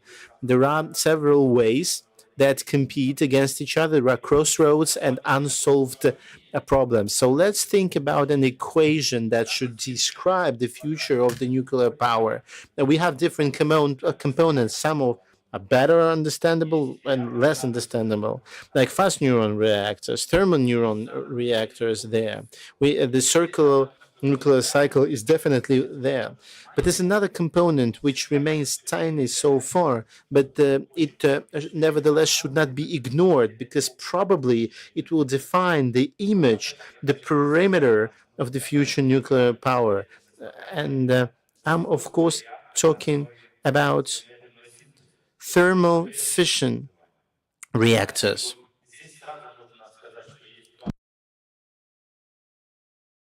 Thermal fusion reactors. There are several approaches. One is pure thermal fusion, where we have only synthetic reaction. And in this case, it's going to compete with fission reactors. And there's a second approach. Those thermonuclear fast neutrons could be used to initiate fusion reactions. It is a so-called hybrid approach when we bring together fission and fusion. And we create completely new conditions in terms of fuel cycle and in terms of circularity of the nuclear fuel cycle. Thermal fusion is living through its renaissance. Why? Because this ETER reactor is almost completed. Its goal is to have tenfold Q, tenfold energy increase versus energy invested. Second, laser thermal fusion installation in the US, they received Q equals 3, which means increase by the magnitude of 3 the amount of power invested. And by 2030, they want to improve it till 30, Q equals 30. Different countries from ITER project are actually developing their domestic programs. China is building its West Takamaka in Russia as part of the new nuclear technologies project. Takamak TRT is being built. We saw private investments exponentially increase. I'm sorry, and I should mention Helion Energy company, and we forecast that this dimension will keep growing. And should we bring together fusion and fission, we receive this uplift in energy generated, in cost efficiency, and in time. There are issues, there are bottlenecks, but opportunities are multiple. And I would like to draw your attention on this because modern scientific knowledge is very active in this domain. So, should we lay this thermal fusion foundation today, in the future, our price would be even bigger. Of course, we will keep developing our two-component nuclear energy, but now we should start talking about three-component nuclear power. Plasma physics is a fancy topic for young specialists. We were participating in thesis defense from masters and bachelors at MIFI. We saw both Russian and international students defending their theses, and we see that this topic is attracts new brains. Plasma physics can indeed drive the future. It's going to create the next big thing for thermofusion technologies. And this is why I would like to highlight just this. Thank you, Nikolai. Indeed. And I should mention, of course, that tokamak is a Russian word. But laser thermofusion reactors is something to be talked about. This US project that you all, of course, are aware of. Sarov should show its results soon. Basov and Krokhin papers are laid the foundation, and Basov was received the Nobel Prize for that. Talking back to the topic, for me, this story is very inspirational. We used to think that thermofusion reactor would be a completely different piece of equipment, but neutrons are there to be used. So it's a very interesting switch inside the technology that brings completely new solutions to us that the founding fathers had never thought about. So it's time for the Q&A session. Don't forget to raise your hand, to introduce yourself, and to precise. Yes, please. Thank you, dear speakers, for your comprehensive talks. So anybody of you can answer my question. I am a student of international relations, and I'm personally interested in the peaceful aspect of nuclear technology, but unfortunately, we only study destructive aspect of atom and not peaceful side. So do you think we can be this bridge to introduce people or disseminate positive information about peaceful nuclear technology? And secondly, Mr. Solovyov, do you think, in your opinion, are SMRs a cost-effective effective solution to densely populated developing countries? Thank you.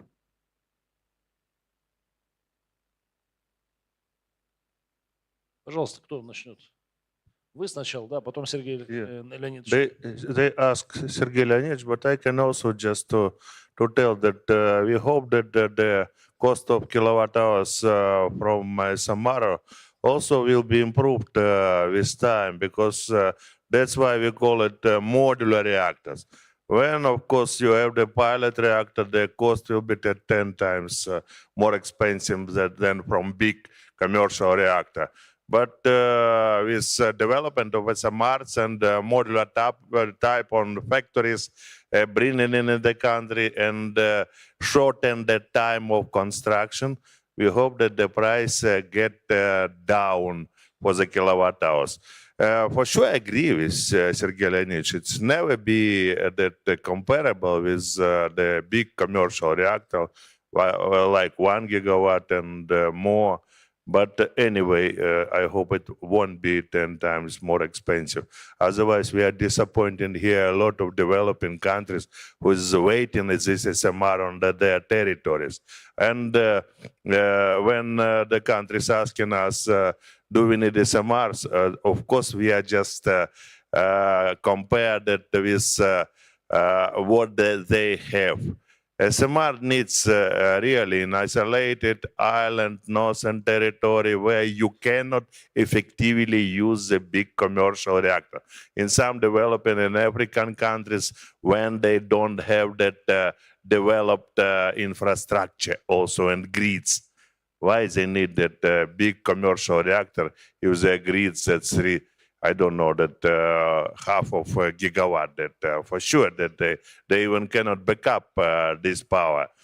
And also that's why the attractive SMRs because of the in front investment in construction that must be cheaper than for the big commercial reactors.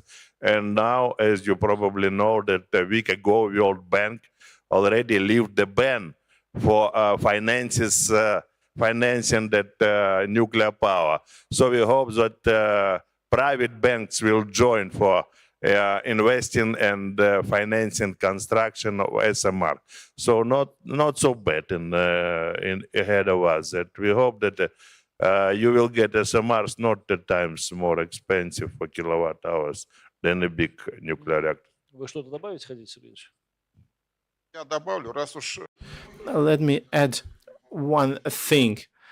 I'm going to consume some of your bread about cooperation. Until fairly recently, and it's going to continue further on, the development of nuclear power was triggering data exchange between nations because any nuclear disaster would impact not one country, not two countries, but the entire region. So everyone understood that they needed to share data about major disasters.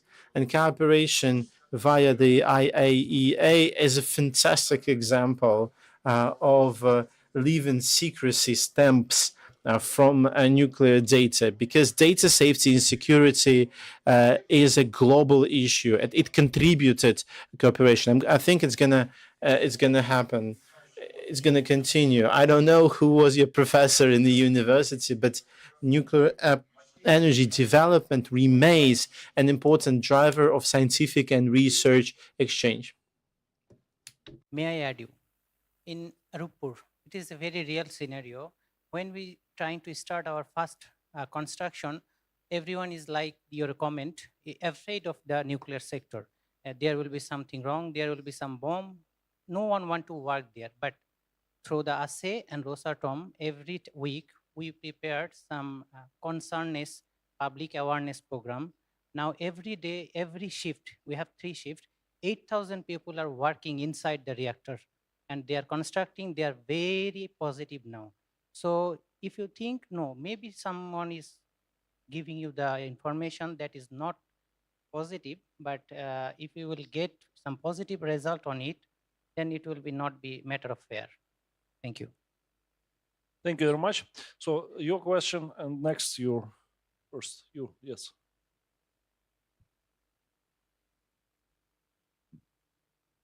Работает? Работает. По-прежнему. Is it working? So, yeah, thank you very much for your amazing speeches. My name is Mateus. I'm a chemistry engineer from Brazil. And I would like to be asking in Russian, which is fantastic. Fantastic. Thank you. My question is as follows. It's addressed to Sergey Leonidovich here and to Mikhail Chudakov. If nuclear power plants, smaller nuclear power plants, indeed look too expensive for countries of the global south, can the interest switch to fast neutron reactors as a more economically viable alternative with Rosatom, or no? Well, nuclear power plants. There are projects and designs of fast neutron nuclear power plants. That's one. And number two, Rosatom is about to come up with the initiative that some countries, it's too expensive for some countries to create and maintain nuclear infrastructure, and they can't build a big nuclear power plant. So we can give them a floating nuclear power plant. It can work there for 8 to 10 years, providing electric power, and then it goes away to reload, and it's substituted by another one. It's interesting by the fact that a country doesn't have to spend much on the infrastructure, on talent training, and so on. That's one of Rosatom's projects. I think it can be pretty viable for some states and inexpensive. Do you have anything? Yes, I could add about the price. There are lots of speculations about the price per kilowatt hour, but we have to take into account the fact that the new reactor units have a life expectancy of 60 years, and that can be extended for another 30 years. Indeed, the first round of investment is indeed very high, but maintenance and operation is inexpensive. Only 7% accounts for future, and you have stable supply of kilowatt hours for decades and maybe centuries ahead. So many countries are interested in this, while in carbon energy generation, 70% in the cost of a kilowatt hour accounts for fuel prices, which is going to change depending on the world fuel prices.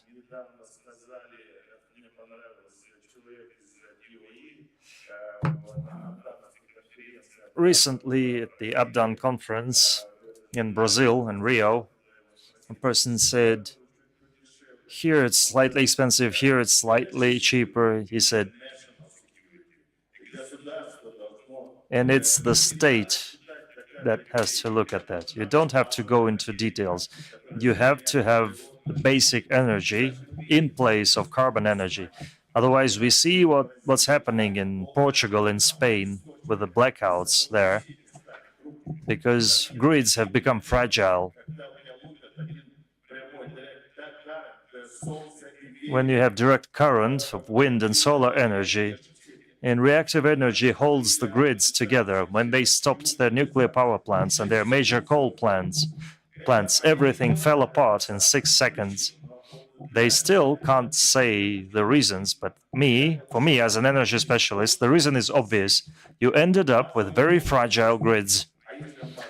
So you have to have a base source of supply. And if it's not coal or oil powered, it has to be nuclear powered. Nobody ever has managed to cheat physics.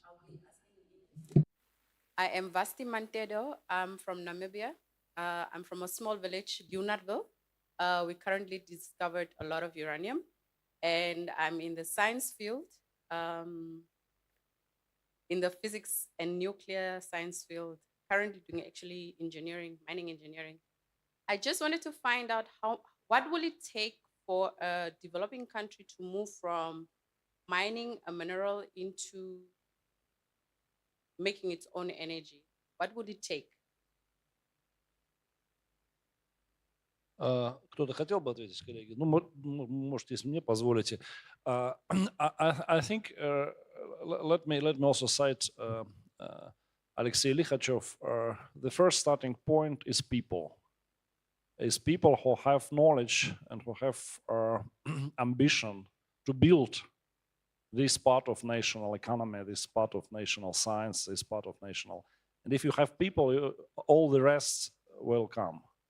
And that's why the main idea of what we're discussing here is that you not solve some product, you solve some part of your technological future, which includes a system of teaching and preparation of people and teaching of young people and adults for this work, technologies, etc., etc. But the first and the most important is people. If you want to be technologically independent, you have to have people, citizens and patriots of your country who are technologically independent in their minds. And that is the main ingredient. I deeply believe in that. Thank you. Okay, so last question, and we are okay. So let's well, let it be you. Yes, please. No, on the right. No. This one. Yes. Okay. Yes, please. Okay, thank you. I'm going to speak English. My name is Roger Nick Murphy. Just from some of the questions that have actually come in, especially like from her, like in Africa or in some other part of the world, where energy is extremely important. But we find out that because like the nuclear power plant or the atomic energy is highly capital intensive and is highly state regulated. My question is the possibility of private-public partnership or much more deregularization that will make it much more liberal for private entities coming together to develop nuclear power plants, especially in other forms of energy, call it petroleum energy, the solar energy, or whichever energy. Because of the liberalization of those industries or sectors, it makes innovations faster. For example, like the space exploration, NASA, like in US, have actually been doing it for years. But because of the liberalization, we find out that people like Elon Musk just came in all of a sudden and they are shooting people to Mars. So you find that in other industry, either in solar industry, in petroleum industry. So back in Africa, we have great investors who will likely develop, even if you see this micro or fast nuclear power plants that can come together to do this. But we find out that because of the high intensive regularization and the monopoly by government or state corporations, it seems to be like a block for partnership, especially when it comes to the private industry to actually innovate this and make this industry move faster than as it is, than it could even reach a larger population of the people, especially when it comes to states like in the developing nations. So my question is, what are the possibilities for this deregularization that private people or private organizations can come together to develop nuclear power plants? Thank you. Спасибо за вопрос. Пожалуйста. Thank you for your question. Anybody, colleagues? My answer would be quite pessimistic. No chance. That's my... Because of nuclear weapon. The answer is very simple. But, ну, может, кто-то хотел бы сказать, да, пожалуйста. You're talking about the more private cooperation in developing the nuclear power there. But I just mentioned that before that the World Bank just a week ago just lifted the ban or not invest to the nuclear power. And we hope that private banks will join for this, for constructing NPP. But also just about your question is that private participating a lot in solar and wind and not participating in nuclear power. We hope it will be changed because really efficiency of solar and wind not comparable with the nuclear power. That for 1923, for example, it was installed capacity almost 500 on solar and wind, almost solar. And on nuclear power, 5 gigawatt installed capacity. Take this 500, just multiply on, take one fourth of this only, because the capacity factor, load factor is very low, 17% only for solar PV. It's real. Then there is a nuclear ration that nuclear produced for energy produced to energy invested. How much time the energy come back from all energy spent for construction, this source of energy. What for nuclear power, it's 75, 80 times. And capacity factor for new reactor, 94, 95. So I'm 5 gigawatt multiply on 80 and receive 400. And for that solar, I am that 100 left from 500. Multiply, you don't believe, 1.6 for solar without batteries. With batteries a little bit more, 4. So we see that the nuclear power 5 gigawatt installed capacity creates for their long life more than twice more electricity. This is what we call energy security, that and stabilize that cost of kilowatt hours. So it should be that decision of government, first of all, and parliaments. If they are not changing their mind every 4 years when the president changes, the people, public will support them and will follow them, and their private banks support it. But involvement of the government, a president, is very important. Well, okay. Yeah, please. Yeah, last remark. Дополню. В общем-то, Let me add a couple words. I fully share your worries. I don't know if you read Trump's order on 23rd of May on reorganization of North Sea. A lot is said there about red tape and so on. It says the deadlines for export testing.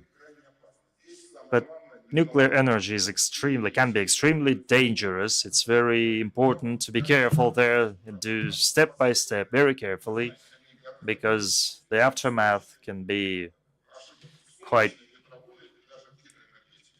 destructive, much more serious than in wind and solar energy. I think we should move in this direction, but very carefully. So on this optimistic note, I suggest saying once again thank you to our speakers. Thank you. As to wishes, on this 71st anniversary of the commissioning of the world's first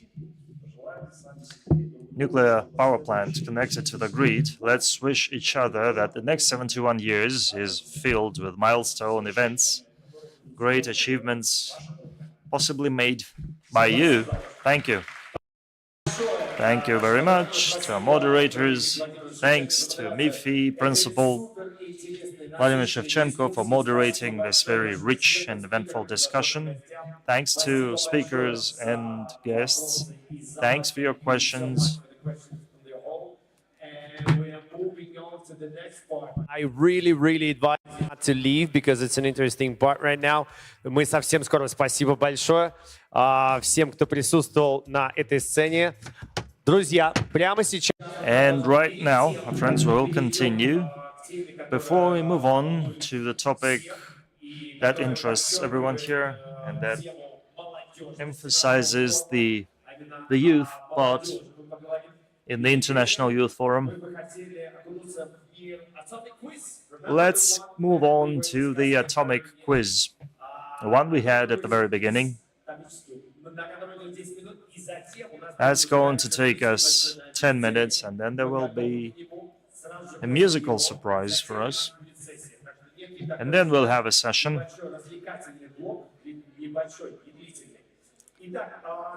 So, all eyes on the screen, please.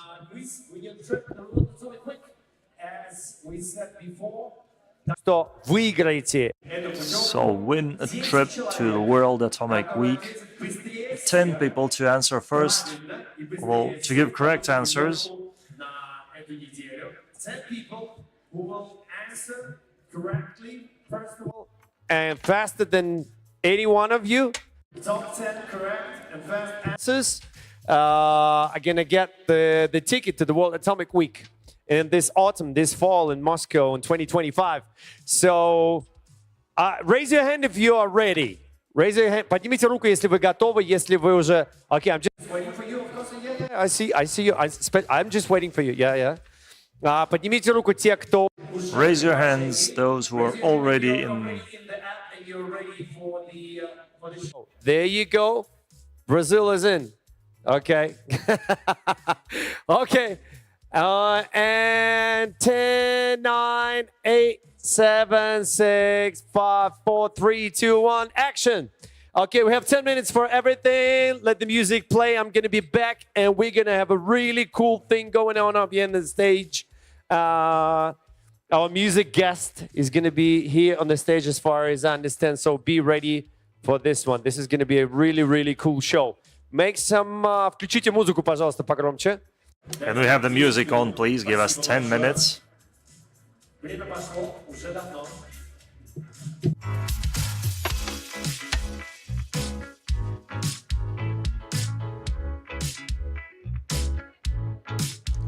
Топ-10 правильных ответов.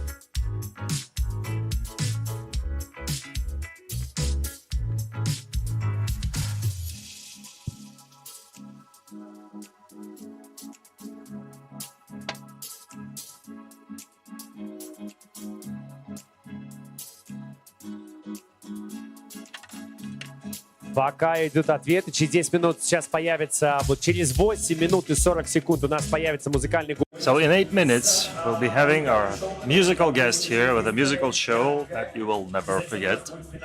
And then we'll have the final session.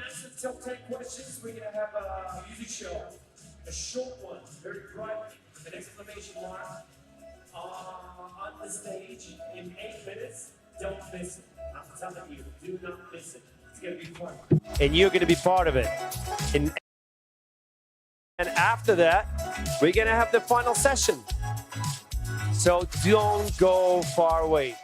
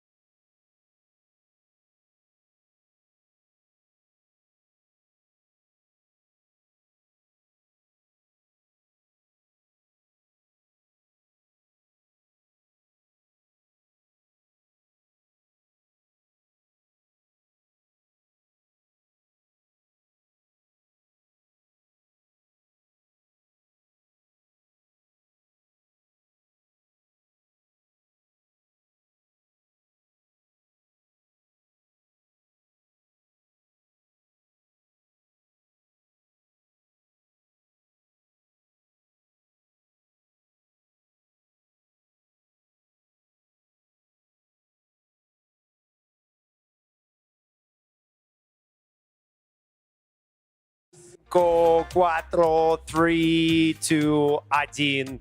Все. И все. Вот. And we're done. Please picture this moment.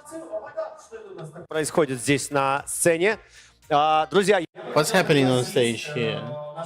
I would like to invite our musical guest because we are nearing the last session of the day. Hello. Hello. Once again, hello. Long time no see. We know each other. This is his best outfit I have ever seen him in. This is the first shot. Usually you look different. It's 1, 2, 1, 2. Does it sound well? Can you hear me? You can speak. Say hey. Say whoa. Say Okay, I'll leave you here.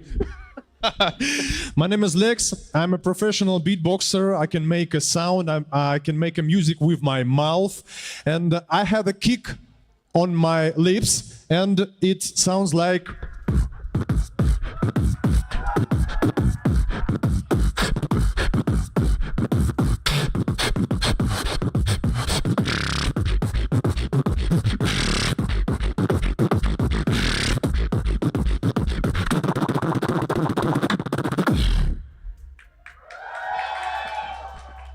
I have a snare drum.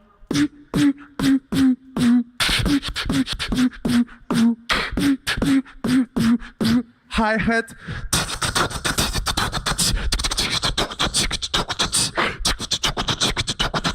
The bass.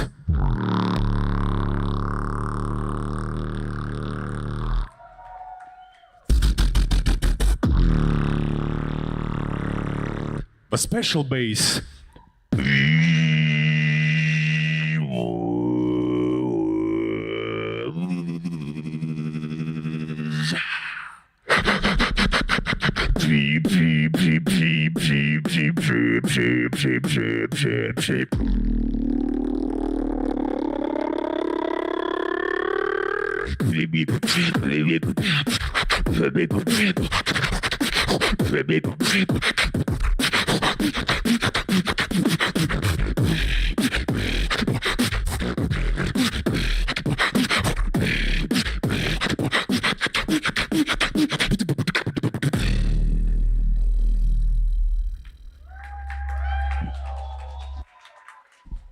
You know, I can make it so rapid.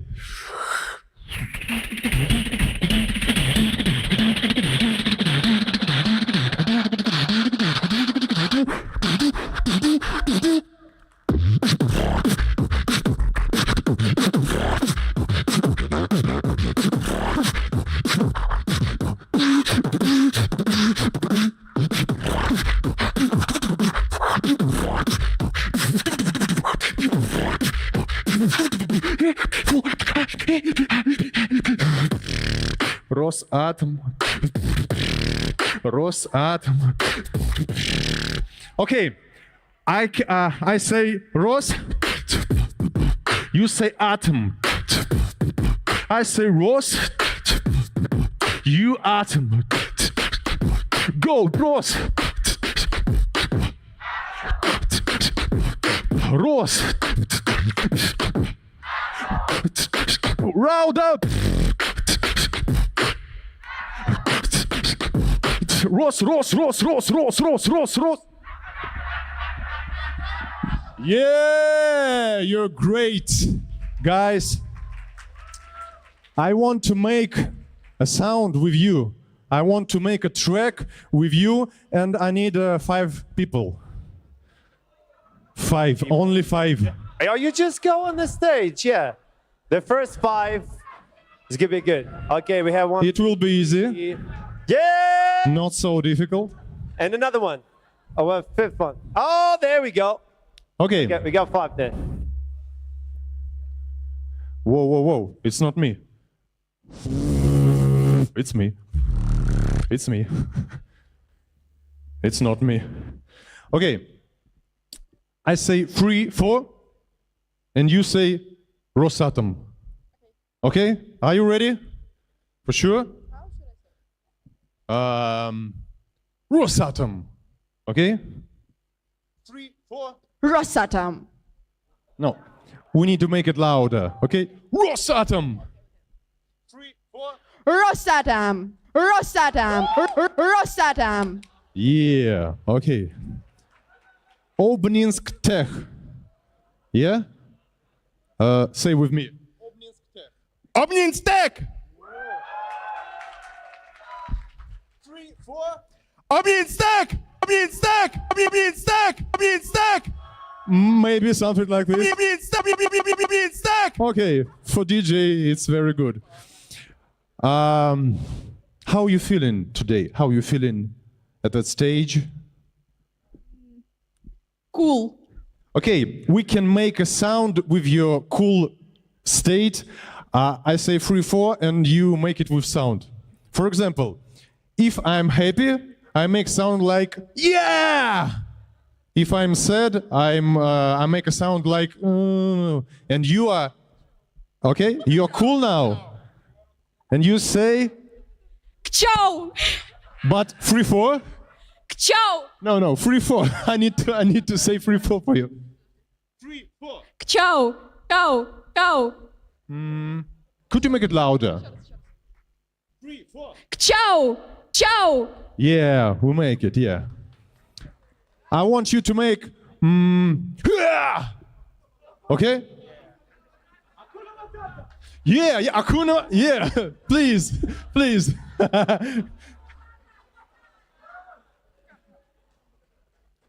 Hakuna Matata. No, 3, 4. 3, 4. Hakuna Matata. Hakuna Matata. Yeah, thank you. I don't know what to say for you. Maybe you have a special sound and I will say 3, 4 and you make it. Okay?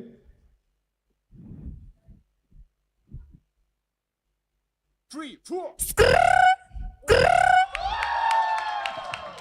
Guys, thank you so much. Return to your places. I will make it by myself.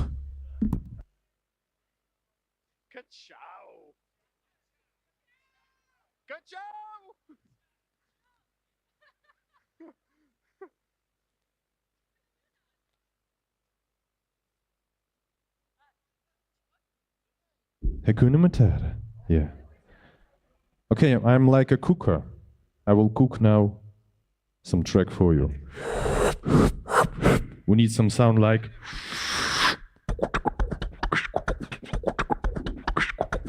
and we need a bass.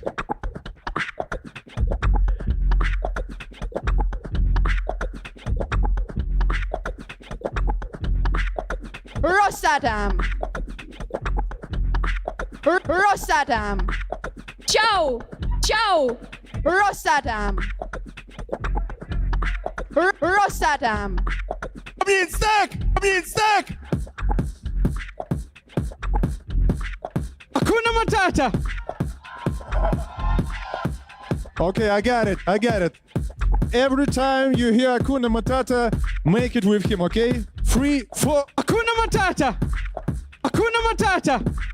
Hakuna Matata. Hakuna Matata. Hakuna Matata. Hakuna Matata. Hakuna Matata. Hakuna Matata. Hakuna Matata. Hakuna Matata. Hakuna Matata. Hakuna Matata. Hakuna Matata. Hakuna Matata. Hakuna Matata. Hakuna Matata.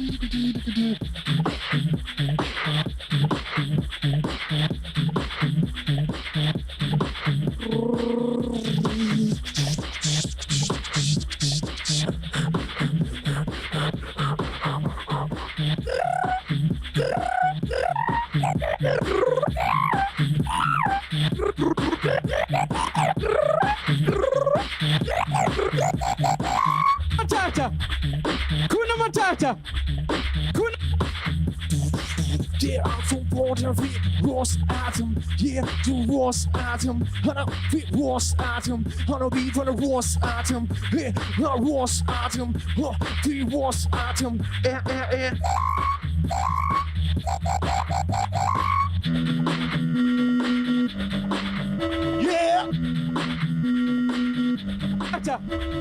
Kuna Matata, Kuna Matata, Kuna Matata, Kuna Matata, Kuna Matata, Kuna Matata, Kuna Matata, Kuna Matata, Kuna Matata, Kuna Matata, Kuna Matata.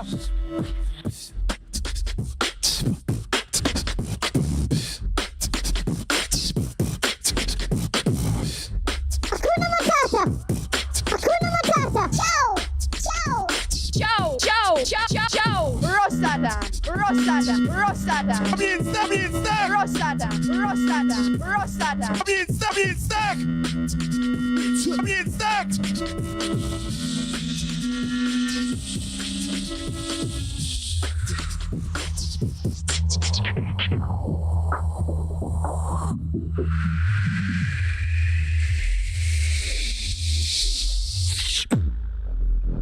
Hakuna Matata.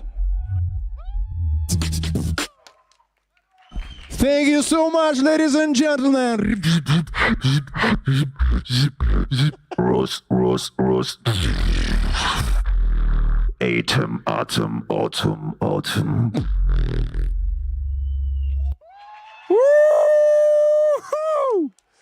Thank you so much. Спасибо большое. Лекс, низкий тебе поклон. Thank you so much. I can imagine someone coming in, like, not knowing what's going on.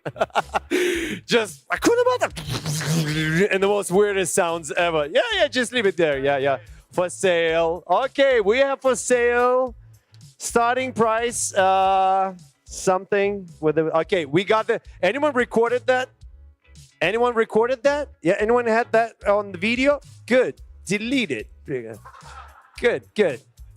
Oh, you can put it on TikTok and say, this is my dreams when I have high temperature.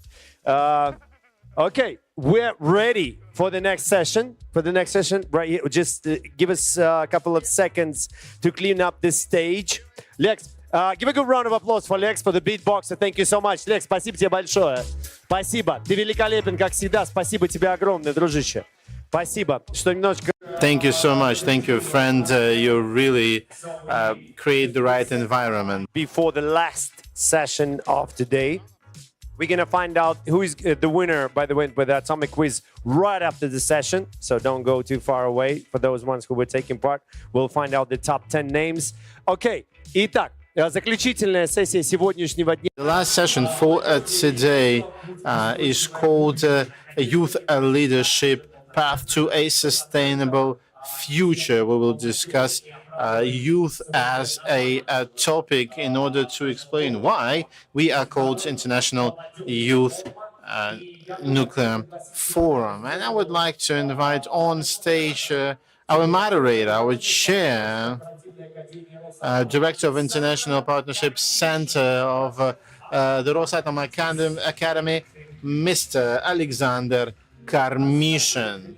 Фотография, Александр, безумно рады вас видеть. Ну, я думаю, вы... Very happy to see you, Alexander. Amazing to see you. Please introduce the speakers. It's over to you. Artyom, thank you very much. You know, it's extremely difficult to be moderating a session after such an incredible show of talent. I think that deserves another round of applause, indeed. That was an incredible beatbox performance. I'd like to introduce my fellow panel members, Ivana Kovacev-Vasquez, a MIFI postdoctorate, Mohammed Ali, postdoc at the Moscow Energy Institute, ambassador of Russian nuclear education, Zoran Matic, teacher at the East Sarajevo University, Bosnia and Herzegovina, Carlo Tira, ambassador of the Russian nuclear education, and Nadezhda Patechina, chief researcher at the Luch Research Institute. First of all, thanks, all of you. Thanks for being with us.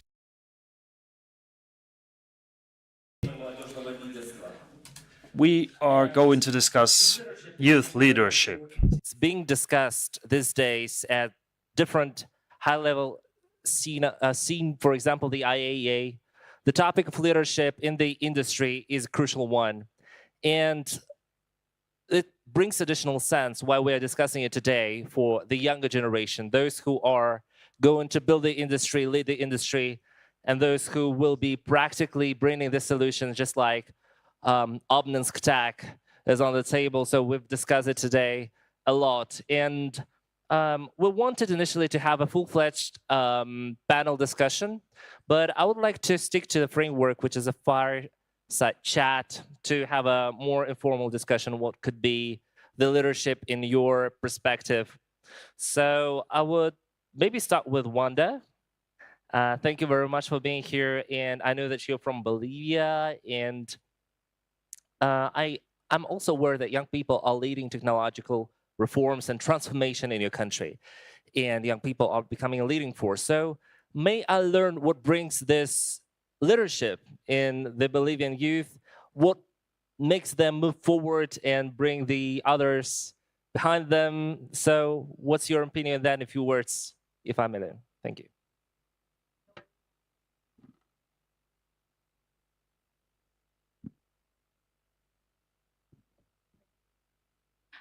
Hello, everyone. My name is Wanda Natalia. I'm from Bolivia, and I'm nuclear ambassador.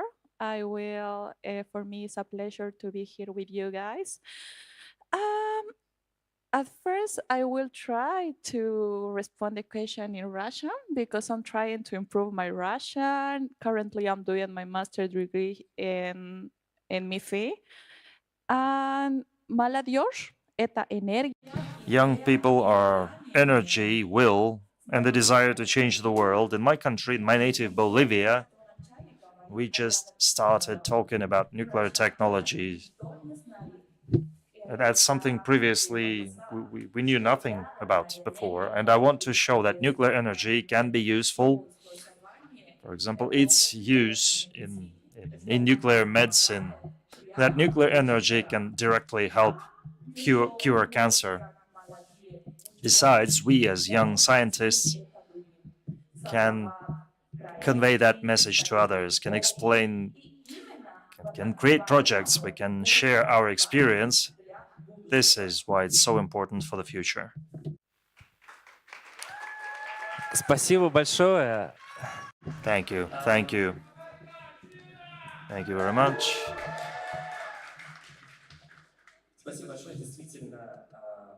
Thank you very much. Indeed, young people from Brazil are one of the key forwards and drivers, locomotives in the Latin American continent.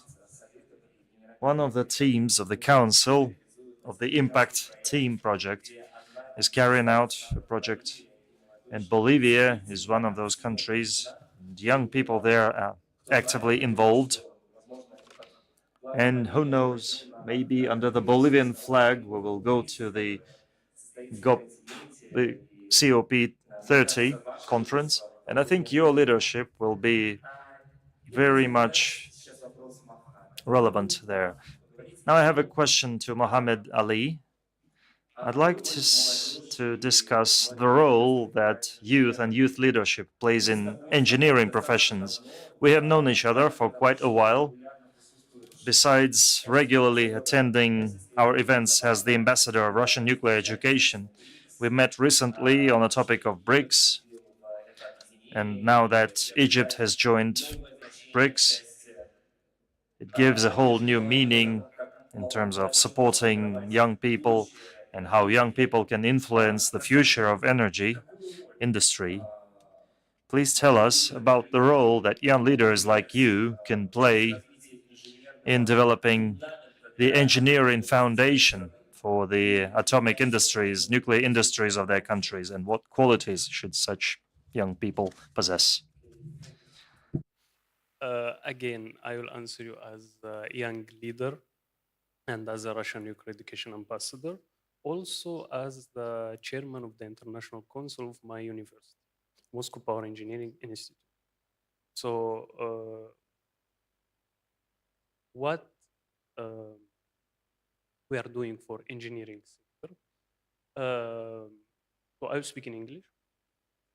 I can say that the young people are creating the future of the engineering sector now. They are dreaming about clean energy, green energy.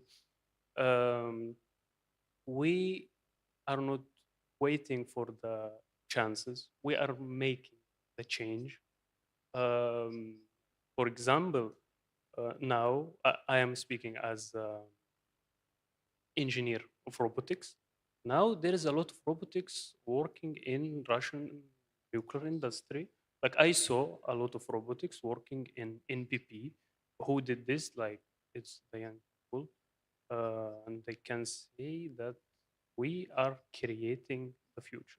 Again, we are the change. The second thing that you say, like how to be leader, things. First thing, you must know how to work with people. You must know that you will face a lot of problems. You will face unexpected problems that you need to solve as a leader. You also need to know how to speak with people. I can say that the good leader, that the leader who's listening to the negative opinions before the positive opinions, but not making these negative opinions to stop him. A good leader, when he fail, stand up and continue success. Thank you. You've been addressing leadership as a concept, and I have one more question to you, and maybe it's quite relevant to the whole audience. Well, being a leader is a major responsibility. Whenever you are driving a community, people who are looking at you at a profile. So, however, being an engineer, the one from technical field, more the one who is bringing forward hard skills. So it takes extra responsibility. How would you address this? Do you have to be extra responsible whenever you are sharing certain ideas with the audience, with your community, or it's slightly different?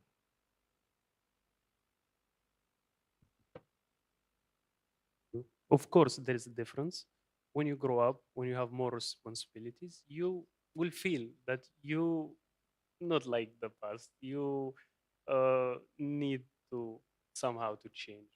You will see that you have more responsibilities, and somehow you will get some stress, but you must face this and continue what you are doing. Well, let's ask also the audience, because many of you are leaders from your universities and organizations, and many of you are engineers or students in engineering fields. Do you feel lots of stress whenever you are trying to lead your communities or do some activities at university? So it's a lot of stress, right? I can hear you. Well, I don't have technical background, to be honest, but whenever I'm challenged with the fact to push something forward, an initiative in a technical field, it is always an extra challenge because you have to bring this interest into people, you have to bring their attention.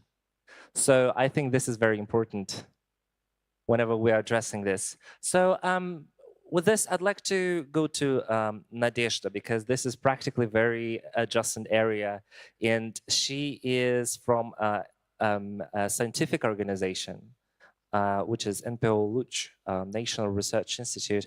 So Nadezhda, a lot of things are happening in terms of leadership in science. More than that is happening in the youth politics here in Russia and abroad, because we need young people in science. We need to make it attractive.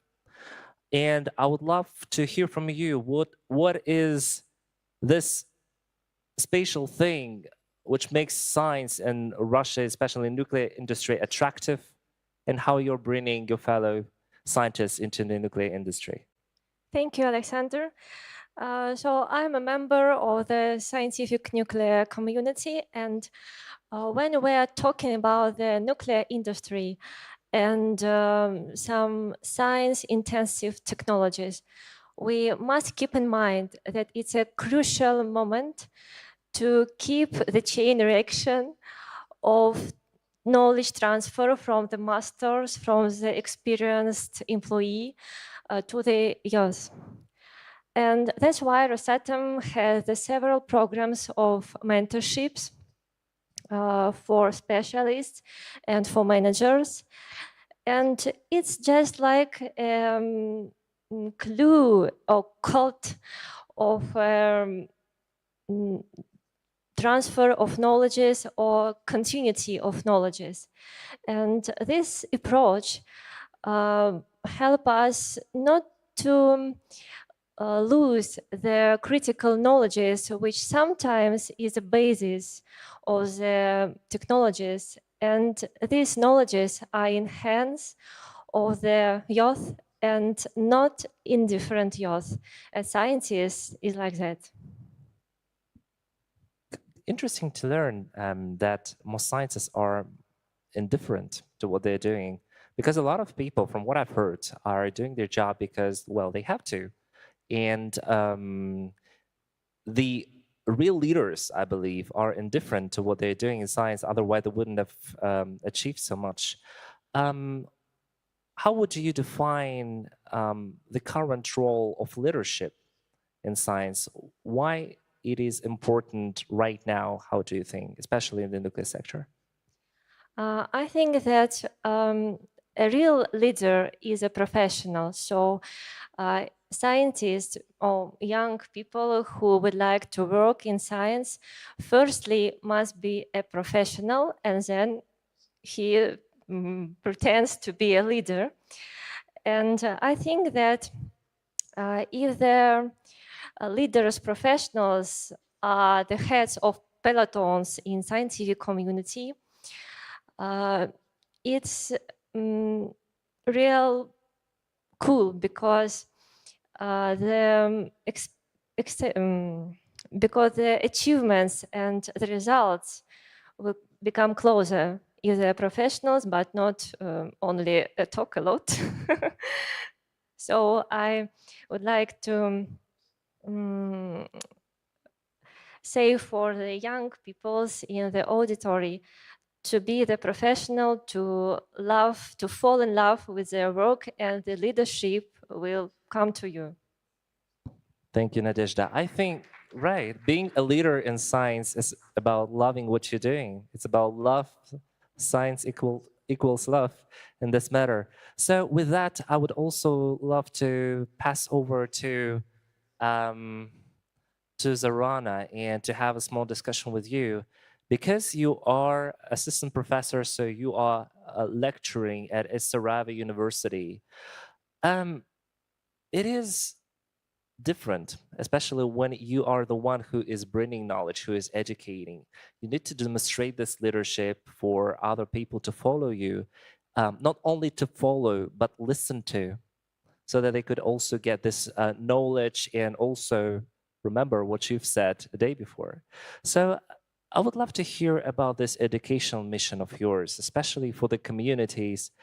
Whenever you have certain social challenges, what might be this educational mission, and how would you bring it and implement it as a leader? Thank you for your question.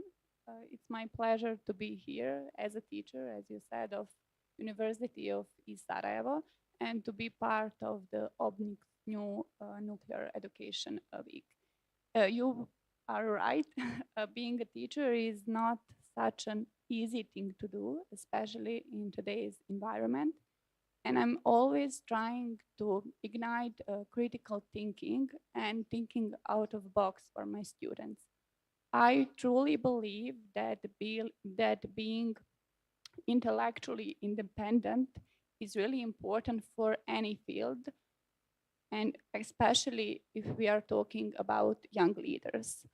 Also, we are trying to make the classroom as a safe space and inclusive space, so everyone can feel welcome to have a chat, to discuss some ideas, to ask questions, and also to make mistakes.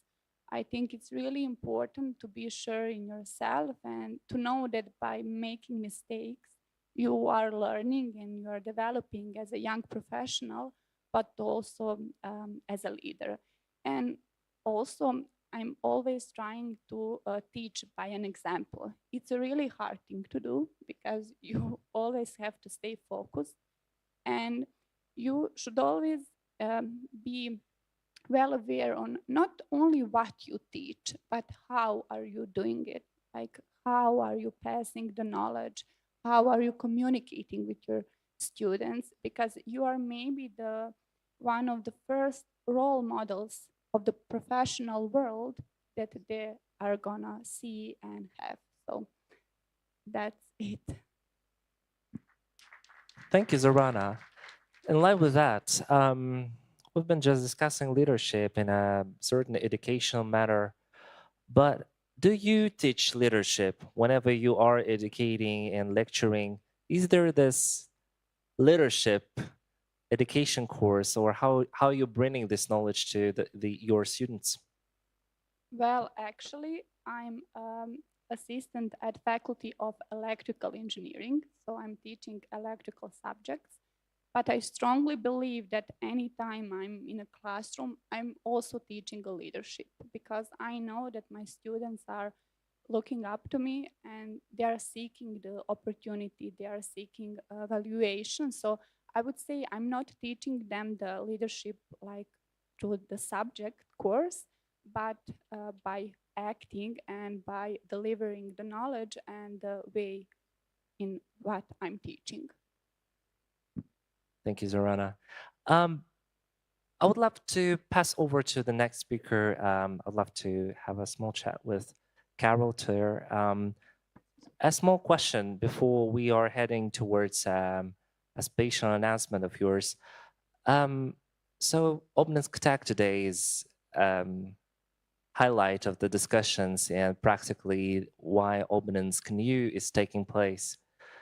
How would you define the role of leadership in Obninsk Tech?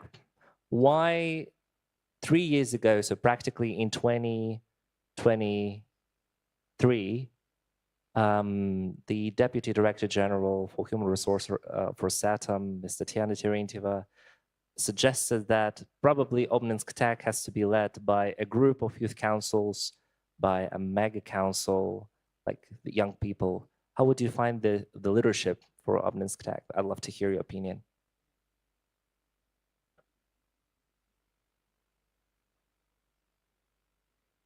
Let us try this one. This one does work. Thank you so much, Alexander, for that question. And it is a very good question, so I really do appreciate it. When I look at the idea of leadership within Obninsk Tech, the connection of youth and standard, dare I say, adults, but not necessarily simply standard personnel, appears quite natural. So whenever we do something, for example, right now where we are doing the seasonal schools, we are currently organizing the Obninsk Tech Summer University. We probably have many participants watching us right now. The connection of youth and, for example, educational staff of the university and the leadership of the university is present at every place and every part of the organization process. From that perspective, it would be difficult to imagine the complex system working without either of the two ingredients. They are really complementing each other. And when you look at it from the perspective of the idea of Obninsk Tech, it was meant as a project of young people for the young people. So I suppose it really stems from the general idea that if you want to have a really successful youth project, you have to involve youth in some capacity, but you cannot involve youth only, I suppose, in the project of this scale, because you also need the experience of those who already, for example, have done such things before and can deliver feedback, constructive criticism, and can basically strike the innovation with realism.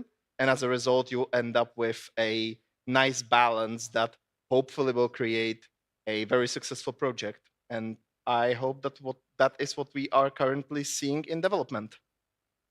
Thank you, Carol. I like this, a project from youth by youth for youth, bringing Obninsk forward. And we've been looking at the project and developing it all together throughout the recent years. And now we are where we are. Obninsk is there with all the capacities and things we're up to. I've heard that today you participated in the so-called Mega Council where you discussed the declaration, and I know that's been adopted. So why don't you come up here to read out the forum declaration that we have, and we'll be glad to listen to. I will be glad to.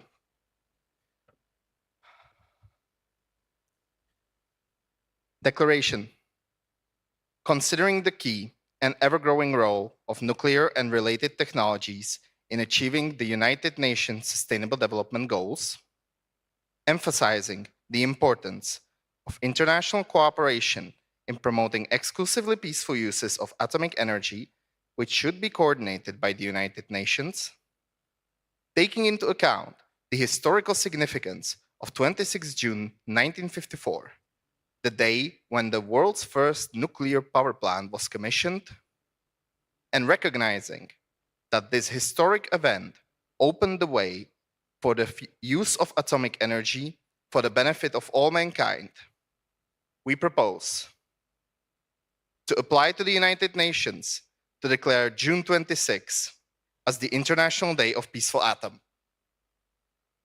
The International Day of the Use of Atomic Energy for Peaceful and Sustainable Development, International Day of Peaceful Atom, under the auspices of the UN, is to be celebrated annually at the international level to commemorate the beginning of the atomic era, reaffirming the important contribution of atomic energy to achieving the Sustainable Development Goals.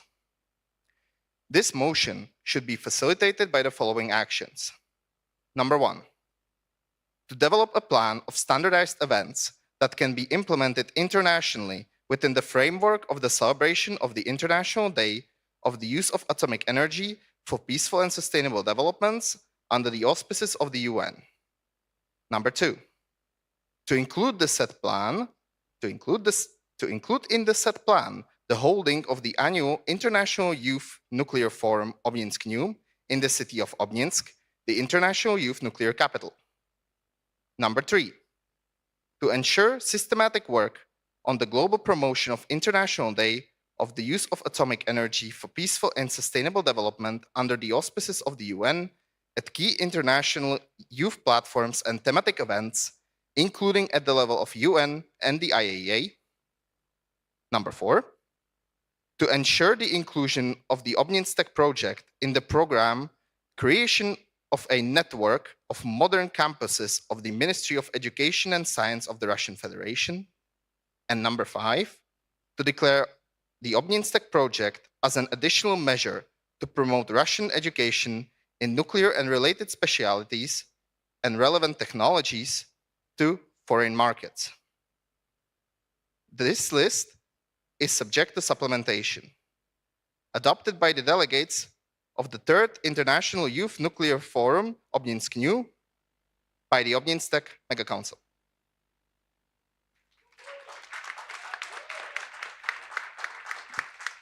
Thank you, Carol, very much for reading it out. I believe that just like it was noted by Director General of Rosatom, Mr. Likhachev, it will be handed over and worked thoroughly with the Russian Ministry of Foreign Affairs to be conveyed to the United Nations to give it a full power. And this is indeed a historic moment. I believe that this forum, this declaration, the idea of making the 26th of June the International Day of Peaceful Atomic Energy would really make an impact and mark the role that the first world's nuclear power plant in Obninsk made over 70 years ago. At this very specific moment, I would love to close this session, and I would like to thank my fellow panelists and ask each and everyone give an extra round of applause before I'm passing it over to Artem. Thank you. Спасибо большое, Александр Кармишин. Thank you very much, Alexander Karmishin. The experts. И это все аплодисменты. This is all the applause. Oh, come on, you can do a lot better than that. A lot better than that. Don't go away. Don't go away. You've got to stay, as they say in this music. We got 2 quick moments before the end. The end is close. The end is near. Anyway, 2 moments. Moment number 1. Don't go. This is a mistake. You're leaving. This is a big mistake if you're leaving. A big mistake. Moment number 1. Let's have a look at the screen and see the top 10 names. Да. Мне говорят, сейчас, секундочку. Сейчас мы... Hold on. We're gonna have a family photo in front of the stage. Yeah, we have to, because you never know what's going to happen in 30 years. Maybe we're not going to be as beautiful as we are right now. So we have to record that moment. So please collect everyone, come closer to the stage. Yes. And можно... Can we give some light? Can we shed some light at these beautiful people? Would you please increase the light capacity? No, we're good. Nobody understands what's happening. This is so good that you are here.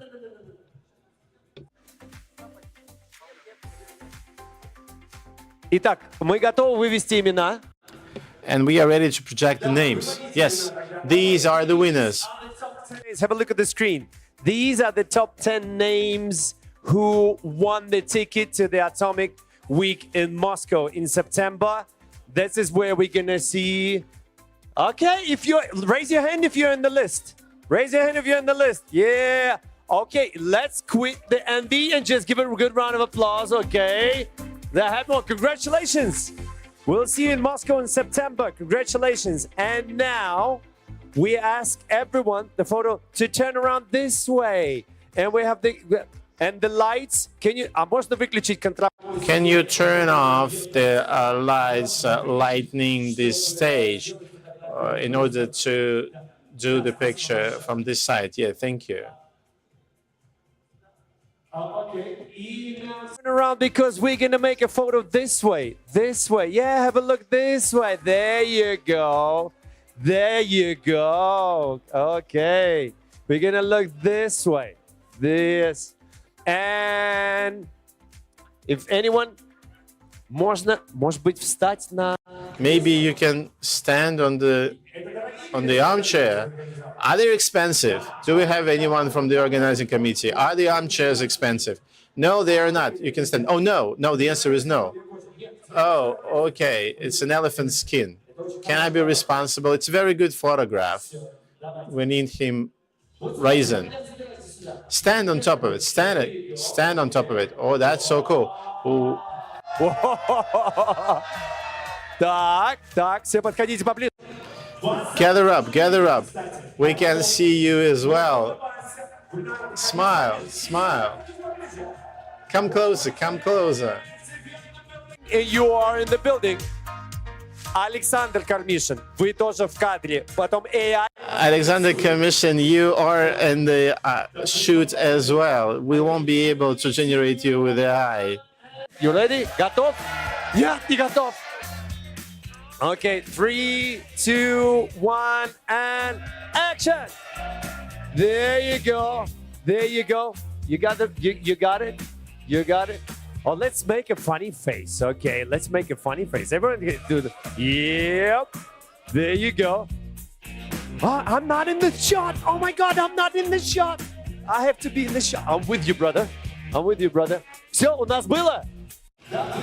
Did we do? Have we done? Yes, done. You will introduce me later with Jenny. Applause to all the speakers and to yourself. Okay, dream big, because this is the main message that was told from this stage. Dream big, and your dreams are gonna come true for sure. 100%. We'll see very soon next year. And with some of you, we're gonna see each other in September in Moscow Atomic Week. Big hugs and love and goodbye. Thank you so much. Give a good round of applause to each and every one of you. The power of youth. This is the biggest power. Спасибо большое. Спасибо всем. Thank you so much once again. Let's call it a day. Line 'em up to knock 'em down, locomotive. You're so bored, and you know it. I'm adrenaline in your veins, keep it flowing. I'm slinging fire from my fingertips. Oh, here we go. I'm dishing out. Can you handle this? I'm on the road. Yeah, yeah. Oh, here we go. I'm on the road. I came here to play. Gonna give them what they want. I came here to play. Kept them waiting for so long. Don't get